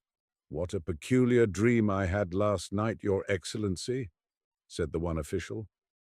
"It seemed to me as if I were on an uninhabited isle." Scarcely had he uttered the words when he jumped to his feet. The other official also jumped up. "Good Lord, what does this mean? Where are we?" they cried out in astonishment. They felt each other to make sure that they were no longer dreaming and finally convinced themselves of the sad reality. Before them stretched the ocean, and behind them was a little spot of earth, beyond which the ocean stretched again. They began to cry, the first time since their department had been shut down. They looked at each other, and each noticed that the other was clad in nothing but his nightshirt with his order hanging about his neck. "We really should be having our coffee now," observed the one official. Then he bethought himself again of the strange situation he was in, and a second time fell to weeping. "What are we going to do now?" he sobbed. "Even supposing we were to draw up a report, what good would that do?" "You know what, Your Excellency," replied the other official. "You go to the east, and I will go to the west. Toward evening we will come back here again, and perhaps we shall have found something." They started to ascertain which was the east and which was the west. They recalled that the head of their department had once said to them, "If you want to know where the east is, then turn your face to the north, and the east will be on your right." But when they tried to find out which was the north, they turned to the right and to the left and looked around on all sides. Having spent their whole life in the Department of Records, their efforts were all in vain. "To my mind, Your Excellency, the best thing to do would be for you to go to the right and me to go to the left," said one official, who had served not only in the Department of Records, but had also been teacher of handwriting in the School for Reserves, and so was a little bit cleverer. So said, so done. The one official went to the right. He came upon trees bearing all sorts of fruits. Gladly would he have plucked an apple, but they all hung so high that he would have been obliged to climb up. He tried to climb up in vain. All he succeeded in doing was tearing his nightshirt. Then he struck upon a brook. It was swarming with fish. "Wouldn't it be wonderful if we had all this fish in Podyacheskaya Street?" he thought, and his mouth watered. Then he entered woods and found partridges, grouse, and hares. "Good Lord, what an abundance of food!" he cried. His hunger was going up tremendously. But he had to return to the appointed spot with empty hands. He found the other official waiting for him. "Well, Your Excellency, how went it?" "Did you find anything?" "Nothing but an old number of the Moscow Gazette, not another thing." The officials lay down to sleep again, but their empty stomachs gave them no rest. They were partly robbed of their sleep by the thought of who was now enjoying their pension, and partly by the recollection of the fruit, fishes, partridges, grouse, and hares that they had seen during the day. The human pabulum in its original form flies, swims, and grows on trees. "Who would have thought it, Your Excellency?" said the one official. "To be sure," rejoined the other official. "I, too, must admit that I had imagined that our breakfast rolls came into the world just as they appear on the table. From which it is to be deduced that if we want to eat a pheasant, we must catch it first, kill it, pull its feathers, and roast it. But how's that to be done?" "Yes, how's that to be done?" repeated the other official. They turned silent and tried again to fall asleep, but their hunger scared sleep away. Before their eyes swarmed flocks of pheasants and ducks, herds of porklings, and they were all so juicy, done so tenderly and garnished so deliciously with olives, capers, and pickles. "I believe I could devour my own boots now," said the one official. "Gloves are not bad either, especially if they have been born quite mellow," said the other official. The two officials stared at each other fixedly. In their glances gleamed an evil boding fire. Their teeth chattered and a dull groaning issued from their breasts. Slowly they crept upon each other, and suddenly they burst into a fearful frenzy. There was a yelling and groaning, the rags flew about, and the official who had been teacher of handwriting bit off his colleague's order and swallowed it. However, the sight of blood brought them both back to their senses. "God help us!" they cried at the same time. "We certainly don't mean to eat each other up. How could we have come to such a pass as this? What evil genius is making sport of us? We must, by all means, entertain each other to pass the time away, otherwise there will be murder and death," said the one official. "You begin," said the other. "Can you explain why it is that the sun first rises and then sets? Why isn't it the reverse? Aren't you a funny man, Your Excellency? You get up first, then you go to your office and work there, and at night you lie down to sleep. But why can't one assume the opposite, that is, that one goes to bed, sees all sorts of dream figures, and then gets up?" "Well, yes, certainly." But when I was still an official, I always thought this way. Now it is dawn, then it will be day, then will come supper, and finally will come the time to go to bed. The word supper recalled that incident in the day's doings, and the thought of it made both officials melancholy, so that the conversation came to a halt. A doctor once told me that human beings can sustain themselves for a long time on their own juices, the one official began again. What does that mean? It is quite simple. You see, one's own juices generate other juices, and these in their turn still other juices, and so it goes on until finally all the juices are consumed. And then what happens? Then food has to be taken into the system again. The devil. No matter what topic the officials chose, the conversation invariably reverted to the subject of eating, which only increased their appetite more and more.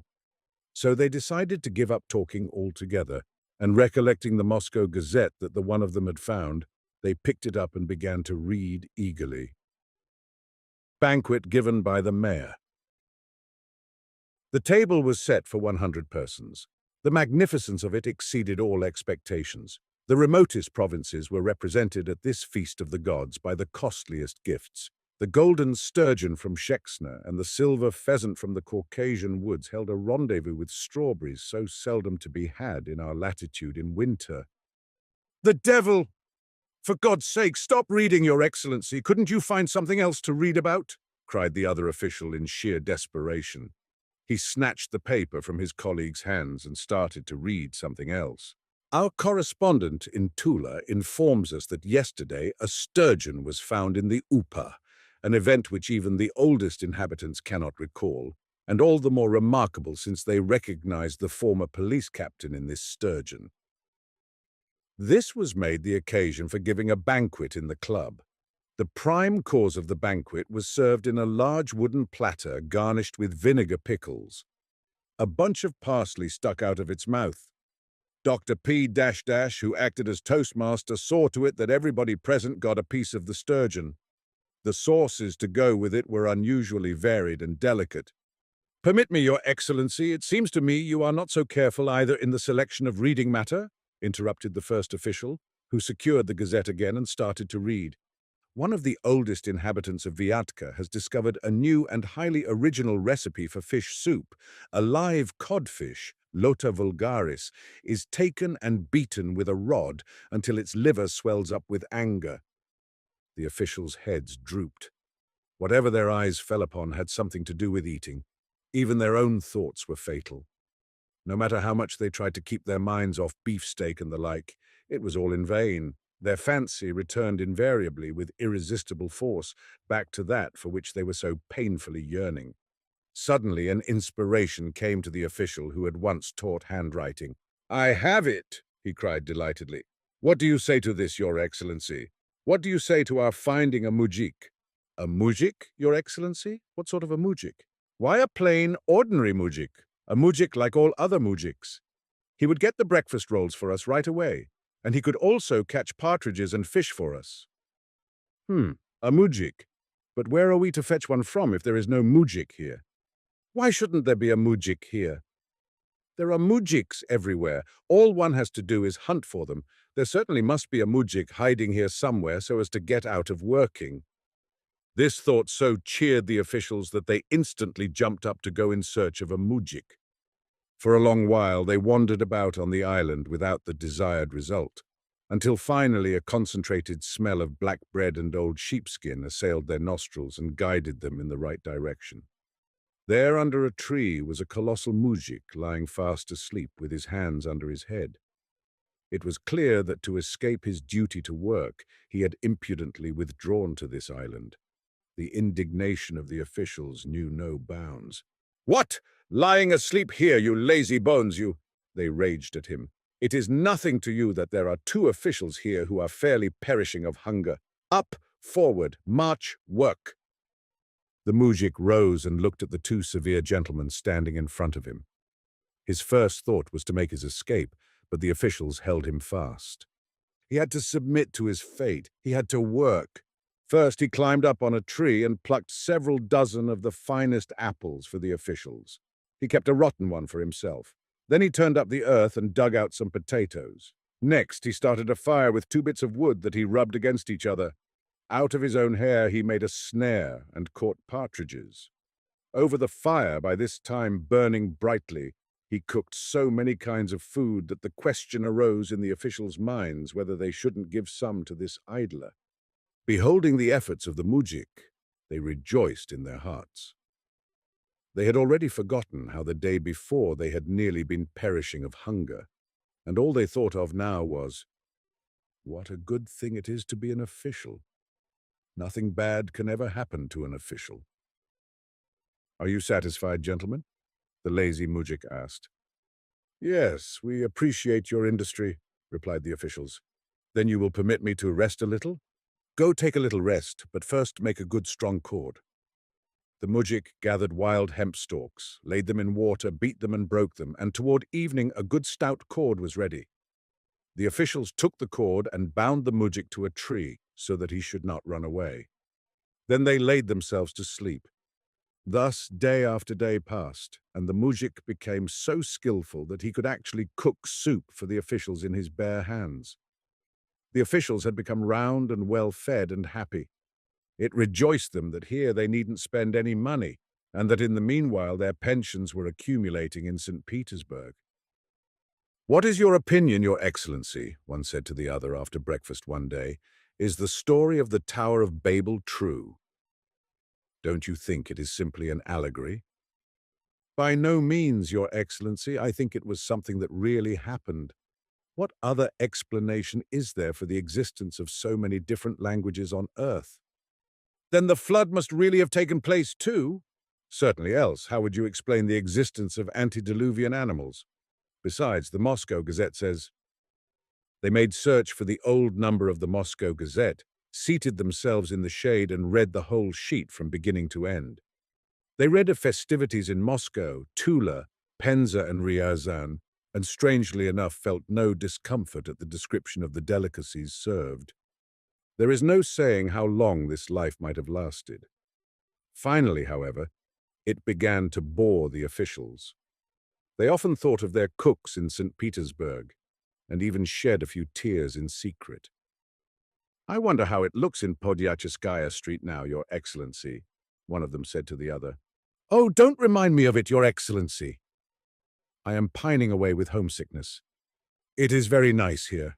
There is really no fault to be found with this place, but the lamb longs for its mother sheep. And it is a pity, too, for the beautiful uniforms." "Yes, indeed, a uniform of the 4th class is no joke. The gold embroidery alone is enough to make one dizzy." Now they began to importune the mujik to find some way of getting them back to Podyachiskaya Street. And strange to say, the mujik even knew where Podyachiskaya Street was. He had once drunk beer and mead there, and as the saying goes, everything had run down his beard, alas, but nothing into his mouth. The officials rejoiced and said, "We are officials from Podyachiskaya Street. And I am one of those men, do you remember, who sit on a scaffolding hung by ropes from the roofs and paint the outside walls. I am one of those who crawl about on the roofs like flies." "That is what I am," replied the mujik. The mujik now pondered long and heavily on how to give great pleasure to his officials, who had been so gracious to him, the lazybones, and had not scorned his work. And he actually succeeded in constructing a ship. It was not really a ship, but still it was a vessel that would carry them across the ocean close to Podyachiskaya Street. "Now take care, you dog, that you don't drown us," said the officials, when they saw the raft rising and falling on the waves. "Don't be afraid. We mujiks are used to this," said the mujik, making all the preparations for the journey. He gathered swans down and made a couch for his 2 officials. Then he crossed himself and rowed off from shore. How frightened the officials were on the way, how seasick they were during the storms, how they scolded the coarse mujik for his idleness, can neither be told nor described. The mujik, however, just kept rowing on and fed his officials on herring. At last they caught sight of dear old Mother Neva. Soon they were in the glorious Catherine Canal, and then, oh joy, they struck the grand Podyachiskaya Street. When the cooks saw their officials so well fed, round, and so happy, they rejoiced immensely. The officials drank coffee and rolls, then put on their uniforms and drove to the pension bureau.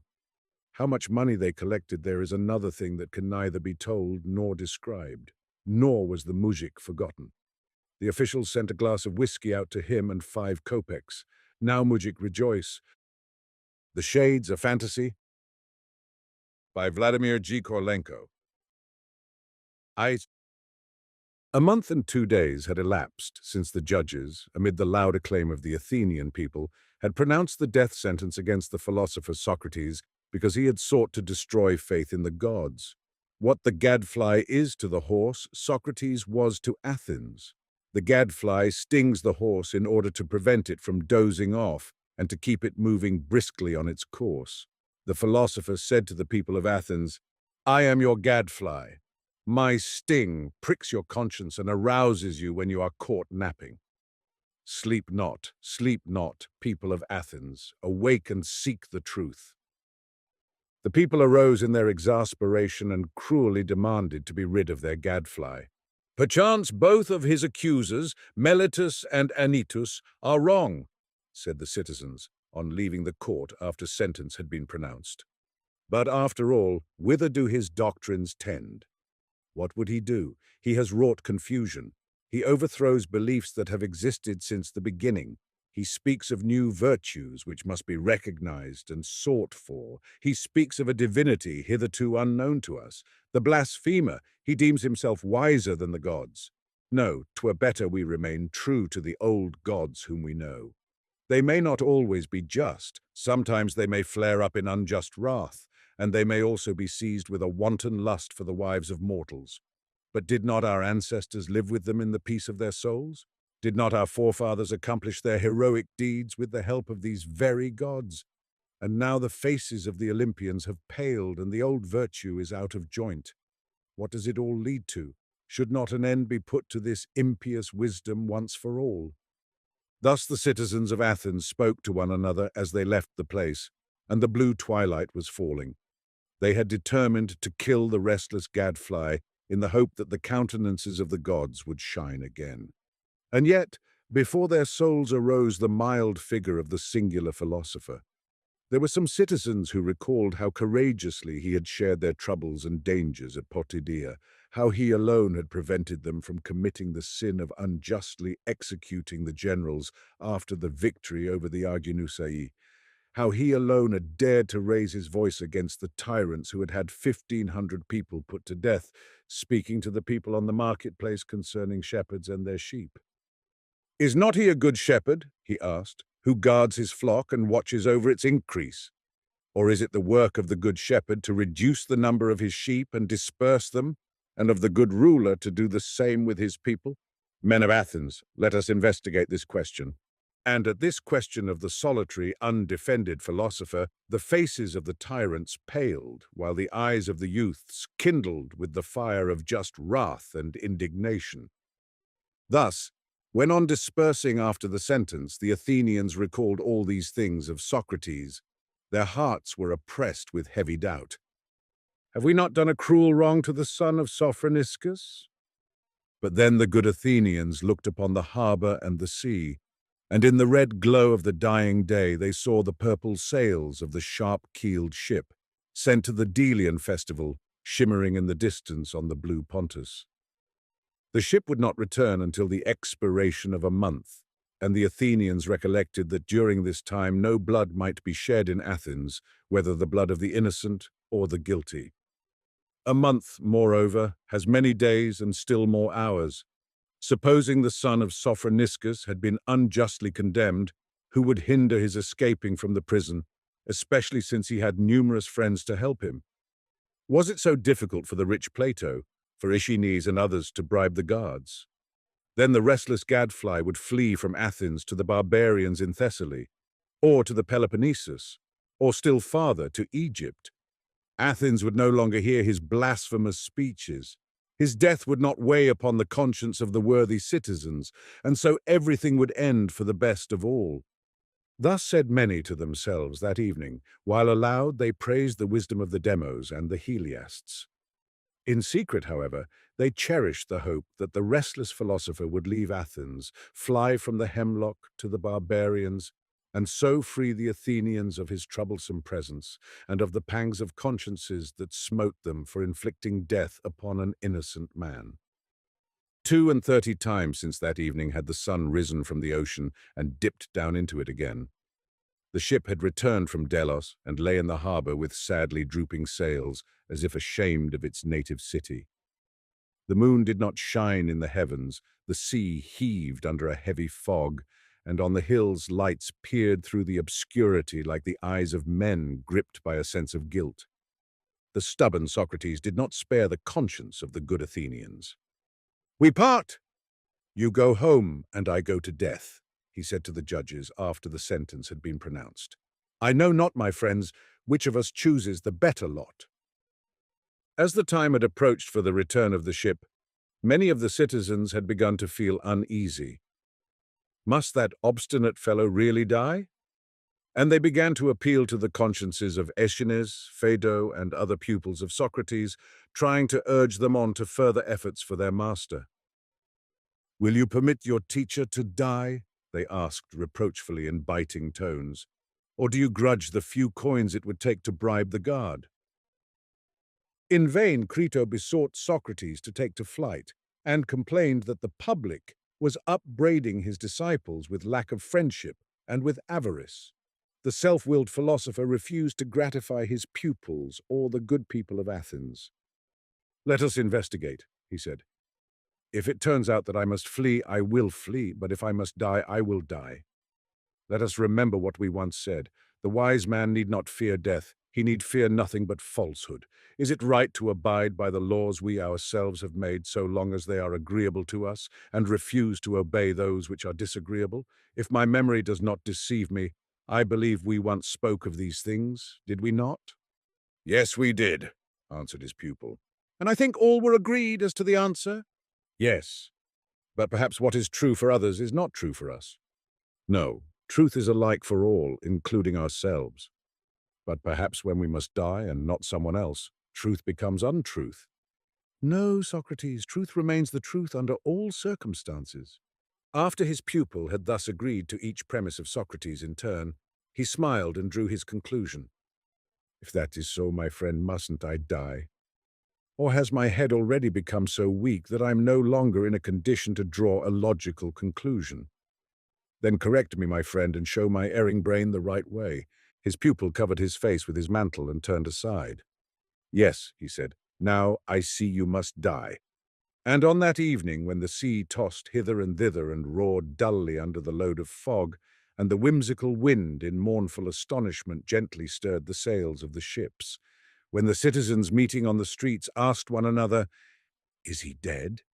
and their voices timidly betrayed the hope that he was not dead, when the first breath of awakened conscience touched the hearts of the Athenians like the first messenger of the storm, and when it seemed the very faces of the gods were darkened with shame, on that evening at the sinking of the sun, the self-willed man drank the cup of death.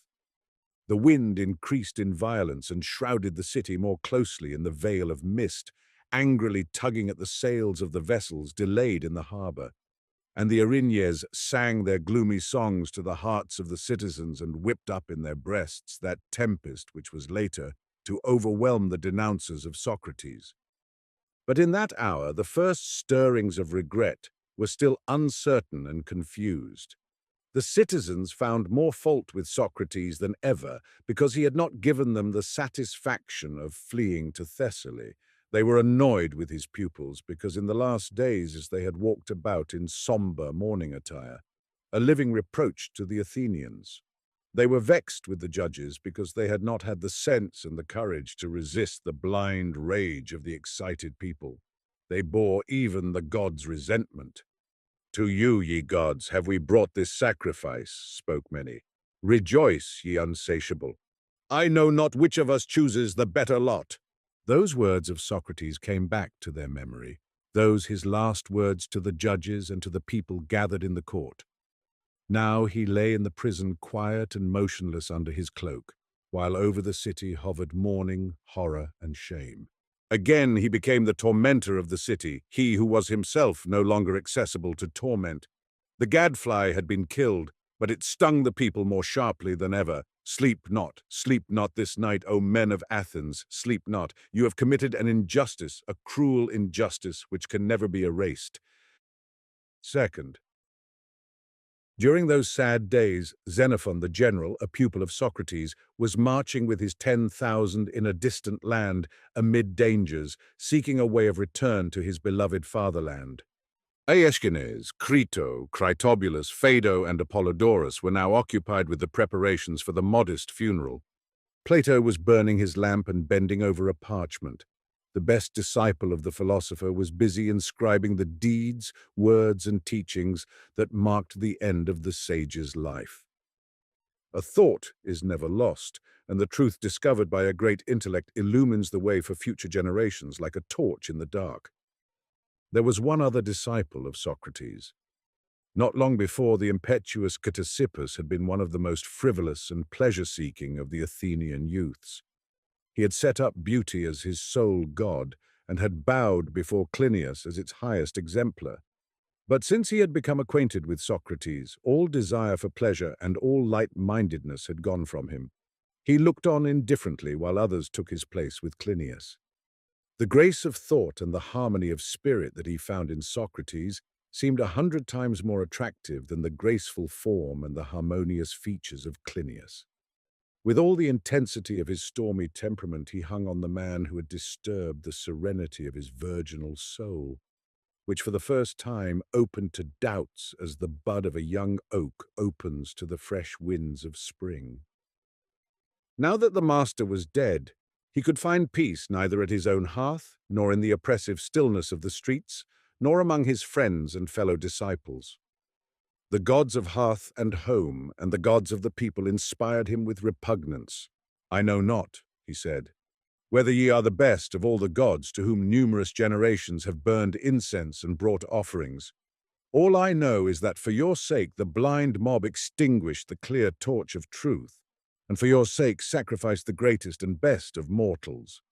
It almost seemed to Ctesippus as though the streets and marketplaces still echoed with the shrieking of that unjust sentence.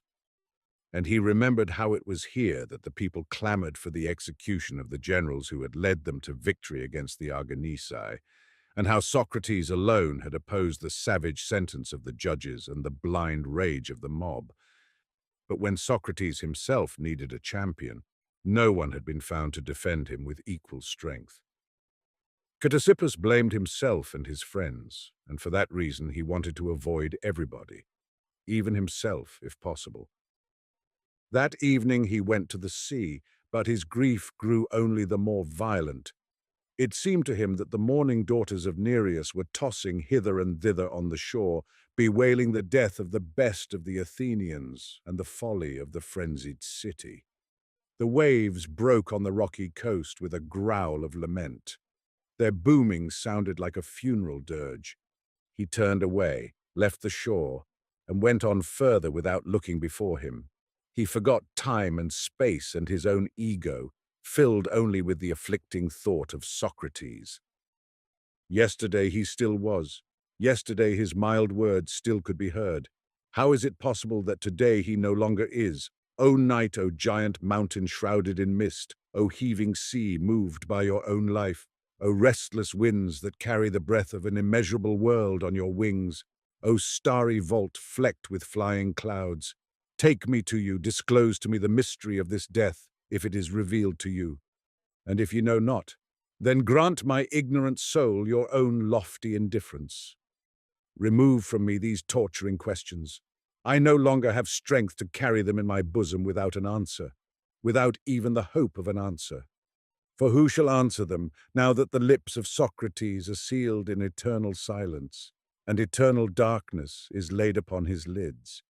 Thus Ctesippus cried out to the sea and the mountains, and to the dark night, which followed its invariable course, ceaselessly, invisibly, over the slumbering world.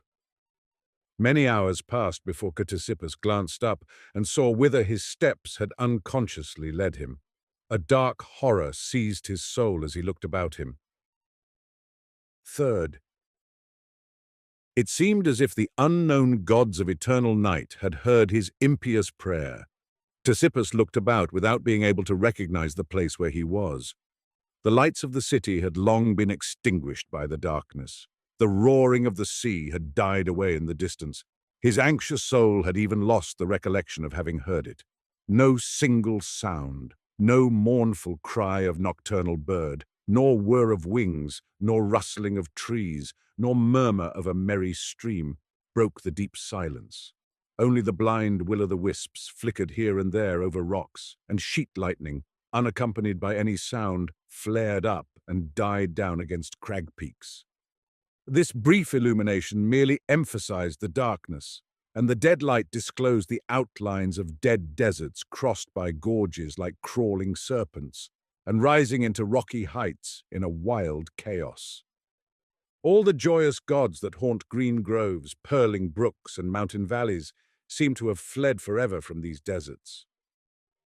Pan alone, the great and mysterious Pan, was hiding somewhere nearby in the chaos of nature, and with mocking glance seemed to be pursuing the tiny ant that a short time before had blasphemously asked to know the secret of the world and of death. Dark, senseless horror overwhelmed the soul of Ctesippus. It is thus that the sea in stormy flood tide overwhelms a rock on the shore. Was it a dream? Was it reality? Or was it the revelation of the unknown divinity? Ctesippus felt that in an instant he would step across the threshold of life, and that his soul would melt into an ocean of unending, inconceivable horror, like a drop of rain in the waves of the grey sea on a dark and stormy night. But at this moment he suddenly heard voices that seemed familiar to him, and in the glare of the sheet lightning his eyes recognized human figures. Fourth. On a rocky slope sat a man in deep despair. He had thrown a cloak over his head and was bowed to the ground. Another figure approached him softly, cautiously climbing upward and carefully feeling every step. The first man uncovered his face and exclaimed, "Is that you? I just now saw, my good Socrates. Is that you passing by me in this cheerless place? I have already spent many hours here without knowing when day will relieve the night. I have been waiting in vain for the dawn." "Yes, I am Socrates, my friend, and are you not Elpidius, who died 3 days before me?" "Yes, I am Elpidius, formerly the richest tanner in Athens. My friend, if it is disagreeable for you where you are, why don't you move to another spot?" "Oh, Socrates, I marvel at you. How dare you wander about in this cheerless gloom? I sit here overcome with grief and bemoan the joys of a fleeting life." "Friend Elpidius, like you, I too was plunged in this gloom when the light of earthly life was removed from my eyes. But an inner voice told me, 'Tread this new path without hesitation,' and I went." "But whither do you go, O son of Sophroniscus?" "Here there is no way, no path, not even a ray of light, nothing but a chaos of rocks, mist, and gloom." "True. But my Elpidius, since you are aware of this sad truth, have you not asked yourself what is the most distressing thing in your present situation?" "Undoubtedly the dismal darkness." "Then one should seek for light. Perchance you will find here the great law that mortals must in darkness seek the source of life. Do you not think it is better so to seek than to remain sitting in one spot?" "I think it is, therefore I keep walking. Farewell." "O good Socrates, abandon me not. You go with sure steps through the pathless chaos in Hades. Hold out to me but a fold of your mantle." "If you think it is better for you too, then follow me, friend Elpidius." And the two shades walked on, while the soul of Ctesippus, released by sleep from its mortal envelope, flew after them, greedily absorbing the tones of the clear Socratic speech. "Are you here, good Socrates?" The voice of the Athenian again was heard. "Why are you silent?" "Converse shortens the way, and I swear by Hercules, never did I have to traverse such a horrid way." "Put questions, friend Elpidius. The question of one who seeks knowledge brings forth answers and produces conversation." Elpidius maintained silence for a moment, and then, after he had collected his thoughts, asked, "Yes, this is what I wanted to say. Tell me, my poor Socrates, did they at least give you a good burial?" "I must confess, friend Elpidius, I cannot satisfy your curiosity." I understand, my poor Socrates, it doesn't help you cut a figure. Now with me it was so different. Oh, how they buried me! How magnificently they buried me, my poor fellow wanderer! I still think with great pleasure of those lovely moments after my death. First they washed me and sprinkled me with well-smelling balsam. Then my faithful Larissa dressed me in garments of the finest weave. The best mourning women of the city tore their hair from their heads because they had been promised good pay, and in the family vault they placed an amphora, a crater with beautiful decorated handles of bronze, and besides a vial. Stay, friend Elpidius. I'm convinced that the faithful Larissa converted her love into several minas, yet exactly 10 minas and 4 drachmas, not counting the drinks for the guests. I hardly think that the richest tanner can come before the souls of his ancestors and boast of such respect on the part of the living. Friend Elpidius, don't you think that money would have been of more use to the poor people who are still alive in Athens than to you at this moment? Admit, Socrates, you are speaking in envy, responded Elpidius, pained. I am sorry for you, unfortunate Socrates, although between ourselves you really deserved your fate. I myself in the family circle said more than once that an end ought to be put to your impious doings, because— Stay, friend. I thought you wanted to draw a conclusion, and I fear you are straying from the straight path. Tell me, my good friend, whither does your wavering thought tend? I wanted to say that in my goodness I am sorry for you. A month ago I myself spoke against you in the assembly, but truly none of us who shouted so loud wanted such a great ill to befall you. Believe me, now I am all the sorrier for you, unhappy philosopher. I thank you. But tell me, my friend, do you perceive a brightness before your eyes? No, on the contrary, such darkness lies before me that I must ask myself whether this is not the misty region of Orcus. This way, therefore, is just as dark for you as for me. Quite right. If I am not mistaken, you are even holding on to the folds of my cloak. Also true. Then we are in the same position? You see, your ancestors are not hastening to rejoice in the tale of your pompous burial. Where is the difference between us, my good friend?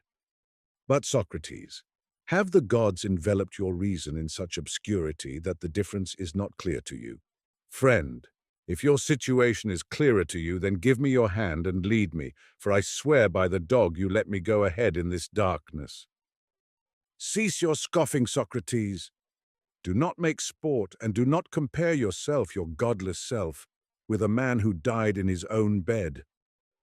Ah, I believe I am beginning to understand you. But tell me, Elpidius, do you hope ever again to rejoice in your bed? Oh, I think not. And was there ever a time when you did not sleep in it? Yes, that was before I bought goods from Agesilaus at half their value. You see that Agesilaus is really a deep-dyed rogue.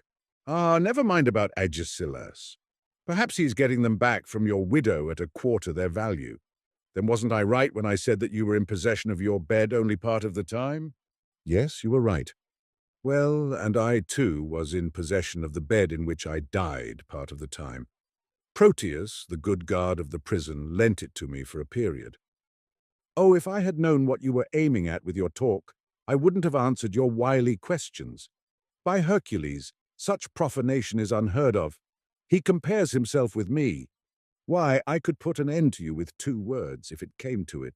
Say them, Elpidius, without fear. Words can scarcely be more destructive to me than the hemlock. Well then, that is just what I wanted to say. You unfortunate man, you died by the sentence of the court and had to drink hemlock. But I have known that since the day of my death, even long before. And you, unfortunate Elpidius, tell me what caused your death. Oh, with me it was different, entirely different. You see, I got the dropsy in my abdomen. An expensive physician from Corinth was called who promised to cure me for 2 minas, and he was given half that amount in advance. I am afraid that Larissa, in her lack of experience in such things, gave him the other half too. Then the physician did not keep his promise. That's it. And you died from dropsy? Ah, Socrates, believe me, 3 times it wanted to vanquish me, and finally it quenched the flame of my life. Then tell me, did death by dropsy give you great pleasure? Oh, wicked Socrates, don't make sport of me. I told you it wanted to vanquish me 3 times. I bellowed like a steer under the knife of the slaughterer and begged the parquet to cut the thread of my life as quickly as possible. That doesn't surprise me. But from what do you conclude that the dropsy was pleasanter to you than the hemlock to me? The hemlock made an end of me in a moment. I see I fell into your snare again, you crafty sinner. I won't enrage the gods still more by speaking with you, you destroyer of sacred customs. Both were silent and quiet reigned, but in a short while Elpidius was again the first to begin a conversation. Why are you silent, good Socrates? My friend, didn't you yourself ask for silence? I'm not proud, and I can treat men who are worse than I am considerately. Don't let us quarrel. I did not quarrel with you, friend Elpidius, and did not wish to say anything to insult you. I am merely accustomed to get at the truth of things by comparisons. My situation is not clear to me. You consider your situation better, and I should be glad to learn why. On the other hand, it would not hurt you to learn the truth, whatever shape it may take. Well, no more of this. Tell me, are you afraid? I don't think that the feeling I now have can be called fear. I am afraid, although I have less cause than you to be at odds with the gods.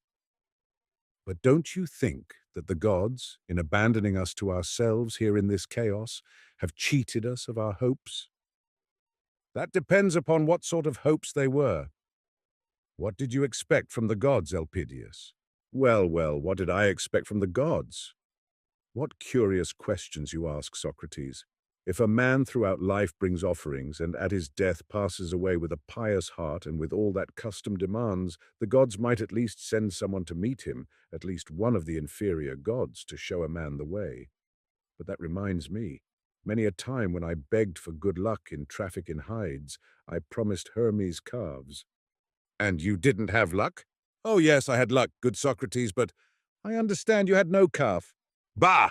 Socrates, a rich tanner, and not have calves. Now I understand. You had luck, had calves, but you kept them for yourself, and Hermes received nothing. You're a clever man. I've often said so. I kept only 3 of my 10 oaths, and I didn't deal differently with the other gods. If the same is the case with you, isn't that the reason, possibly, why we are now abandoned by the gods?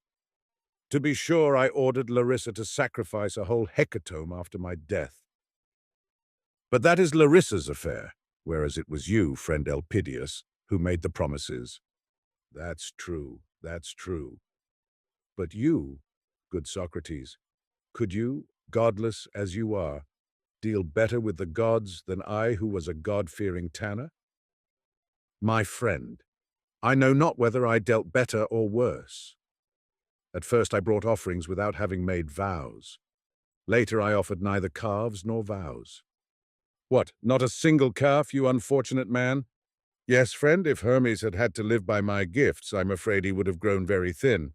I understand. You did not traffic in cattle, so you offered articles of some other trade, probably a mina or so of what the pupils paid you. You know, my friend, I didn't ask pay of my pupils, and my trade scarcely sufficed to support me. If the gods reckoned on the sorry remnants of my meals, they miscalculated.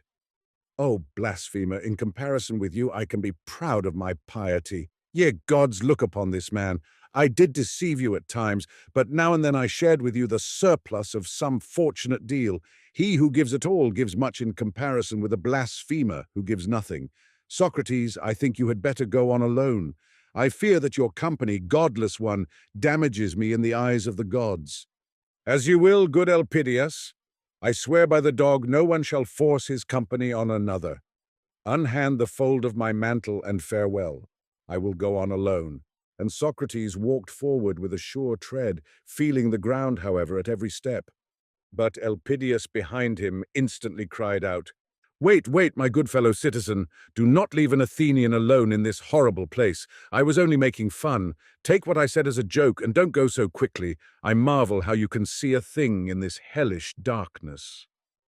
Friend, I have accustomed my eyes to it. That's good. Still, I can't approve of your not having brought sacrifices to the gods. No, I can't, poor Socrates, I can't. The honorable Sophroniscus certainly taught you better in your youth, and you yourself used to take part in the prayers. I saw you. Yes, But I am accustomed to examine all our motives and to accept only those that after investigation prove to be reasonable. And so a day came on which I said to myself, Socrates, here you are praying to the Olympians. Why are you praying to them? Elpidius laughed.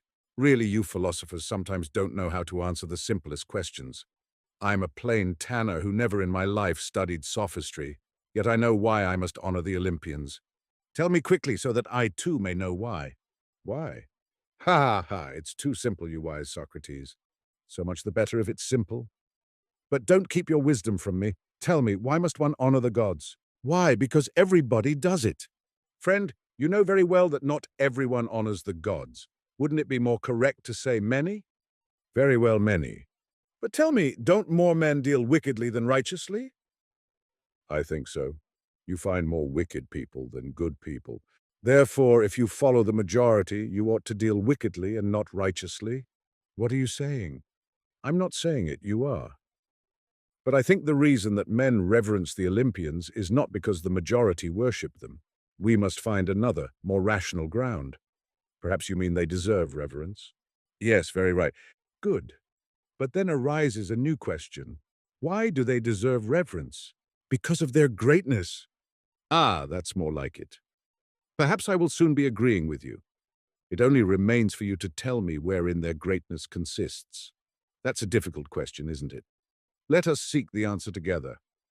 Homer says that the impetuous Ares, when stretched flat on the ground by a stone thrown by Pallas Athene, covered with his body the space that can be traveled in 7 mornings. You see what an enormous space. Is that wherein greatness consists? There you have me, my friend. That raises another question. Do you remember the athlete Theophantes? He towered over the people a whole head's length, whereas Pericles was no larger than you. But whom do we call great, Pericles or Theophantes? I see that greatness does not consist in size of body. In that you're right. I am glad we agree. Perhaps greatness consists in virtue. Certainly. I think so too. Well then, who must bow to whom? The small before the large, or those who are great in virtues before the wicked? The answer is clear. I think so too. Now we will look further into this matter. Tell me truly, did you ever kill other people's children with arrows? It goes without saying, never. Do you think so ill of me?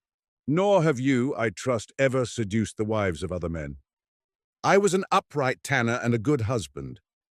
Don't forget that, Socrates, I beg of you.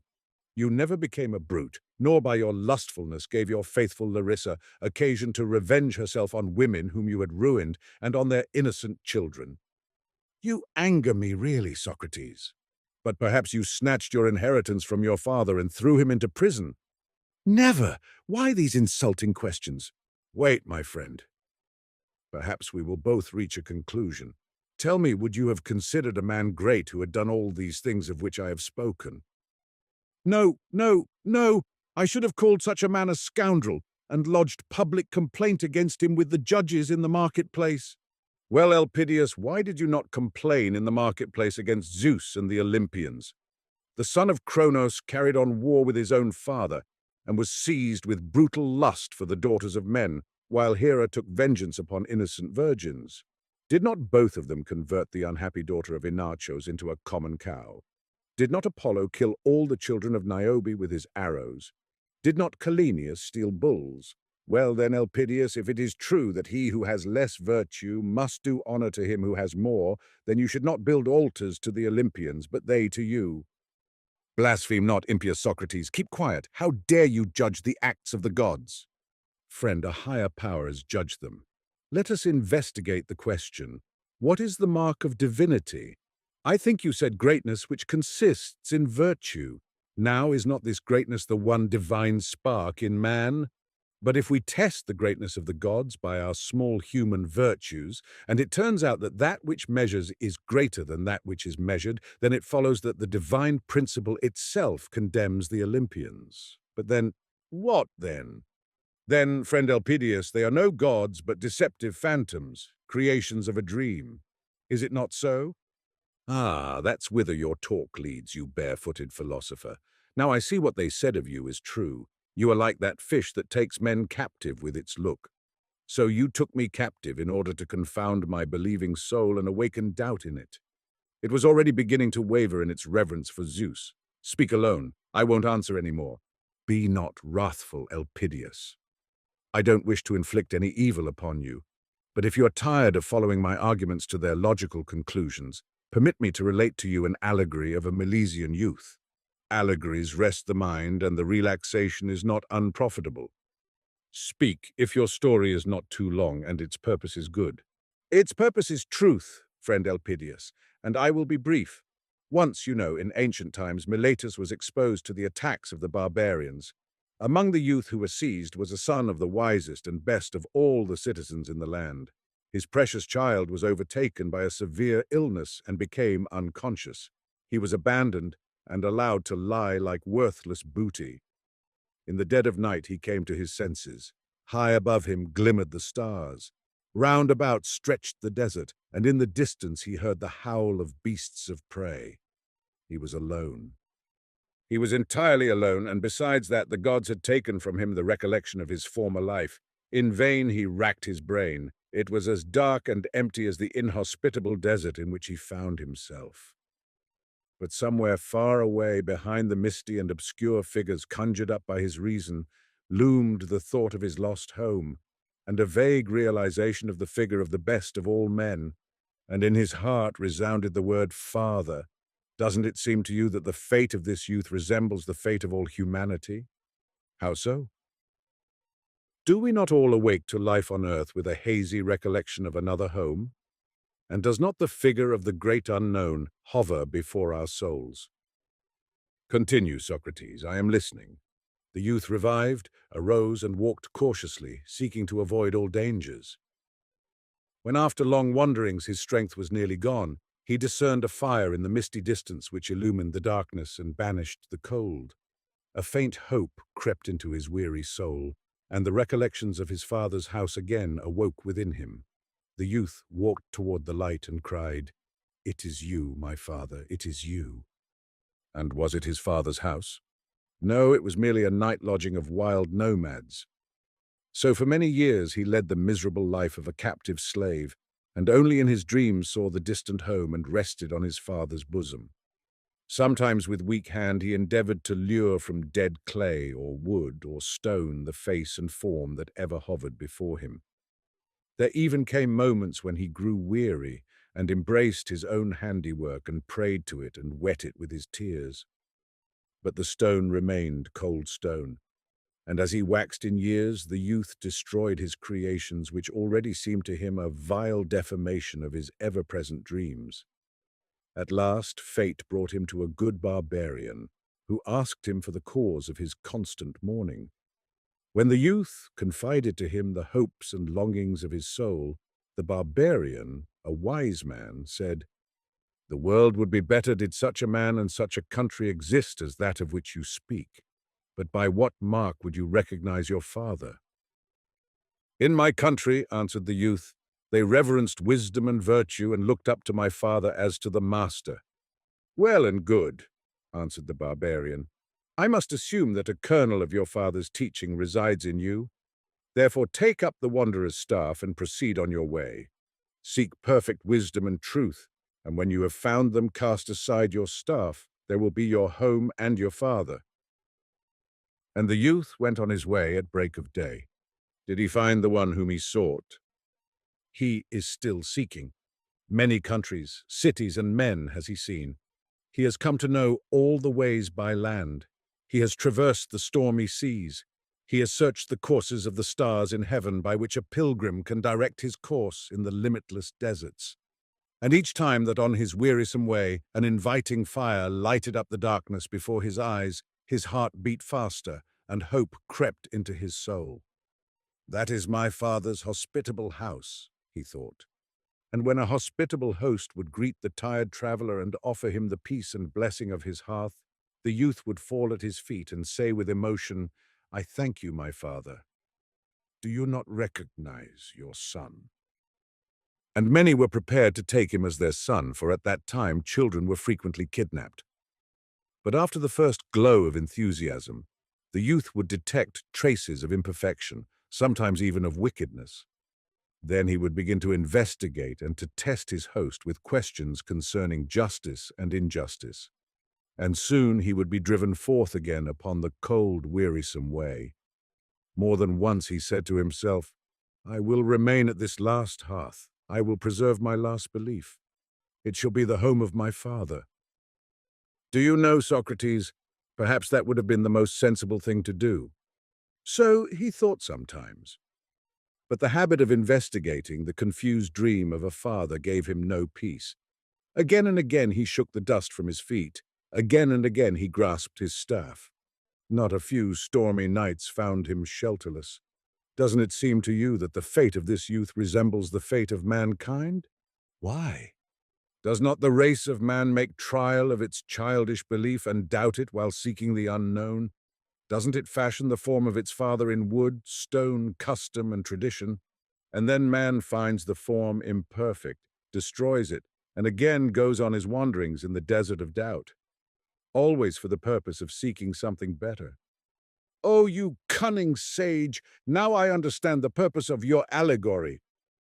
And I will tell you to your face that if only a ray of light were to penetrate this gloom, I would not put the Lord on trial with unnecessary questions.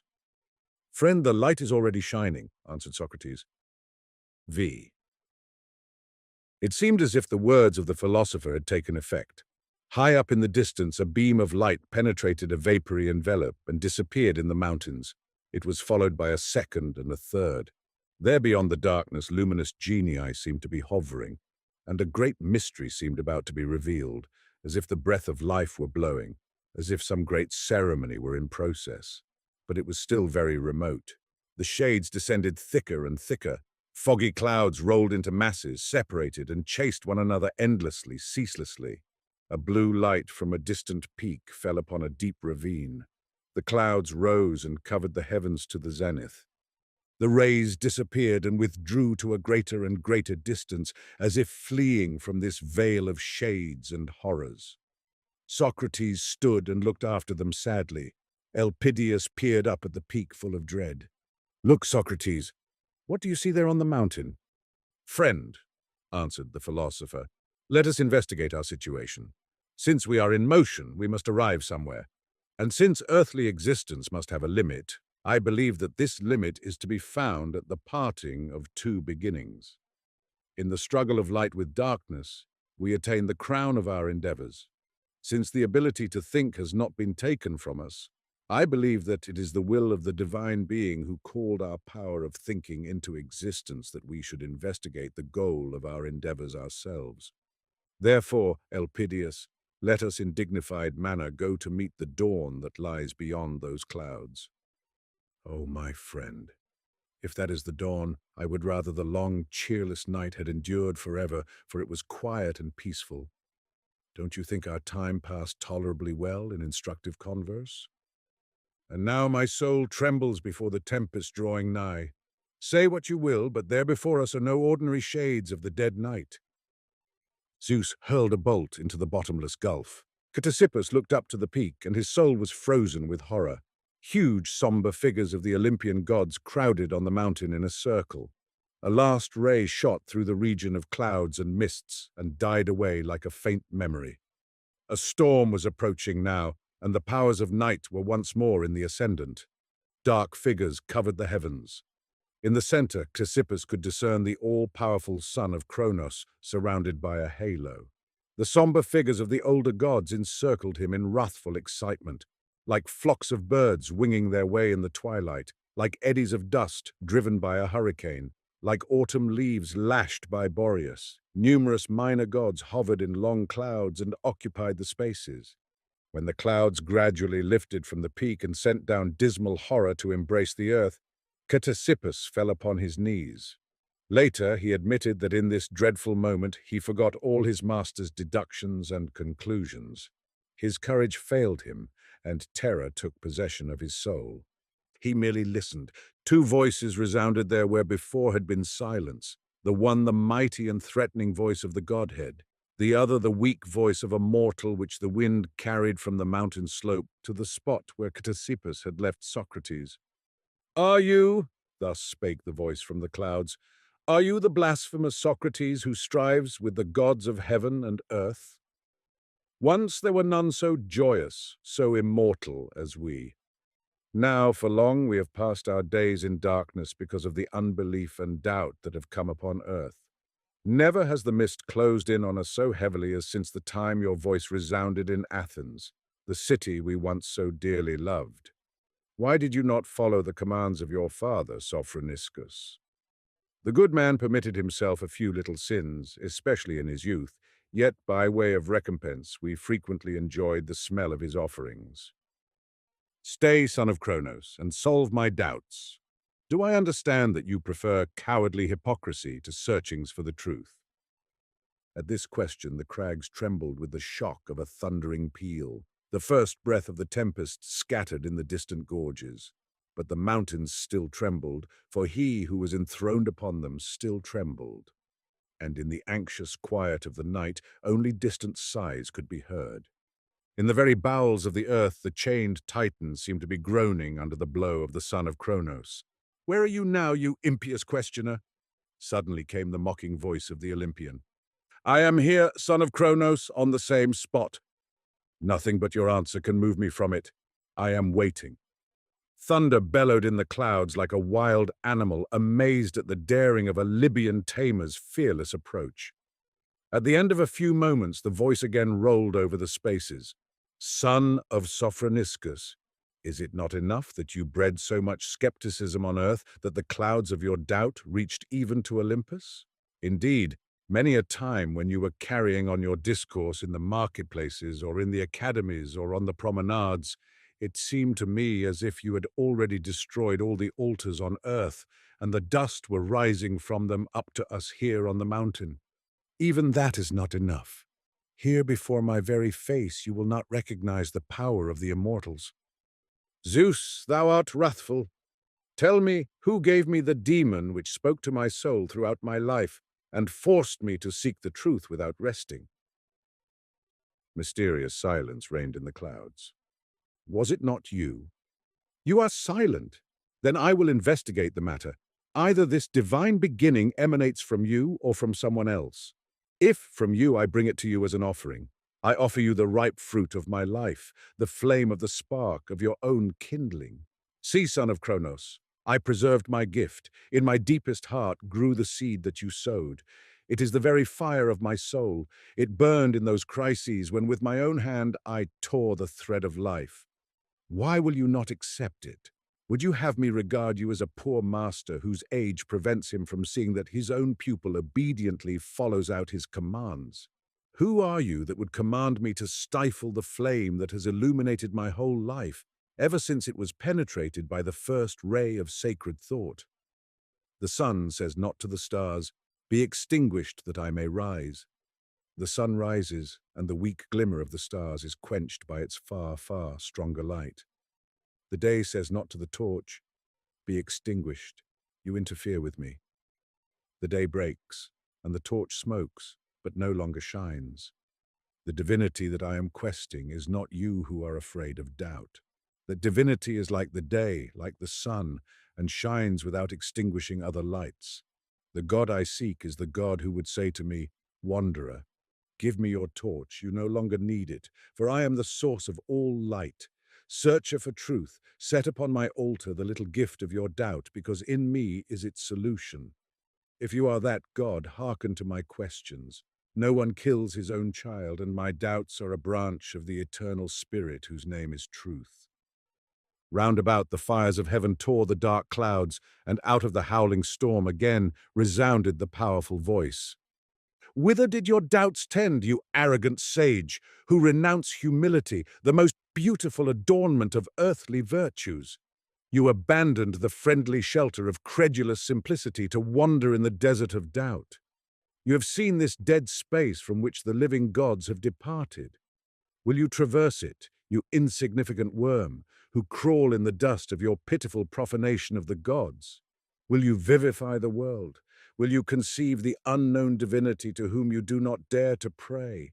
You miserable digger of dung, soiled by the smut of ruined altars, are you perchance the architect who shall build the new temple?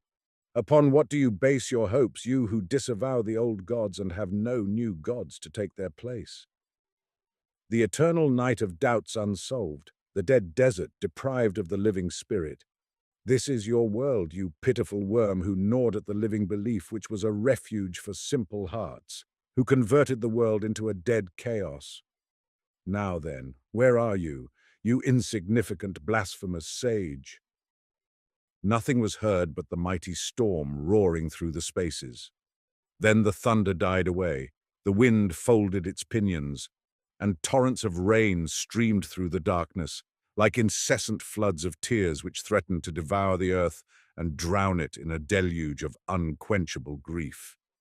It seemed to Ctesippus that the master was overcome, and that the fearless, restless, questioning voice had been silenced forever. But a few moments later it issued again from the same spot.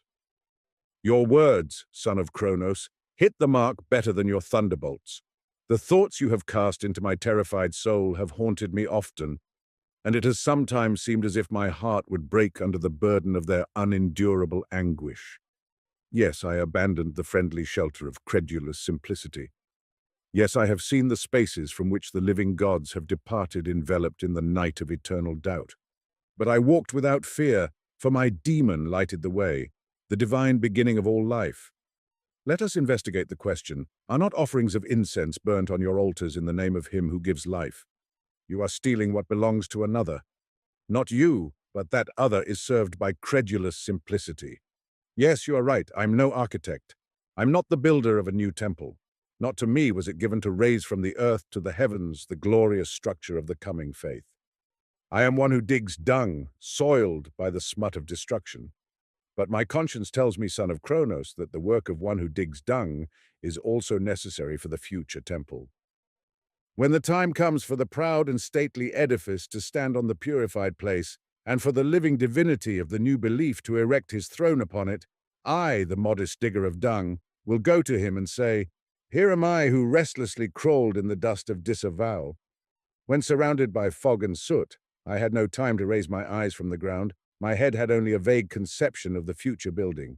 Will you reject me, you just one, just and true, and great? Silence and astonishment reigned in the spaces. Then Socrates raised his voice and continued. The sunbeam falls upon the filthy puddle, and light vapor, leaving heavy mud behind, rises to the sun, melts, and dissolves in the ether. With your sunbeam you touched my dust-laden soul, and it aspired to you, unknown one, whose name is mystery. I sought for you because you are truth. I strove to attain to you because you are justice. I loved you because you are love. I died for you because you are the source of life. Will you reject me, O unknown? My torturing doubts, my passionate search for truth, my difficult life, my voluntary death. Accept them as a bloodless offering, as a prayer, as a sigh. Absorb them as the immeasurable ether absorbs the evaporating mists. Take them, you whose name I do not know. Let not the ghosts of the night I have traversed bar the way to you, to eternal light. Give way, you shades who dim the light of the dawn. I tell you, gods of my people, you are unjust, and where there is no justice, there can be no truth, but only phantoms, creations of a dream. To this conclusion have I come, I, Socrates, who sought to fathom all things. Rise, dead mists, I go my way to him whom I have sought all my life long. The thunder burst again, a short, abrupt peal, as if the aegis had fallen from the weakened hand of the thunderer. Storm voices trembled from the mountains, sounding dully in the gorges, and died away in the clefts. In their place resounded other marvelous tones. When Ctesippus looked up in astonishment, a spectacle presented itself such as no mortal eyes had ever seen. The night vanished. The clouds lifted, and godly figures floated in the azure like golden ornaments on the hem of a festive robe. Heroic forms glimmered over the remote crags and ravines, and Elpidias, whose little figure was seen standing at the edge of a cleft in the rocks, stretched his hands toward them, as if beseeching the vanishing gods for a solution of his fate. A mountain peak now stood out clearly above the mysterious mist, gleaming like a torch over dark blue valleys. The son of Kronos, the thunderer, was no longer enthroned upon it, and the other Olympians too were gone. Socrates stood alone in the light of the sun under the high heavens. Ctesippus was distinctly conscious of the pulse beat of a mysterious life quivering throughout nature, stirring even the tiniest blade of grass. A breath seemed to be stirring the balmy air, a voice to be sounding in wonderful harmony, an invisible tread to be heard, the tread of the radiant dawn. And on the illumined peak a man still stood, stretching out his arms in mute ecstasy, moved by a mighty impulse. A moment, and all disappeared, and the light of an ordinary day shone upon the awakened soul of Ctesippus. It was like dismal twilight after the revelation of nature that had blown upon him the breath of an unknown life. In deep silence, the pupils of the philosopher listened to the marvelous recital of Ctesippus. Plato broke the silence. "Let us investigate the dream and its significance," he said. "Let us investigate it," responded the others. The Signal, by Vsevolod M. Garshin. Semyon Ivanov was a track walker. His hut was 10 versts away from a railroad station in one direction and 12 versts away in the other. About 4 versts away there was a cotton mill that had opened the year before, and its tall chimney rose up darkly from behind the forest. The only dwellings around were the distant huts of the other track walkers. Semyon Ivanov's health had been completely shattered. 9 years before he had served right through the war as servant to an officer. The sun had roasted him, the cold frozen him, and hunger famished him on the forced marches of 40 and 50 versts a day in the heat and the cold and the rain and the shine. The bullets had whizzed about him, but thank God none had struck him. Semyon's regiment had once been on the firing line. For a whole week there had been skirmishing with the Turks, only a deep ravine separating the two hostile armies, and from morn till eve there had been a steady crossfire. Thrice daily, Semyon carried a steaming samovar and his officers' meals from the camp kitchen to the ravine. The bullets hummed about him and rattled viciously against the rocks. Semyon was terrified and cried sometimes, but still he kept right on. The officers were pleased with him because he always had hot tea ready for them. He returned from the campaign with limbs unbroken but crippled with rheumatism. He had experienced no little sorrow since then. He arrived home to find that his father, an old man, and his little 4-year-old son had died. Semyon remained alone with his wife. They could not do much. It was difficult to plough with rheumatic arms and legs. They could no longer stay in their village, so they started off to seek their fortune in new places. They stayed for a short time on the line, in Kherson and Donshchina, but nowhere found luck. Then the wife went out to service, and Semyon continued to travel about. Once he happened to ride on an engine, and at one of the stations the face of the station master seemed familiar to him. Semyon looked at the station master, and the station master looked at Semyon, and they recognized each other. He had been an officer in Semyon's regiment. "You are Ivanov," he said. "Yes, Your Excellency. How do you come to be here?" Semyon told him all. "Where are you off to?" "I cannot tell you, sir." "Idiot! What do you mean by cannot tell you?" "I mean what I say, Your Excellency. There is nowhere for me to go to. I must hunt for work, sir." The station master looked at him, thought a bit, and said, "See here, friend, stay here a while at the station. You are married, I think. Where is your wife?" "Yes, Your Excellency, I am married. My wife is at Kursk in service with a merchant." "Well, write to your wife to come here. I will give you a free pass for her. There is a position as track walker open. I will speak to the chief on your behalf." "I shall be very grateful to you, Your Excellency," replied Semyon. He stayed at the station, helped in the kitchen, cut firewood, kept the yard clean, and swept the platform. In a fortnight's time his wife arrived, and Semyon went on a hand trolley to his hut. The hut was a new one and warm, with as much wood as he wanted. There was a little vegetable garden, the legacy of former track walkers, and there was about half a desiatin of ploughed land on either side of the railway embankment. Semyon was rejoiced.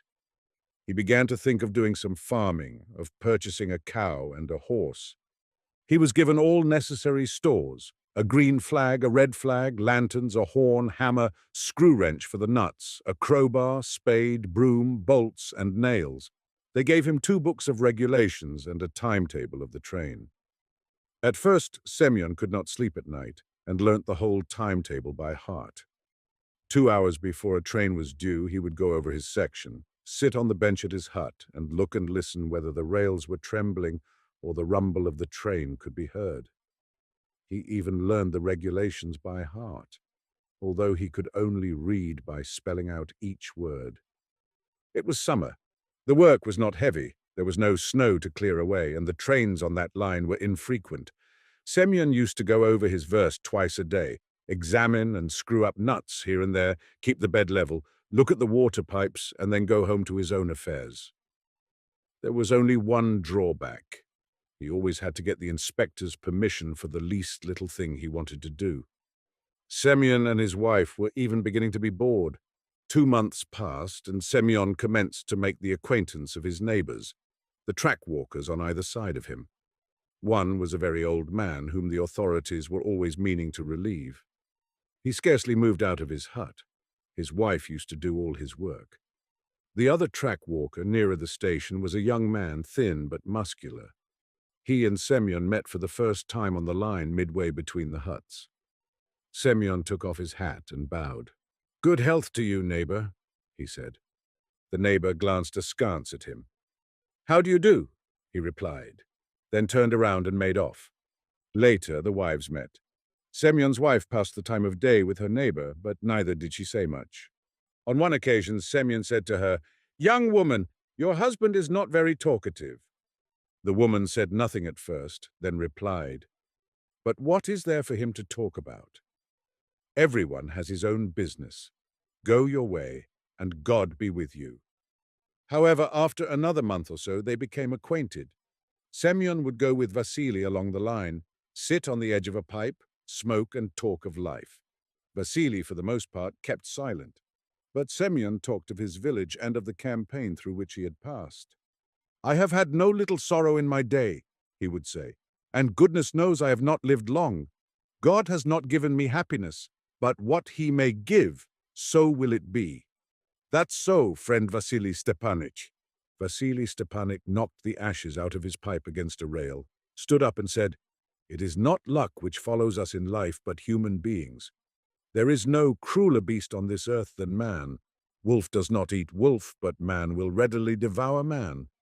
"Come, friend, don't say that. A wolf eats wolf." The words came into my mind, and I said it. All the same, there is nothing crueler than man. If it were not for his wickedness and greed, it would be possible to live. Everybody tries to sting you to the quick, to bite and eat you up. Semyon pondered a bit. "I don't know, brother," he said. "Perhaps it is as you say, and perhaps it is God's will." "And perhaps," said Vasily, "it is waste of time for me to talk to you. To put everything unpleasant on God and sit and suffer means, brother, being not a man but an animal. That's what I have to say."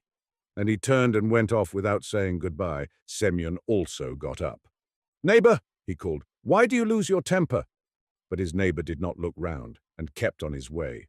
Semyon gazed after him until he was lost to sight in the cutting at the turn. He went home and said to his wife, "Arina, our neighbor is a wicked person, not a man." However, they did not quarrel. They met again and discussed the same topics. "All men, if it were not for men, we should not be poking in these huts," said Vasily on one occasion. "And what if we are poking in these huts? It's not so bad. You can live in them." "Live in them, indeed! Bah, you! You have lived long and learned little, looked at much and seen little.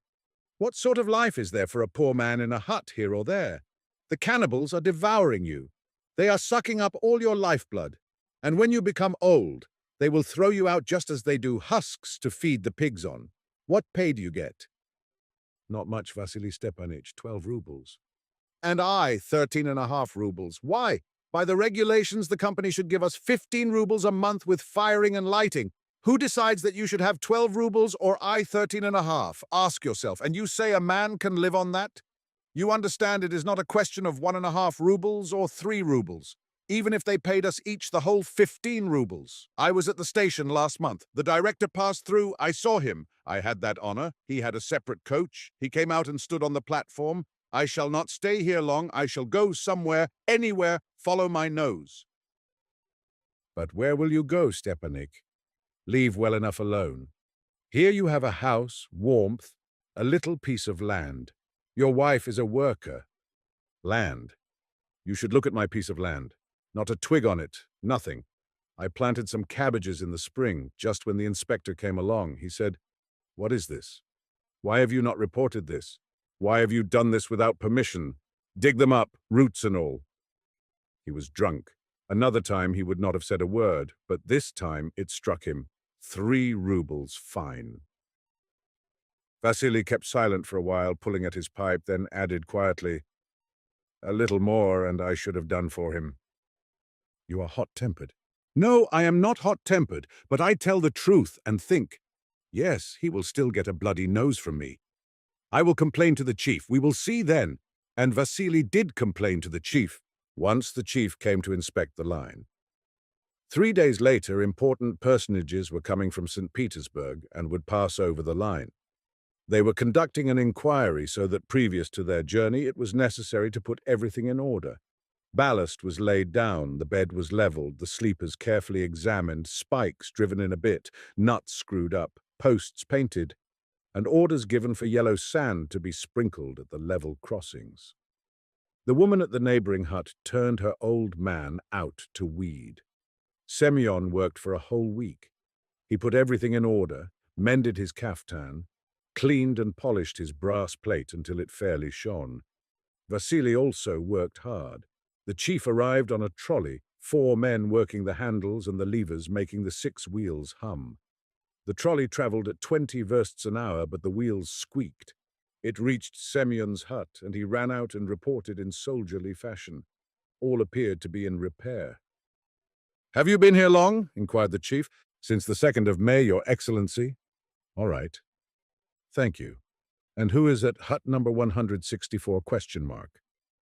The traffic inspector, he was traveling with the chief on the trolley, replied, "Vasily Spiridov."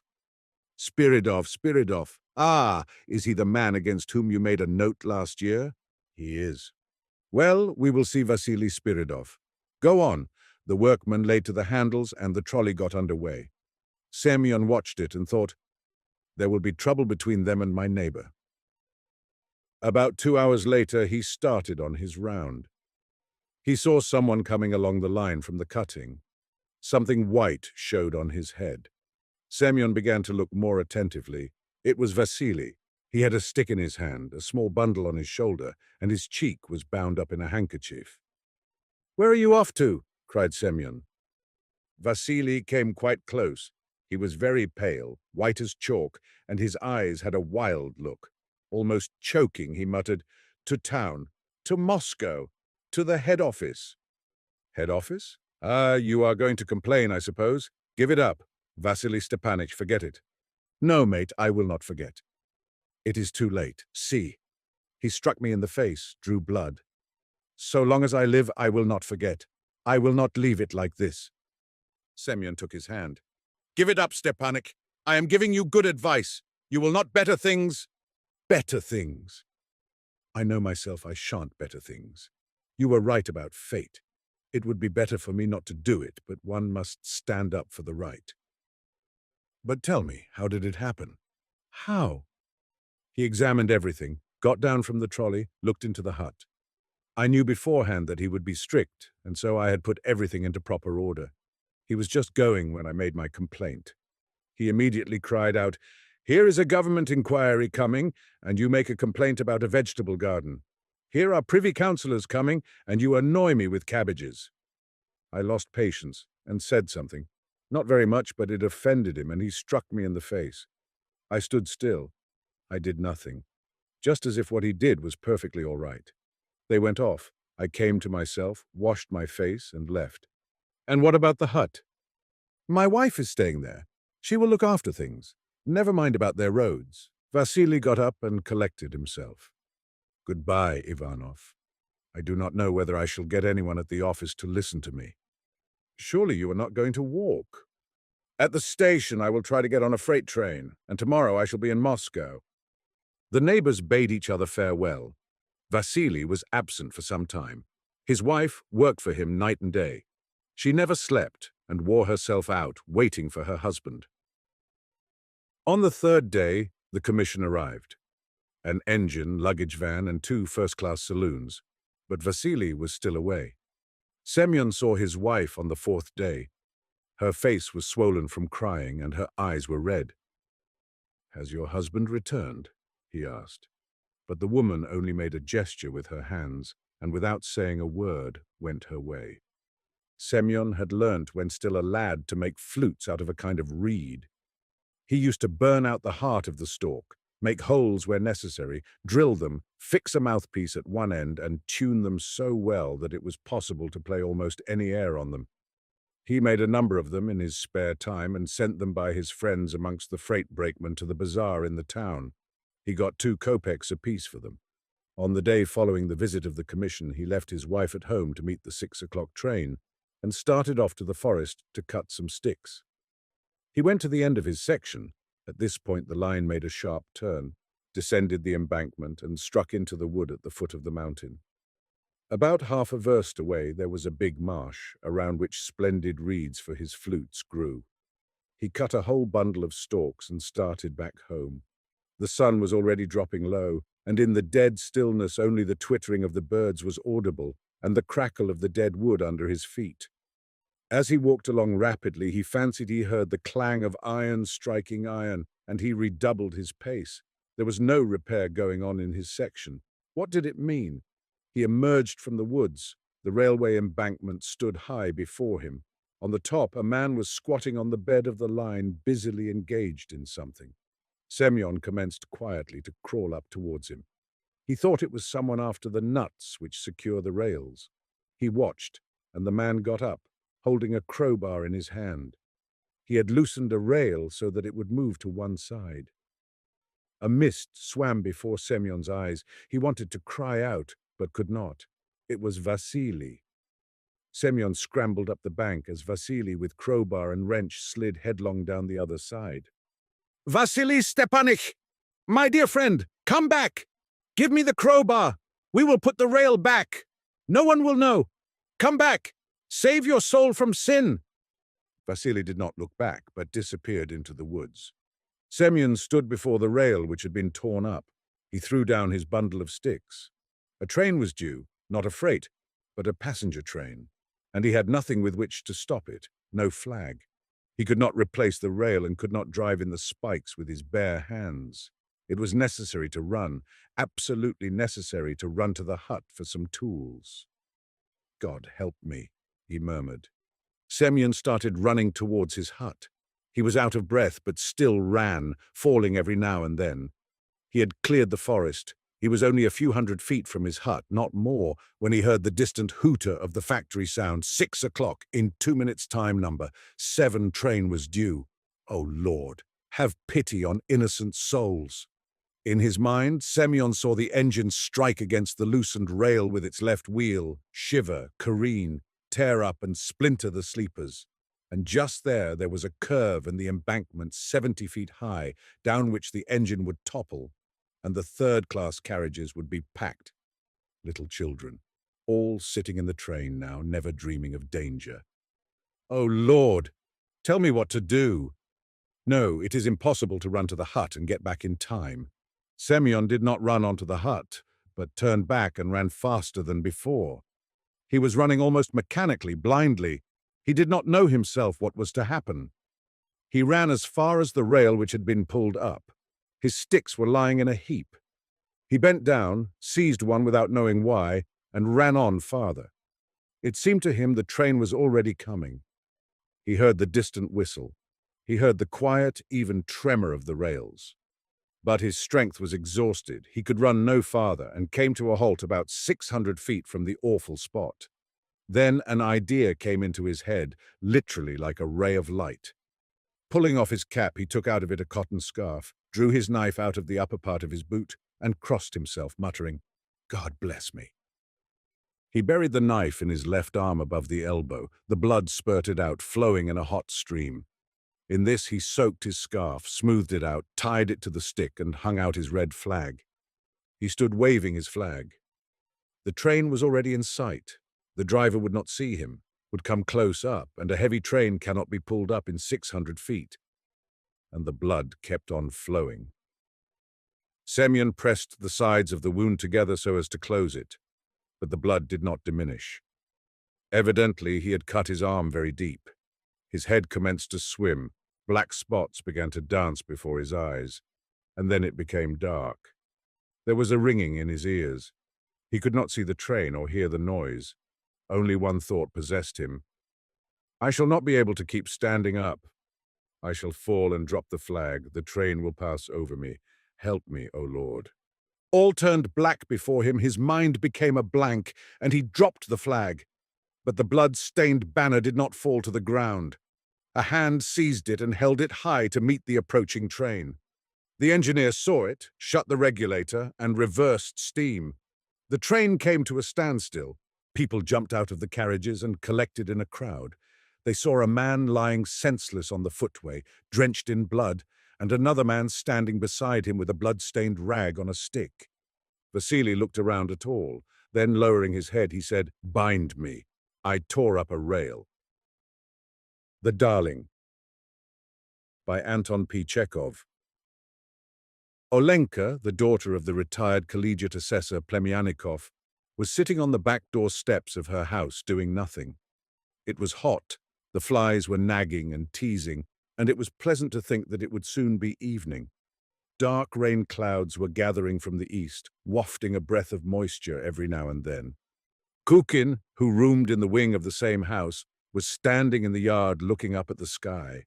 He was the manager of the Tivoli, an open-air theatre. "Again," he said despairingly. "Rain again. Rain, rain, rain. Every day rain. As though to spite me. I might as well stick my head into a noose and be done with it. It's ruining me. Heavy losses every day." He wrung his hands and continued, addressing Olenka. "What a life, Olga Semyonovna! It's enough to make a man weep. He works, he does his best, his very best. He tortures himself, he passes sleepless nights. He thinks and thinks and thinks how to do everything just right. And what's the result? He gives the public the best operetta, the very best pantomime, excellent artists. But do they want it? Have they the least appreciation of it? The public is rude. The public is a great bore. The public wants a circus, a lot of nonsense, a lot of stuff. And there's the weather. Look, rain almost every evening. It began to rain on the 10th of May, and it's kept it up through the whole of June. It's simply awful. I can't get any audiences, and don't I have to pay rent? Don't I have to pay the actors? The next day towards evening the clouds gathered again, and Kukin said with an hysterical laugh, "Oh, I don't care. Let it do its worst. Let it drown the whole theatre, and me too. All right, no luck for me in this world or the next. Let the actors bring suit against me and drag me to court. What's the court? Why not Siberia at hard labor, or even the scaffold? Ha, ha, ha!" It was the same on the third day. Olenka listened to Kukin seriously in silence. Sometimes tears would rise to her eyes. At last Kukin's misfortune touched her. She fell in love with him. He was short, gaunt, with a yellow face and curly hair combed back from his forehead, and a thin tenor voice. His features puckered all up when he spoke. Despair was ever inscribed on his face, and yet he awakened in Olenka a sincere, deep feeling.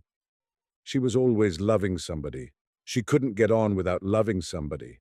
She had loved her sick father, who sat the whole time in his armchair in a darkened room, breathing heavily.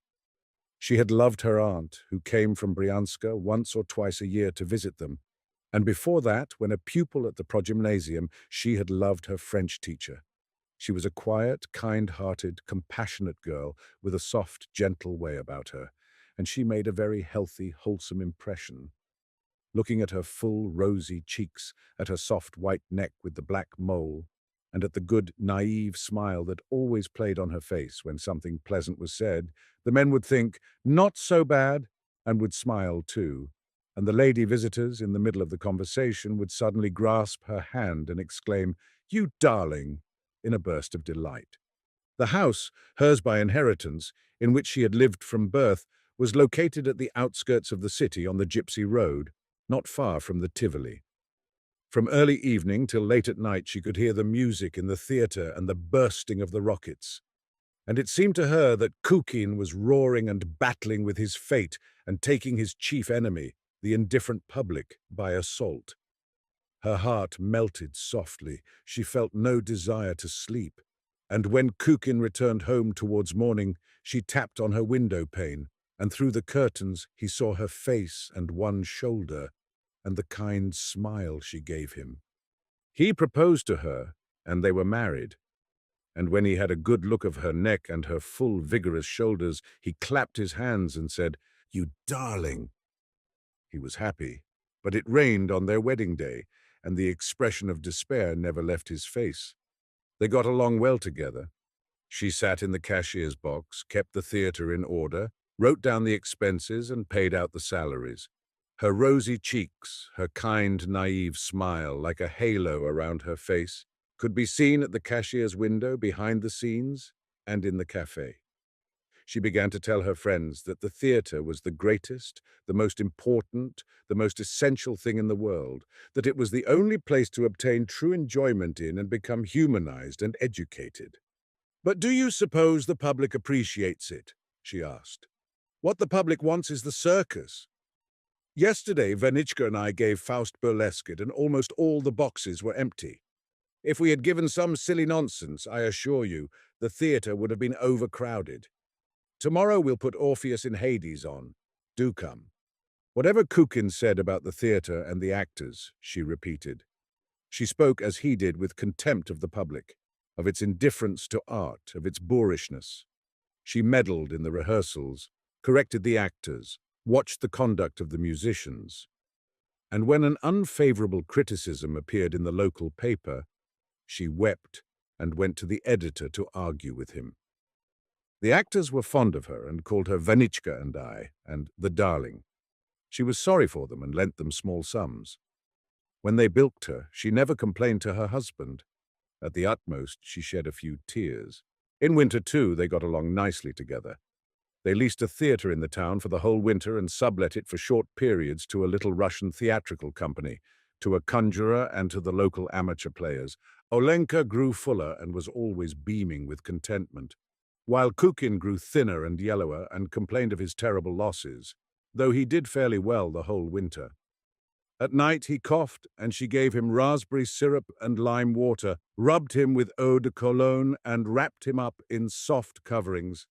"You are my precious sweet," she said with perfect sincerity, stroking his hair. "You are such a dear." At Lent he went to Moscow to get his company together, and while without him, Olenka was unable to sleep. She sat at the window the whole time, gazing at the stars. She likened herself to the hens that are also uneasy and unable to sleep when their rooster is out of the coop. Kukin was detained in Moscow.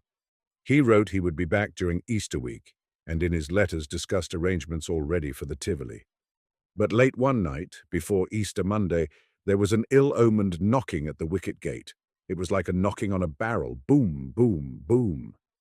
The sleepy cook ran barefooted, plashing through the puddles to open the gate. "Open the gate, please," said someone in a hollow bass voice. "I have a telegram for you." Olenka had received telegrams from her husband before, but this time somehow she was numbed with terror. She opened the telegram with trembling hands and read, "Ivan Petrovich died suddenly today, awaiting propt orders for funeral Tuesday." That was the way the telegram was written, funeral, and another unintelligible word, propt. The telegram was signed by the manager of the opera company. "My dearest," Olenka burst out sobbing. "Vanichka, my dearest, my sweetheart, why did I ever meet you? Why did I ever get to know you and love you? To whom have you abandoned your poor Olenka, your poor unhappy Olenka?" Kukin was buried on Tuesday in the Vagankov cemetery in Moscow. Olenka returned home on Wednesday, and as soon as she entered her house, she threw herself on her bed and broke into such loud sobbing that she could be heard in the street and in the neighboring yards. "The darling!" said the neighbors, crossing themselves. "How Olga Semyonovna, the poor darling, is grieving." 3 months afterwards, Olenka was returning home from Mass, downhearted and in deep mourning. Beside her walked a man also returning from church, Vasily Pustovalov, the manager of the merchant Babakaev's lumberyard. He was wearing a straw hat, a white vest with a gold chain, and looked more like a landowner than a businessman. "Everything has its ordained course, Olga Semyonovna," he said sedately, with sympathy in his voice. "And if anyone near and dear to us dies, then it means it was God's will, and we should remember that and bear it with submission." He took her to the wicket gate, said goodbye, and went away. After that, she heard his sedate voice the whole day, and on closing her eyes, she instantly had a vision of his dark beard. She took a great liking to him, and evidently he had been impressed by her too, for not long after, an elderly woman, a distant acquaintance, came in to have a cup of coffee with her. As soon as the woman was seated at table, she began to speak about Pustovalov, how good he was, what a steady man, and any woman could be glad to get him as a husband. 3 days later, Pustovalov himself paid Olenka a visit. He stayed only about 10 minutes and spoke little, but Olenka fell in love with him, fell in love so desperately that she did not sleep the whole night and burned as with fever. In the morning, she sent for the elderly woman. Soon after, Olenka and Pustovalov were engaged, and the wedding followed. Pustovalov and Olenka lived happily together. He usually stayed in the lumber yard until dinner, then went out on business. In his absence, Olenka took his place in the office until evening, attending to the bookkeeping and dispatching the orders. "Lumber rises 20% every year nowadays," she told her customers and acquaintances. "Imagine, we used to buy wood from our forests here. Now Vasichka has to go every year to the government of Mogilev to get wood." "And what a tax!" she exclaimed, covering her cheeks with her hands in terror. "What a tax!" She felt as if she had been dealing in lumber for ever so long, that the most important and essential thing in life was lumber. There was something touching and endearing in the way she pronounced the words beam, joist, plank, stave, lath, gun carriage, clamp. At night she dreamed of whole mountains of boards and planks, long, endless rows of wagons conveying the wood somewhere far, far from the city. She dreamed that a whole regiment of beams, 36 feet by 5 inches, were advancing in an upright position to do battle against the lumber yard, that the beams and joists and clamps were knocking against each other, emitting the sharp, crackling reports of dry wood, that they were all falling and then rising again, piling on top of each other. Olenka cried out in her sleep, and Pustovalov said to her gently, "Olenka, my dear, what is the matter? Cross yourself." Her husband's opinions were all hers. If he thought the room was too hot, she thought so too. If he thought business was dull, she thought business was dull. Pustovalov was not fond of amusements and stayed home on holidays. She did the same. "You are always either at home or in the office," said her friends. "Why don't you go to the theatre or to the circus, darling?" "Vasichka and I never go to the theatre," she answered sedately. "We have work to do. We have no time for nonsense. What does one get out of going to theatre?" On Saturdays, she and Pustovalov went to Vespers and on holidays to early Mass. On returning home, they walked side by side with rapt faces, an agreeable smell emanating from both of them and her silk dress rustling pleasantly. At home, they drank tea with milk bread and various jams, and then ate pie. Every day at noontime there was an appetizing odor in the yard and outside the gate of cabbage soup, roast mutton or duck, and on fast days of fish. You couldn't pass the gate without being seized by an acute desire to eat. The samovar was always boiling on the office table and customers were treated to tea and biscuits. Once a week the married couple went to the baths and returned with red faces, walking side by side. "We are getting along very well, thank God," said Olenka to her friends. "God grant that all should live as well as Vasichka and I." When Pustovalov went to the government of Mogilev to buy wood, she was dreadfully homesick for him, did not sleep nights, and cried. Sometimes the veterinary surgeon of the regiment, Smirnov, a young man who lodged in the wing of her house, came to see her evenings. He related incidents or they played cards together. This distracted her. The most interesting of his stories were those of his own life. He was married and had a son, but he had separated from his wife because she had deceived him, and now he hated her and sent her 40 rubles a month for his son's support. Olenka sighed, shook her head, and was sorry for him.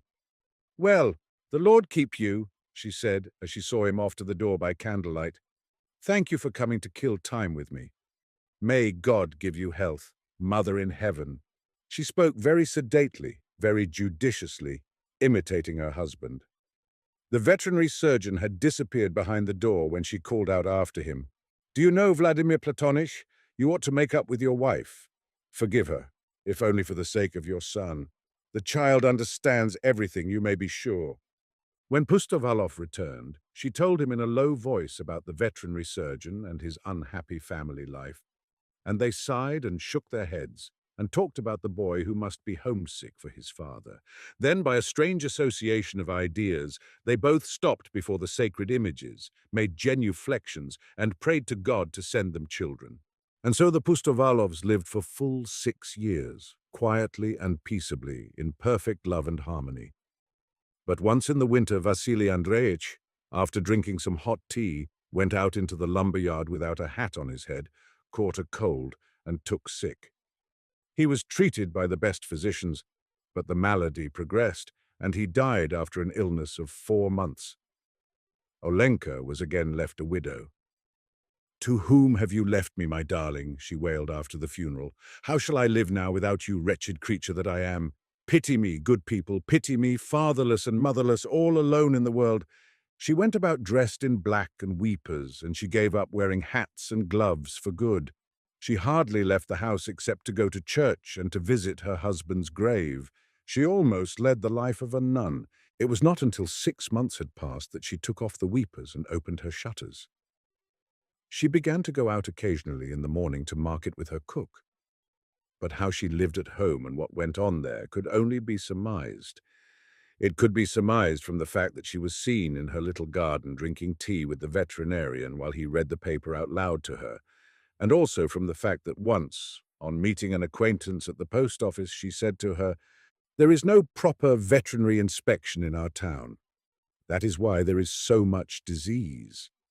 You constantly hear of people getting sick from the milk and becoming infected by the horses and cows. The health of domestic animals ought really to be looked after as much as that of human beings." She repeated the veterinarian's words and held the same opinions as he about everything. It was plain that she could not exist a single year without an attachment, and she found her new happiness in the wing of her house. In anyone else, this would have been condemned, but no one could think ill of Olenka. Everything in her life was so transparent. She and the veterinary surgeon never spoke about the change in their relations. They tried, in fact, to conceal it, but unsuccessfully, for Olenka could have no secrets. When the surgeon's colleagues from the regiment came to see him, she poured tea and served the supper, and talked to them about the cattle plague, the foot and mouth disease, and the municipal slaughterhouses. The surgeon was dreadfully embarrassed, and after the visitors had left, he caught her hand and hissed angrily, "Didn't I ask you not to talk about what you don't understand? When we doctors discuss things, please don't mix in. It's getting to be a nuisance."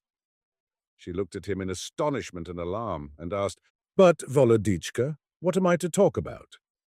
And she threw her arms round his neck with tears in her eyes and begged him not to be angry. And they were both happy, but their happiness was of short duration. The veterinary surgeon went away with his regiment to be gone for good, when it was transferred to some distant place almost as far as Siberia, and Olenka was left alone. Now she was completely alone. Her father had long been dead, and his armchair lay in the attic covered with dust and minus one leg. She got thin and homely, and the people who met her on the street no longer looked at her as they had used to, nor smiled at her. Evidently her best years were over, past and gone, and a new dubious life was to begin which it were better not to think about.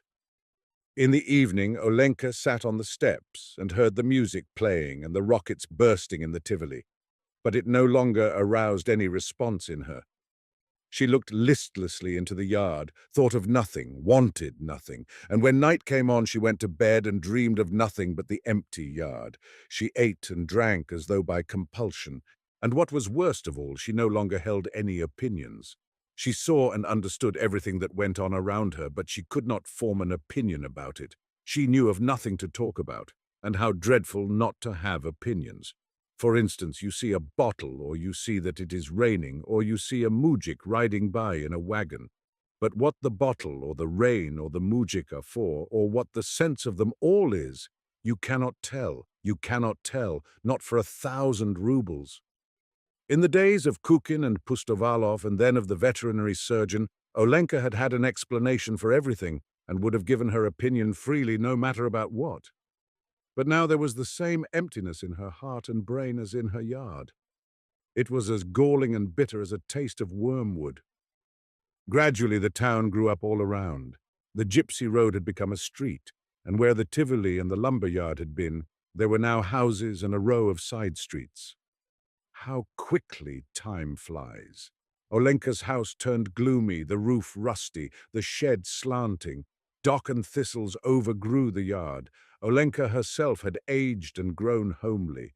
In the summer she sat on the steps, and her soul was empty and dreary and bitter. When she caught the breath of spring, or when the wind wafted the chime of the cathedral bells, a sudden flood of memories would pour over her.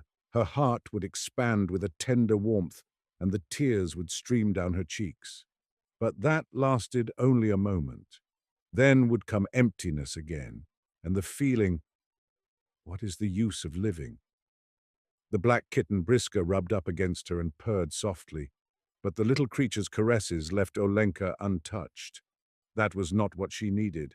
What she needed was a love that would absorb her whole being, her reason, her whole soul, that would give her ideas, an object in life, that would warm her aging blood. And she shook the black kitten off her skirt angrily, saying, "Go away! What are you doing here?" And so day after day, year after year, not a single joy, not a single opinion.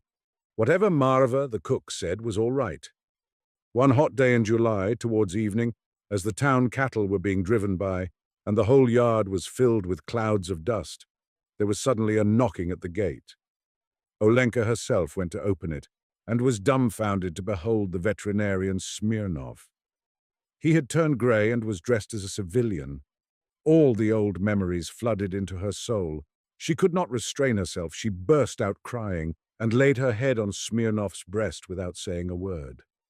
So overcome was she that she was totally unconscious of how they walked into the house and seated themselves to drink tea. "My darling," she murmured, trembling with joy. "Vladimir Platonich, from where has God sent you?" "I want to settle here for good," he told her. "I have resigned my position and have come here to try my fortune as a free man and lead a settled life. Besides, it's time to send my boy to the gymnasium. He is grown up now. You know, my wife and I have become reconciled." "Where is she?" asked Olenka. "At the hotel with the boy. I am looking for lodgings." "Good gracious, bless you, take my house. Why won't my house do?" "Oh dear, why I won't ask any rent of you." Olenka burst out in the greatest excitement and began to cry again. "You live here, and the wing will be enough for me." Oh heavens, what a joy!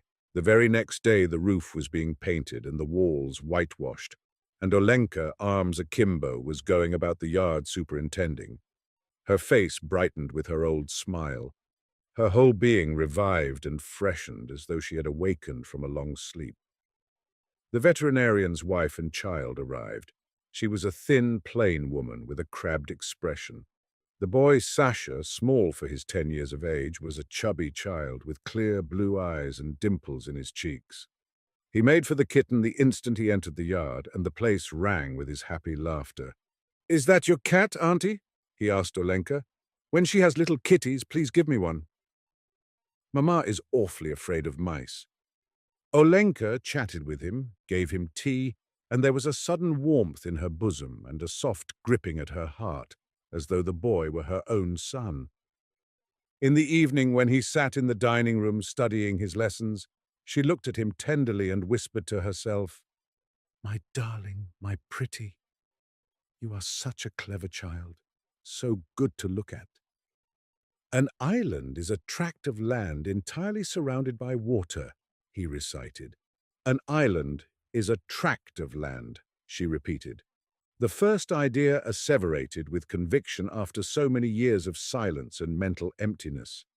She now had her opinions, and at supper discussed with Sasha's parents how difficult the studies had become for the children at the gymnasium, but how, after all, a classical education was better than a commercial course. Because when you graduated from the gymnasium, then the road was open to you for any career at all. If you chose to, you could become a doctor, or if you wanted to, you could become an engineer. Sasha began to go to the gymnasium.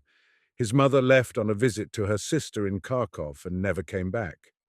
The father was away every day inspecting cattle, and sometimes was gone 3 whole days at a time, so that Sasha, it seemed to Olenka, was utterly abandoned, was treated as if he were quite superfluous and must be dying of hunger. So she transferred him into the wing along with herself and fixed up a little room for him there. Every morning, Olenka would come into his room and find him sound asleep with his hand tucked under his cheek, so quiet that he seemed not to be breathing. What a shame to have to wake him, she thought. Sashenka, she said sorrowingly, get up, darling. It's time to go to the gymnasium. He got up, dressed, said his prayers, then sat down to drink tea. He drank 3 glasses of tea, ate 2 large cracknels and half a buttered roll. The sleep was not yet out of him, so he was a little cross.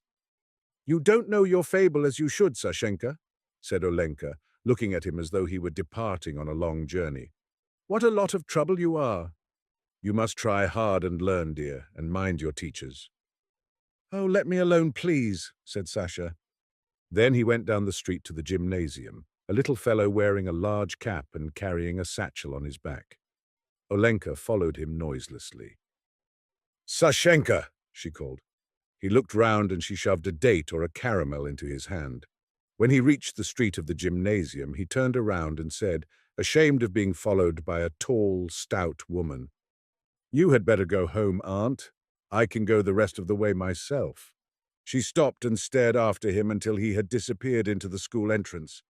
Oh, how she loved him. Not one of her other ties had been so deep. Never before had she given herself so completely, so disinterestedly, so cheerfully as now that her maternal instincts were all aroused. For this boy who was not hers, for the dimples in his cheeks and for his big cap, she would have given her life, given it with joy and with tears of rapture. Why? Ah, indeed, why? When she had seen Sasha off to the gymnasium, she returned home quietly, content, serene, overflowing with love. Her face, which had grown younger in the last half-year, smiled and beamed. People who met her were pleased as they looked at her. How are you, Olga Semyonovna, darling? How are you getting on, darling? The gymnasium course is very hard nowadays, she told at the market. It's no joke. Yesterday, the first class had a fable to learn by heart, a Latin translation, and a problem. How is a little fellow to do all that? And she spoke of the teacher and the lessons and the textbooks, repeating exactly what Sasha said about them. At 3 o'clock they had dinner. In the evening they prepared the lessons together, and Olenka wept with Sasha over the difficulties.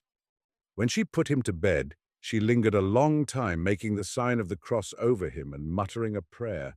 And when she lay in bed, she dreamed of the far-away, misty future when Sasha would finish his studies and become a doctor or an engineer, have a large house of his own, with horses and a carriage, marry and have children. She would fall asleep, still thinking of the same things, and tears would roll down her cheeks from her closed eyes. And the black cat would lie at her side, purring, "Misser, misser, misser." Suddenly there was a loud knocking at the gate. Olenka woke up breathless with fright, her heart beating violently. Half a minute later there was another knock. A telegram from Kharkov, she thought, her whole body in a tremble. His mother wants Sasha to come to her in Kharkov. Oh, great God! She was in despair. Her head, her feet, her hands turned cold. There was no unhappier creature in the world, she felt. But another minute passed. She heard voices. It was the veterinarian coming home from the club. Thank God, she thought. The load gradually fell from her heart. She was at ease again, and she went back to bed, thinking of Sasha, who lay fast asleep in the next room and sometimes cried out in his sleep, "I'll give it to you! Get away! Quit your scrapping!" The Bet, by Anton P. Chekhov. I.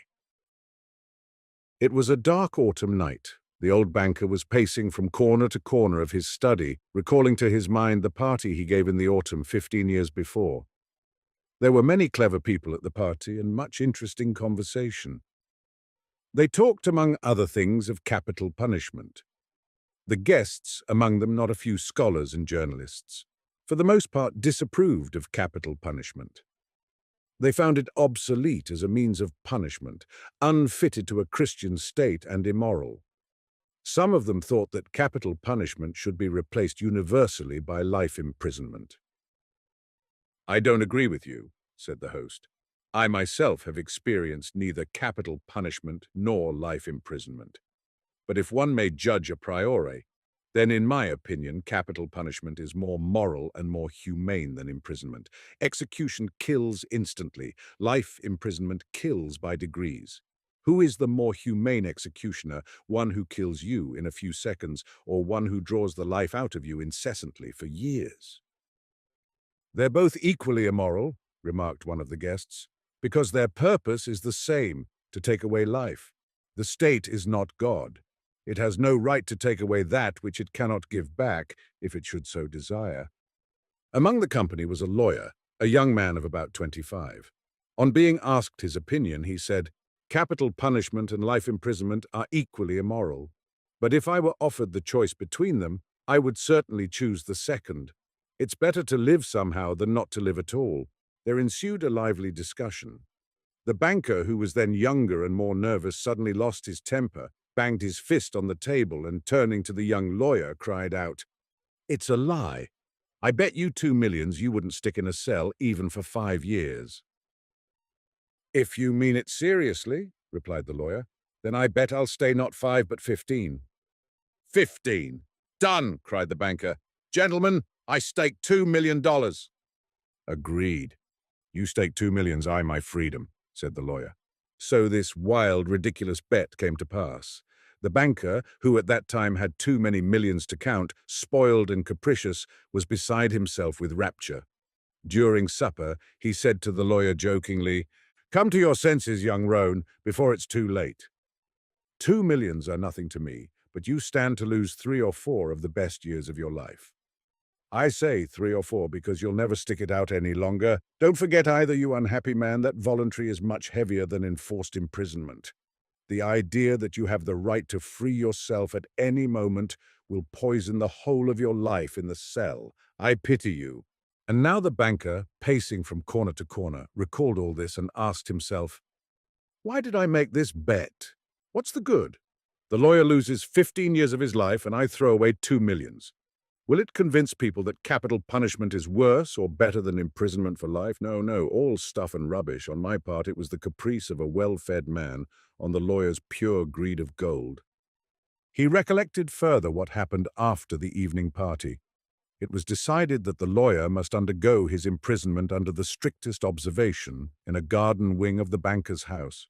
It was agreed that during the period he would be deprived of the right to cross the threshold, to see living people, to hear human voices, and to receive letters and newspapers.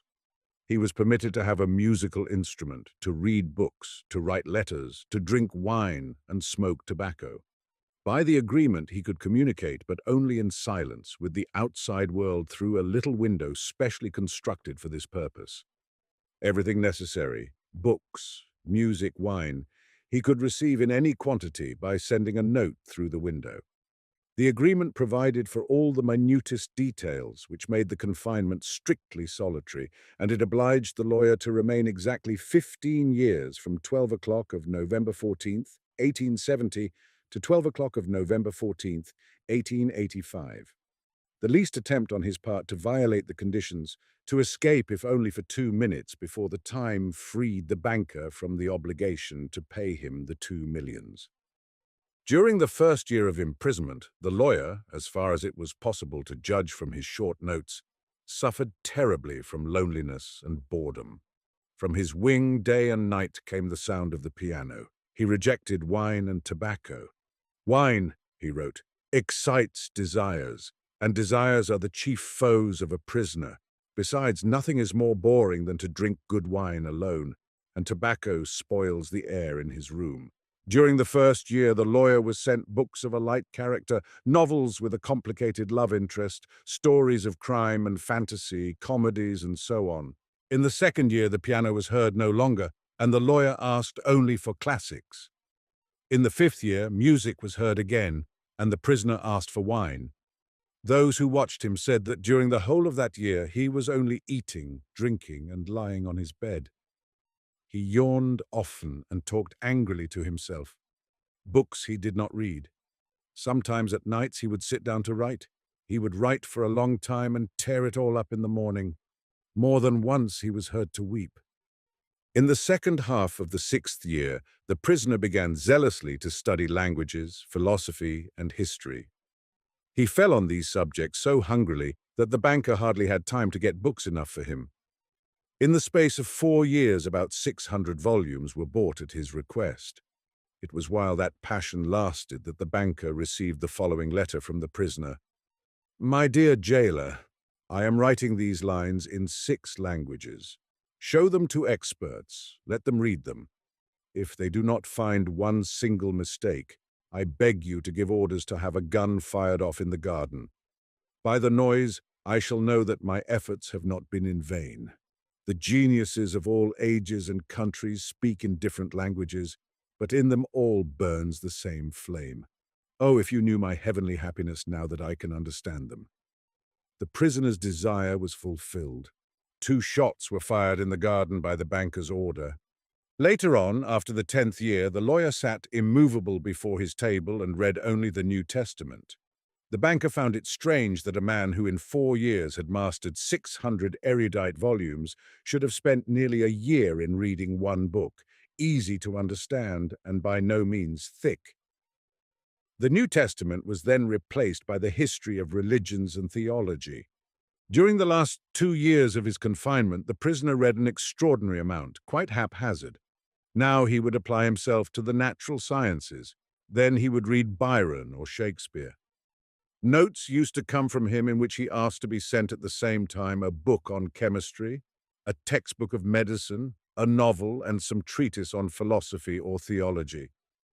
He read as though he was swimming in the sea among broken pieces of wreckage, and in his desire to save his life was eagerly grasping one piece after another. Second.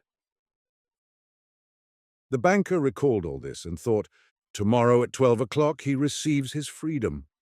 Under the agreement, I shall have to pay him $2 million. If I pay, it's all over with me. I am ruined forever."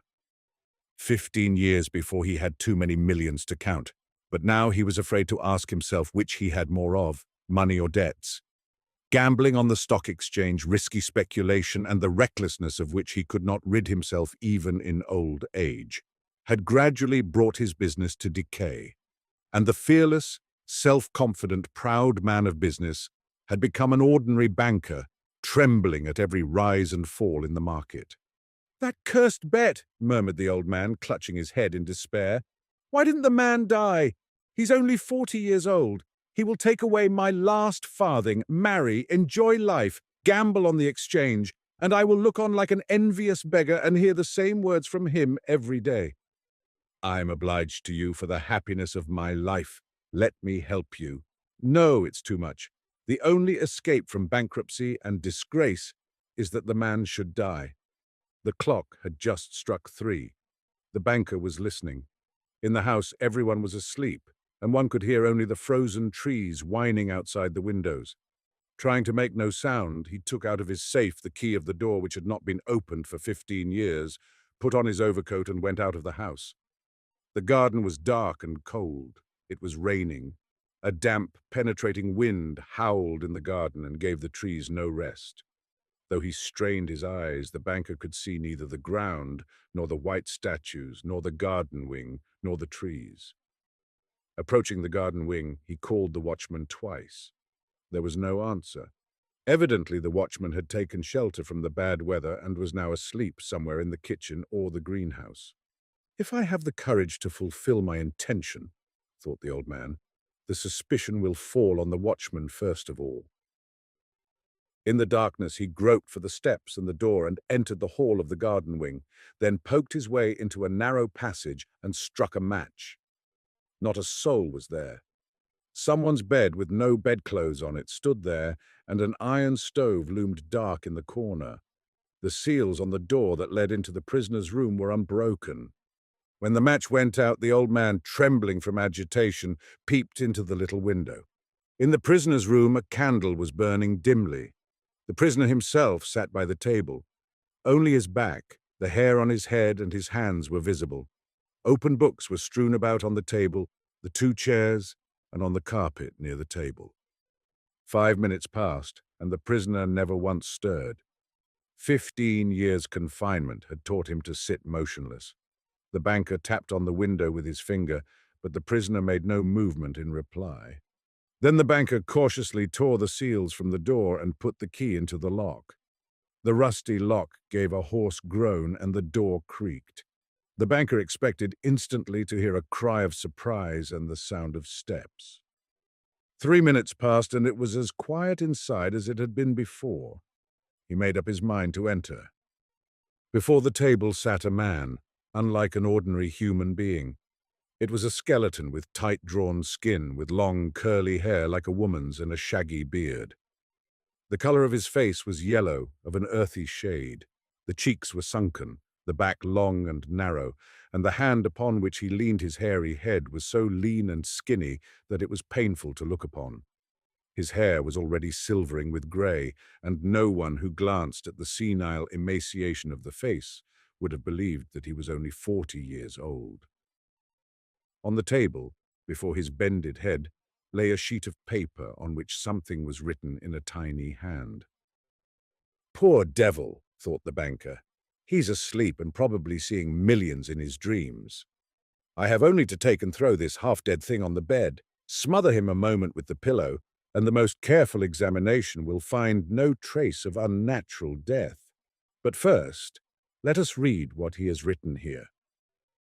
The banker took the sheet from the table and read, "Tomorrow at 12 o'clock midnight, I shall obtain my freedom and the right to mix with people. But before I leave this room and see the sun, I think it necessary to say a few words to you. On my own clear conscience and before God who sees me, I declare to you that I despise freedom, life, health, and all that your books call the blessings of the world. For 15 years I have diligently studied earthly life. True, I saw neither the earth nor the people. But in your books I drank fragrant wine, sang songs, hunted deer and wild boar in the forests, loved women. And beautiful women like clouds ethereal, created by the magic of your poet's genius, visited me by night and whispered to me wonderful tales, which made my head drunken. In your books I climbed the summits of Elbrus and Mont Blanc, and saw from there how the sun rose in the morning, and in the evening suffused the sky, the ocean and the mountain ridges with a purple gold. I saw from there how above me lightnings glimmered, cleaving the clouds.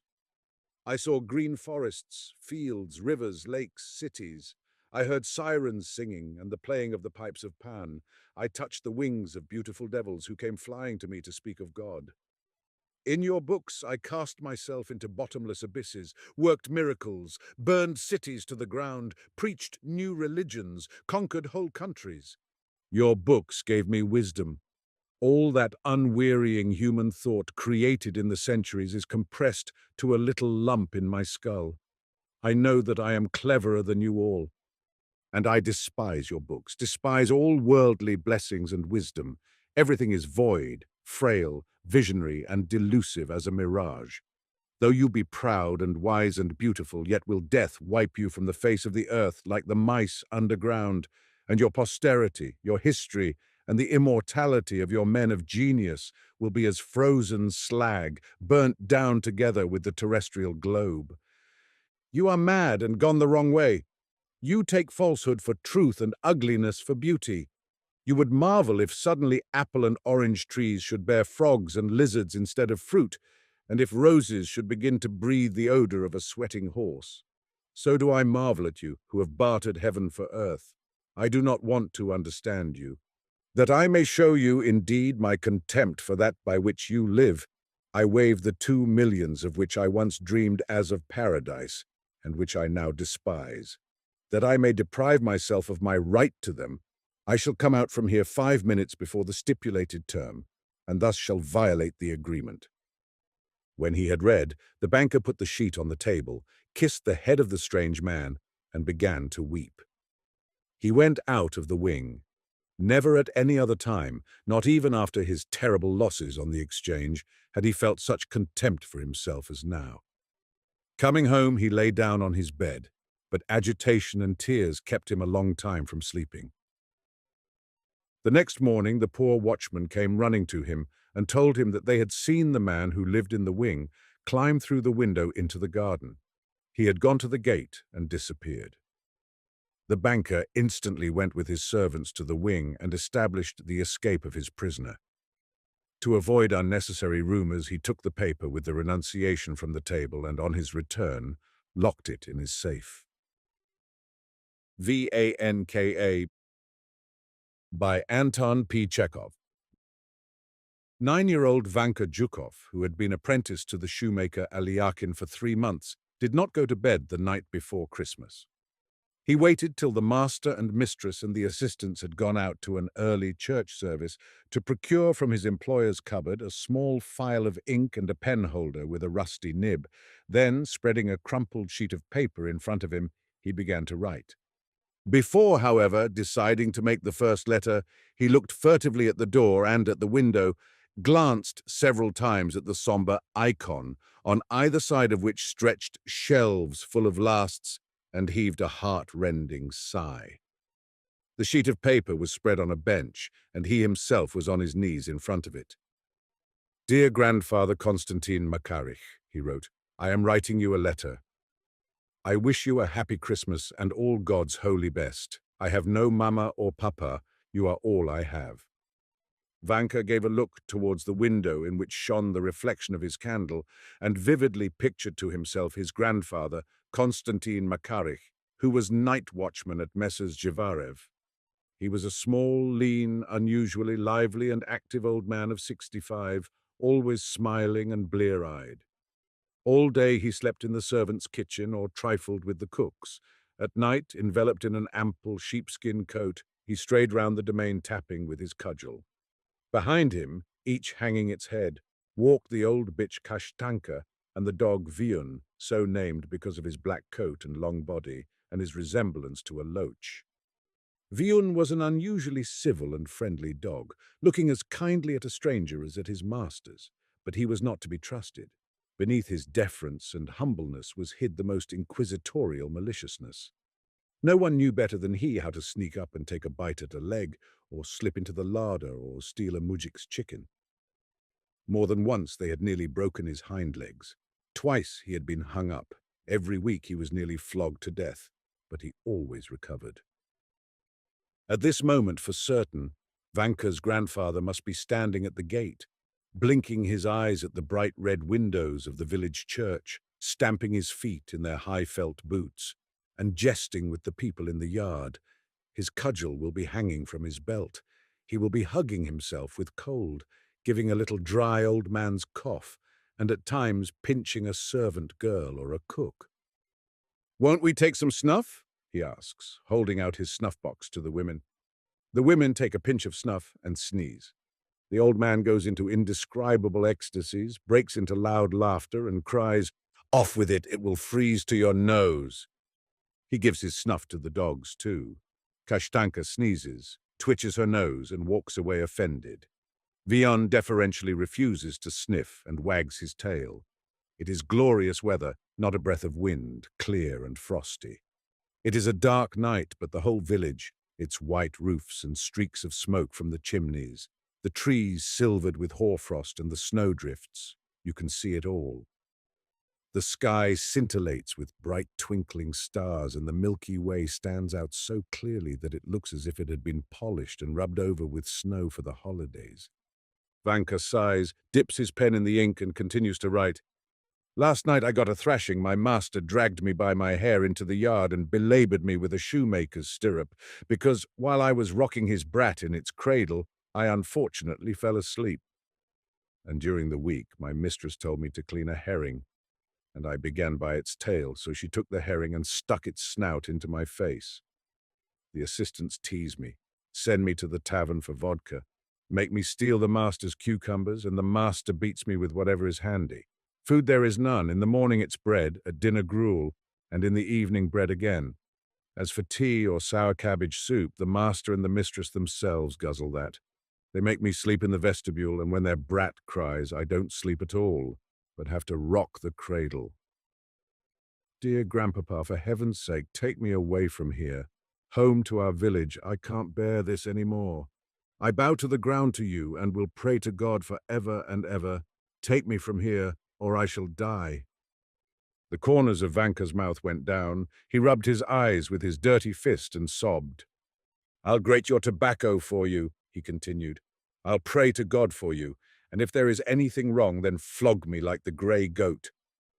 And if you really think I shan't find work, then I'll ask the manager, for Christ's sake, to let me clean the boots, or I'll go instead of Fedya as underherdsman. Dear Grandpapa, I can't bear this any more. It'll kill me. I wanted to run away to our village, but I have no boots, and I was afraid of the frost. And when I grow up, I'll look after you. No one shall harm you. And when you die, I'll pray for the repose of your soul, just like I do for Mama Pelageya. As for Moscow, it is a large town. There are all gentlemen's houses, lots of horses, no sheep, and the dogs are not vicious. The children don't come round at Christmas with a star. No one is allowed to sing in the choir. And once I saw in a shop window hooks on a line and fishing rods, all for sale and for every kind of fish, awfully convenient. And there was one hook which would catch a sheat fish weighing a pound. And there are shops with guns, like the master's, and I am sure they must cost 100 rubles each.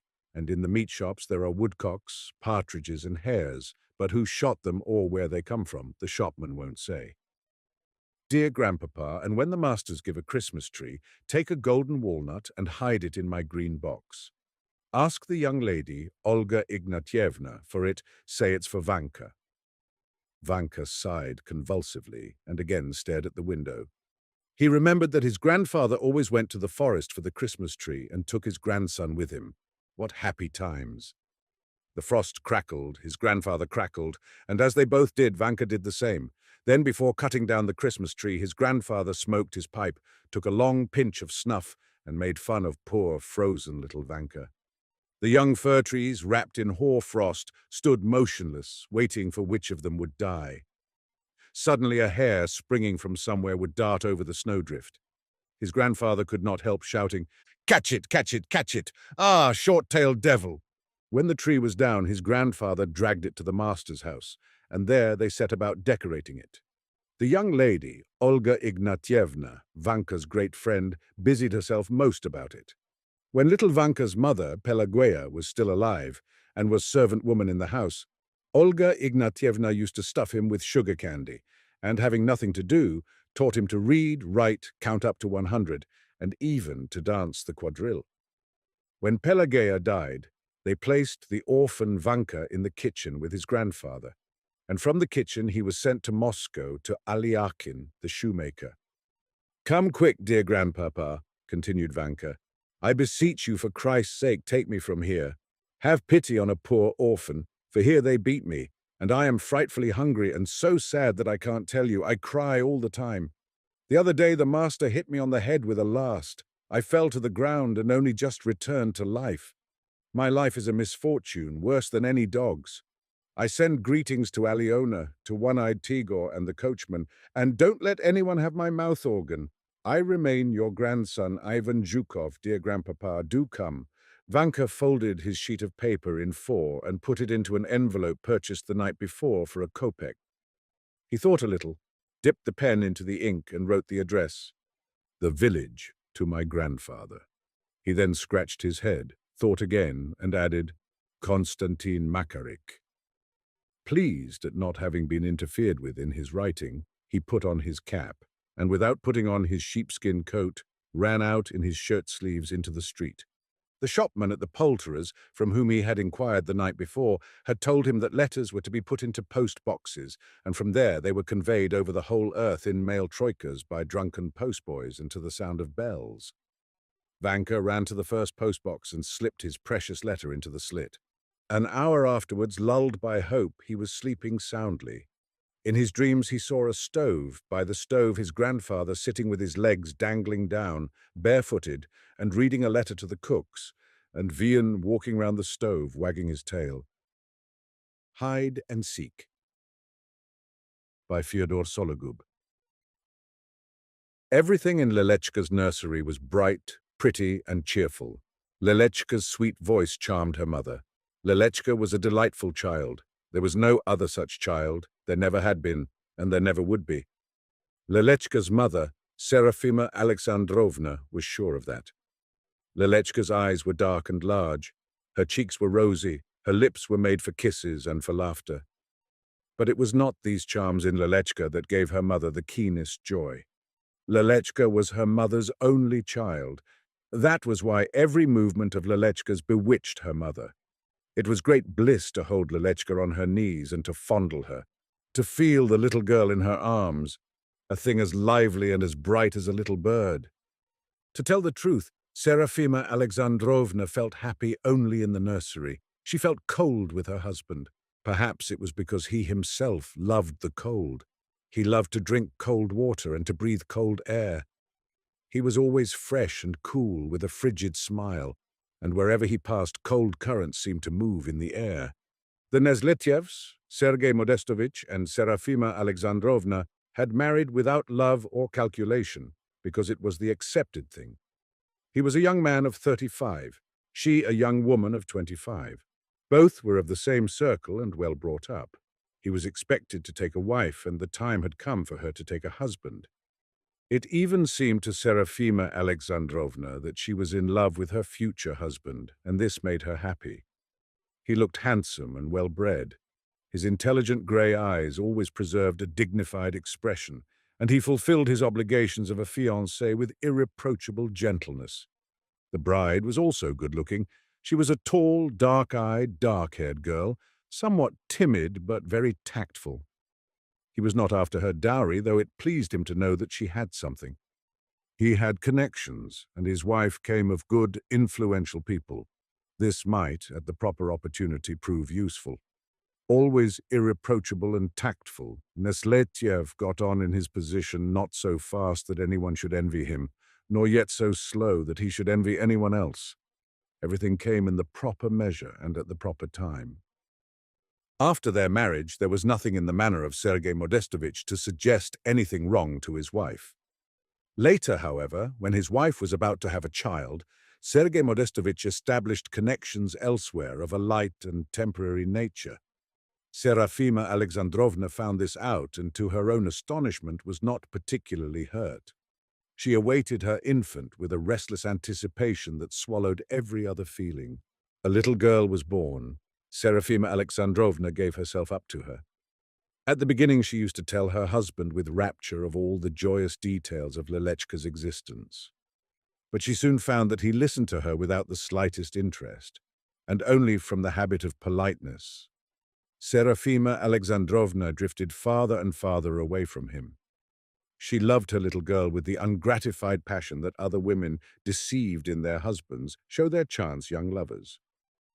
"Mamochka, let's play priatki, hide and seek," cried Lelechka, pronouncing the er like the l, so that the word sounded pliatki.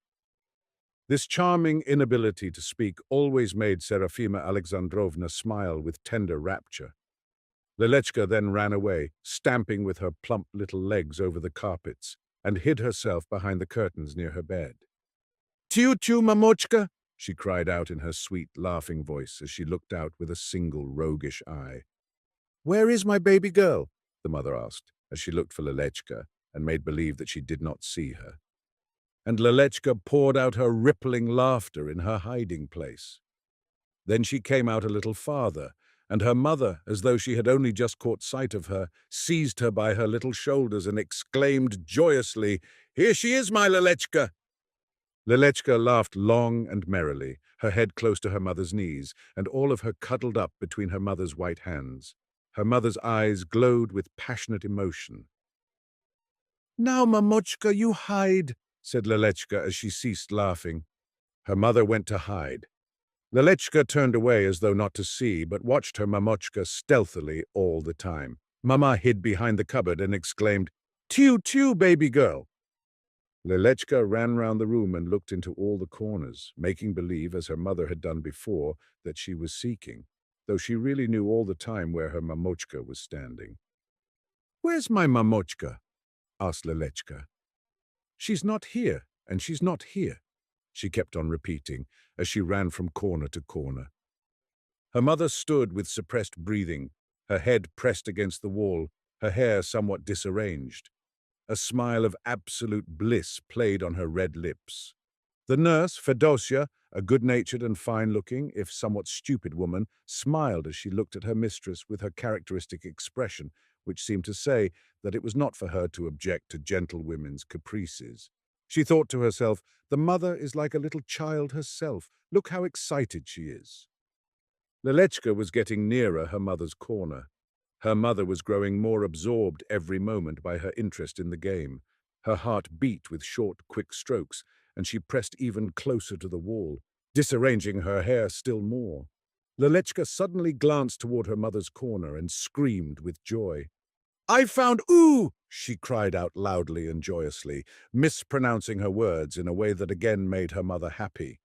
She pulled her mother by her hands to the middle of the room. They were merry, and they laughed.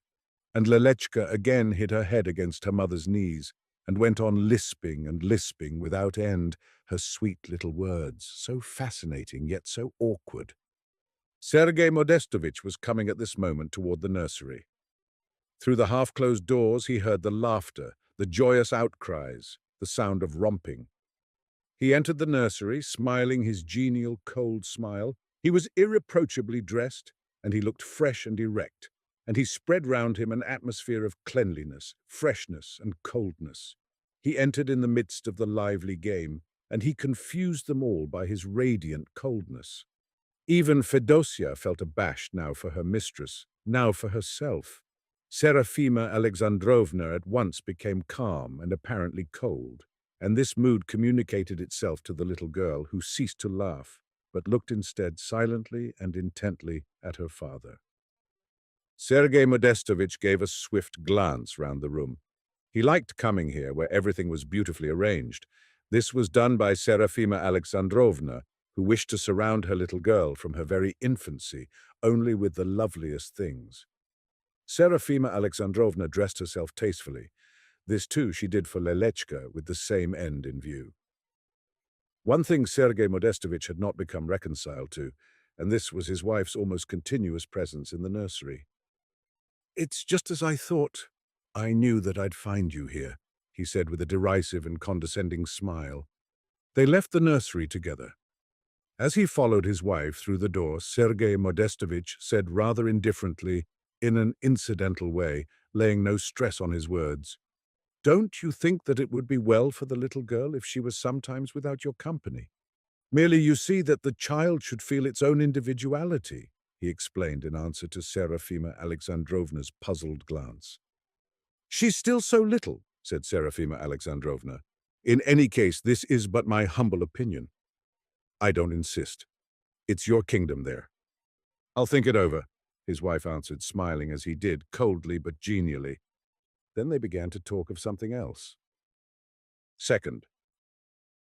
Nurse Fedosia, sitting in the kitchen that evening, was telling the silent housemaid Daria and the talkative old cook Agathia about the young lady of the house and how the child loved to play priatki with her mother. She hides her little face and cries tiu-tiu. "And the mistress herself is like a little one," added Fedosia, smiling. Agathia listened and shook her head ominously while her face became grave and reproachful. "That the mistress does it, well, that's one thing. But that the young lady does it, that's bad." "Why?" asked Fedosia with curiosity. This expression of curiosity gave her face the look of a wooden, roughly painted doll. "Yes, that's bad," repeated Agathia with conviction. "Terribly bad." "Well," said Fedosya, the ludicrous expression of curiosity on her face becoming more emphatic. "She'll hide and hide and hide away," said Agathia in a mysterious whisper as she looked cautiously toward the door. "What are you saying?" exclaimed Fedosya, frightened. "It's the truth I'm saying. Remember my words," Agathia went on with the same assurance and secrecy. "It's the surest sign." The old woman had invented this sign quite suddenly herself, and she was evidently very proud of it. Third, Lelechka was asleep, and Serafima Alexandrovna was sitting in her own room, thinking with joy and tenderness of Lelechka. Lelechka was in her thoughts, first a sweet, tiny girl, then a sweet, big girl, then again a delightful little girl. And so until the end she remained Mamma's little Lelechka.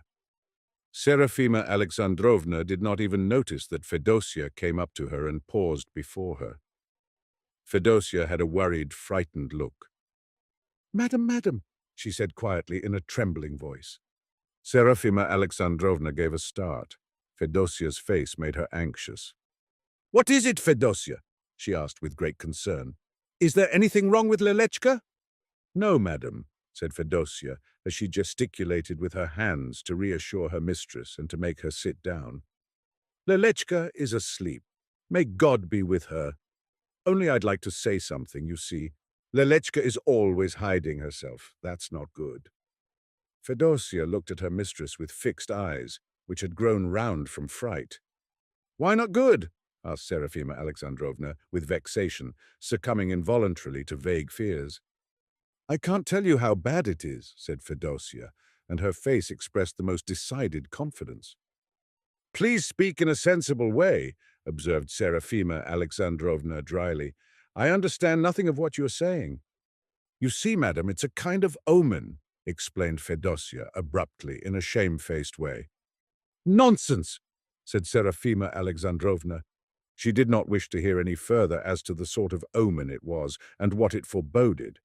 But somehow a sense of fear and of sadness crept into her mood, and it was humiliating to feel that an absurd tale should disturb her beloved fancies and should agitate her so deeply. "Of course I know that gentlefolk don't believe in omens, but it's a bad omen, madam," Fedosya went on in a doleful voice. "The young lady will hide and hide." Suddenly she burst into tears, sobbing out loudly. "She'll hide and hide and hide away, angelic little soul, in a damp grave," she continued as she wiped her tears with her apron and blew her nose. "Who told you all this?" asked Serafima Alexandrovna in an austere, low voice. "Agathia says so, madam," answered Fedosya. "It's she that knows." "Knows?" exclaimed Serafima Alexandrovna in irritation, as though she wished to protect herself somehow from this sudden anxiety. "What nonsense! Please don't come to me with any such notions in the future. Now you may go." Fedosya, dejected, her feelings hurt, left her mistress. "What nonsense! As though Lelechka could die," thought Serafima Alexandrovna to herself, trying to conquer the feeling of coldness and fear which took possession of her at the thought of the possible death of Lelechka. Serafima Alexandrovna, upon reflection, attributed these women's beliefs in omens to ignorance.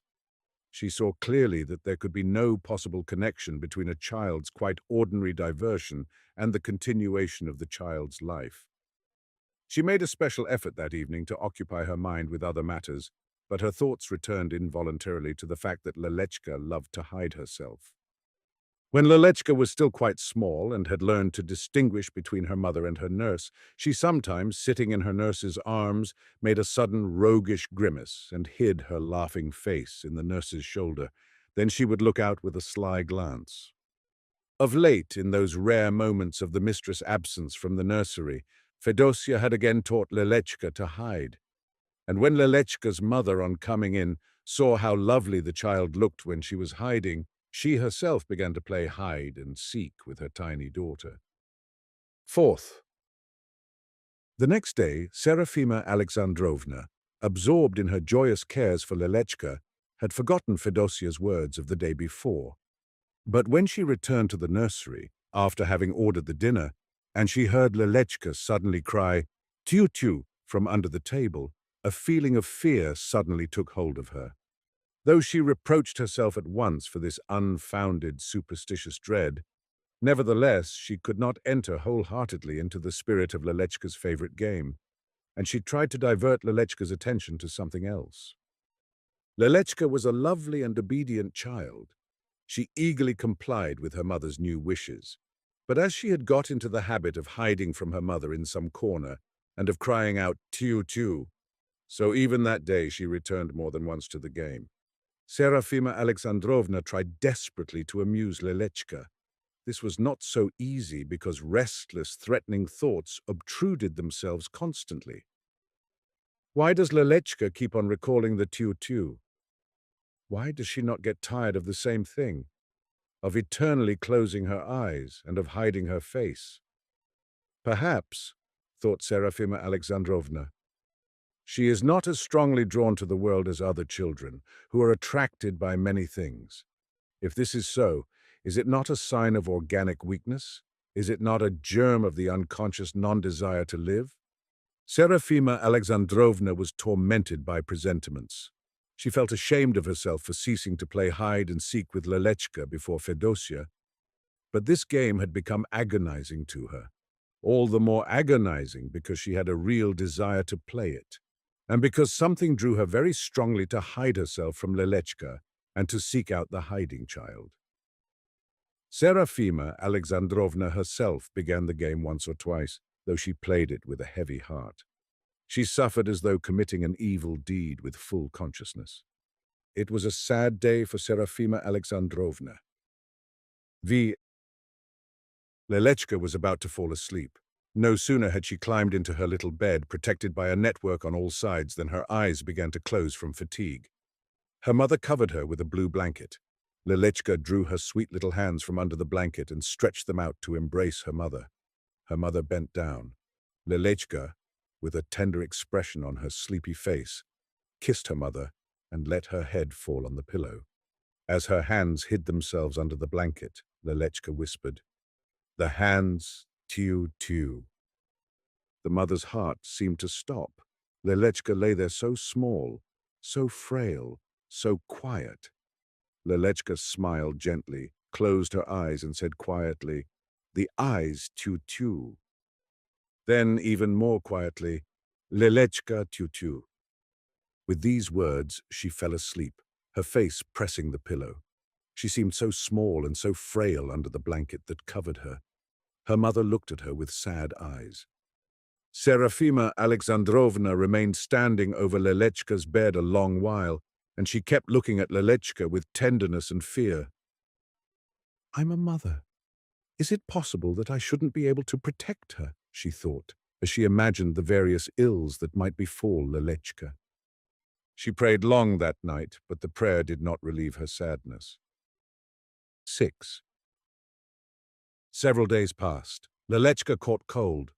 The fever came upon her at night, when Serafima Alexandrovna, awakened by Fedosia, came to Lelechka and saw her looking so hot, so restless, and so tormented. She instantly recalled the evil omen, and a hopeless despair took possession of her from the first moments. A doctor was called, and everything was done that is usual on such occasions, but the inevitable happened. Serafima Alexandrovna tried to console herself with the hope that Lelechka would get well and would again laugh and play, yet this seemed to her an unthinkable happiness.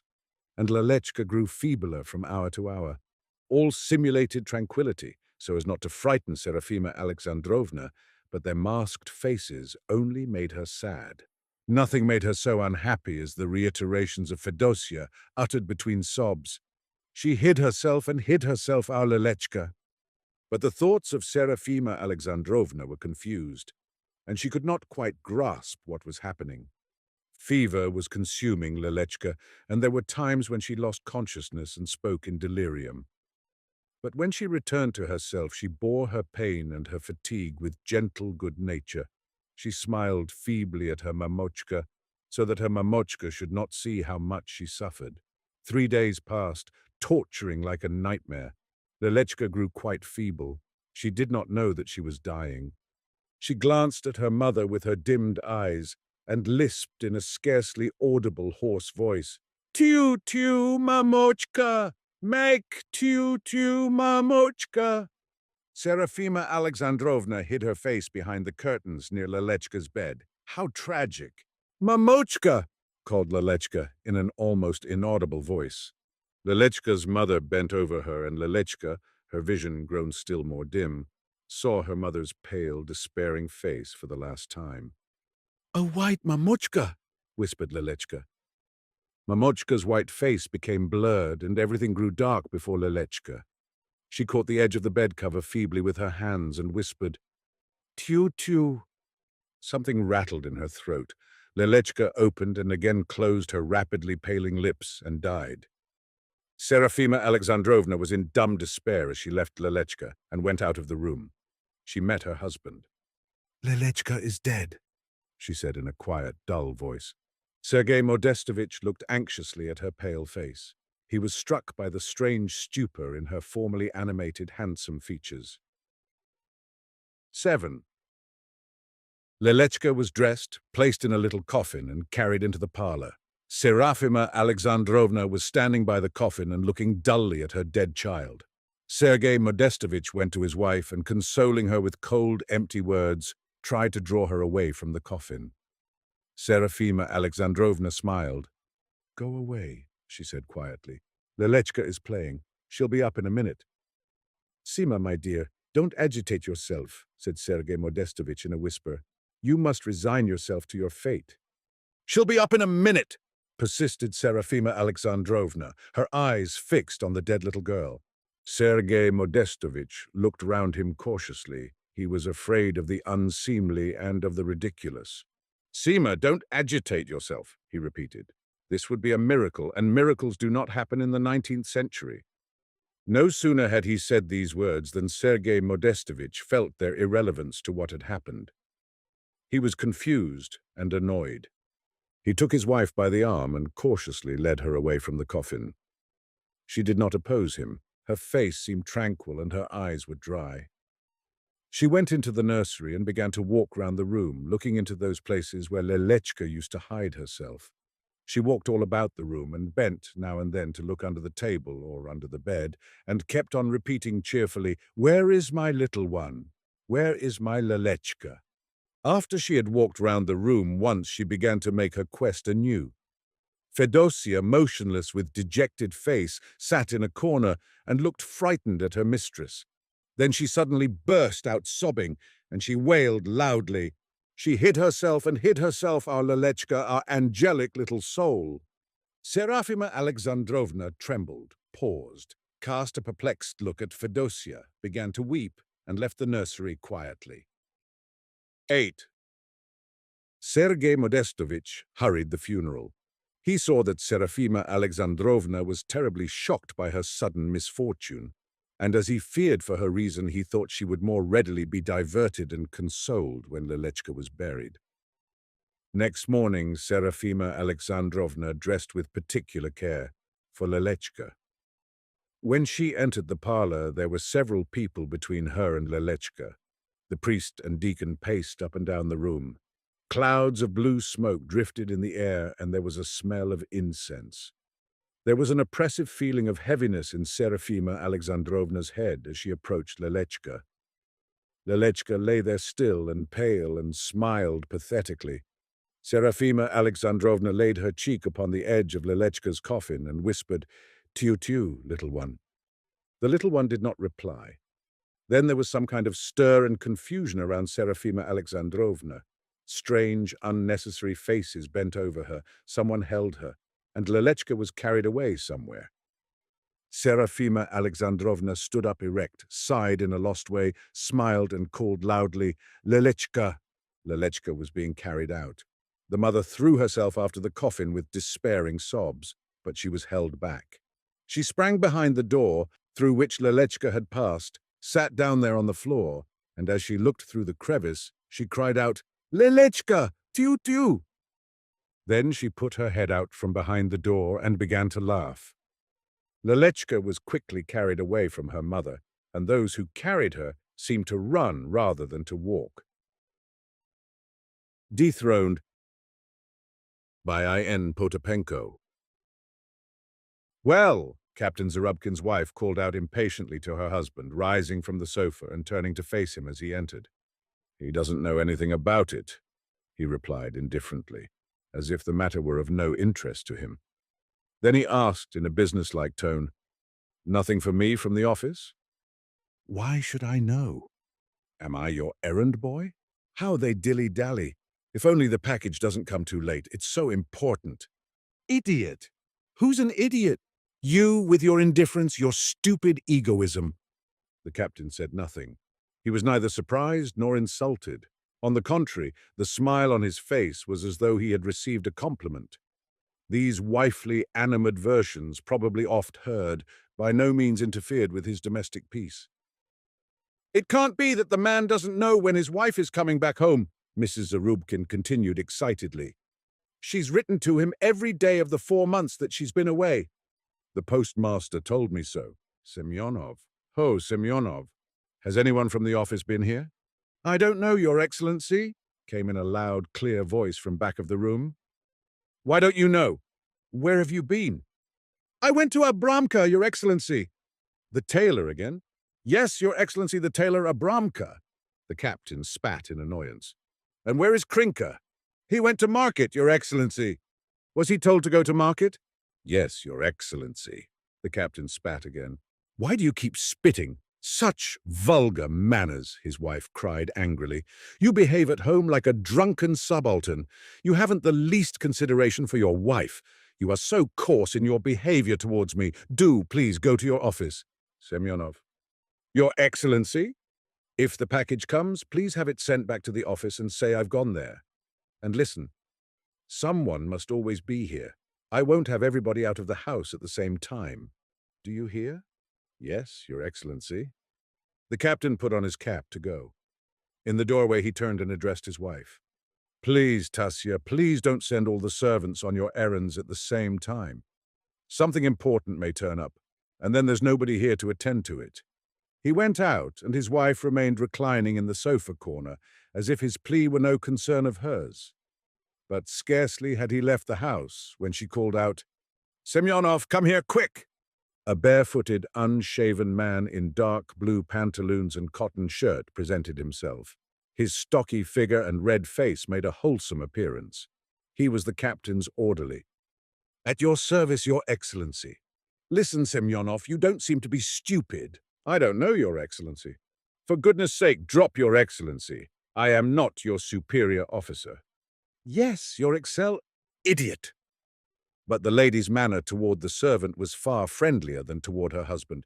Semyonov had it in his power to perform important services for her, while the captain had not come up to her expectations. "Listen, Semyonov, how do you and the doctor's men get along together? Are you friendly?" "Yes, Your Excellency." "Intolerable," cried the lady, jumping up. "Stop using that silly title. Can't you speak like a sensible man?" Semyonov had been standing in the stiff attitude of attention, with the palms of his hands at the seams of his trousers. Now he suddenly relaxed, and even wiped his nose with his fist. "That's the way we are taught to do," he said carelessly with a clownish grin. "The gentlemen, the officers, insist on it." "Now tell me, you are on good terms with the doctor's men." "You mean Podmar and Shuchok?" "Of course we're friends." "Very well, then go straight to them and try to find out when Mrs. Shaldin is expected back. They ought to know. They must be getting things ready against her return, cleaning her bedroom and fixing it up. Do you understand? But be careful to find out right, and also be very careful not to let on for whom you are finding it out. Do you understand?" "Of course I understand." "Well, then go. But one more thing. Since you're going out, you may as well stop at Abramka's again and tell him to come here right away. You understand?" "But His Excellency gave me orders to stay at home," said Semyonov, scratching himself behind his ears. "Please don't answer back. Just do as I tell you. Go on now. At your service." And the orderly, impressed by the lady's severe military tone, left the room. Mrs. Zarubkin remained reclining on the sofa for a while. Then she rose and walked up and down the room and finally went to her bedroom, where her 2 little daughters were playing in their nurse's care. She scolded them a bit and returned to her former place on the couch. Her every movement betrayed great excitement. Tatyana Grigorievna Zarubkin was one of the most looked-up-to ladies of the S regiment and even of the whole town of Chmyrsk, where the regiment was quartered. To be sure, you hardly could say that outside the regiment the town could boast any ladies at all. There were very respectable women, decent wives, mothers, daughters and widows of honourable citizens. But they all dressed in cotton and flannel, and on high holidays made a show of cheap cashmere gowns over which they wore gay shawls with borders of wonderful arabesques. Their hats and other headgear gave not the faintest evidence of good taste, so they could scarcely be dubbed ladies. They were satisfied to be called women.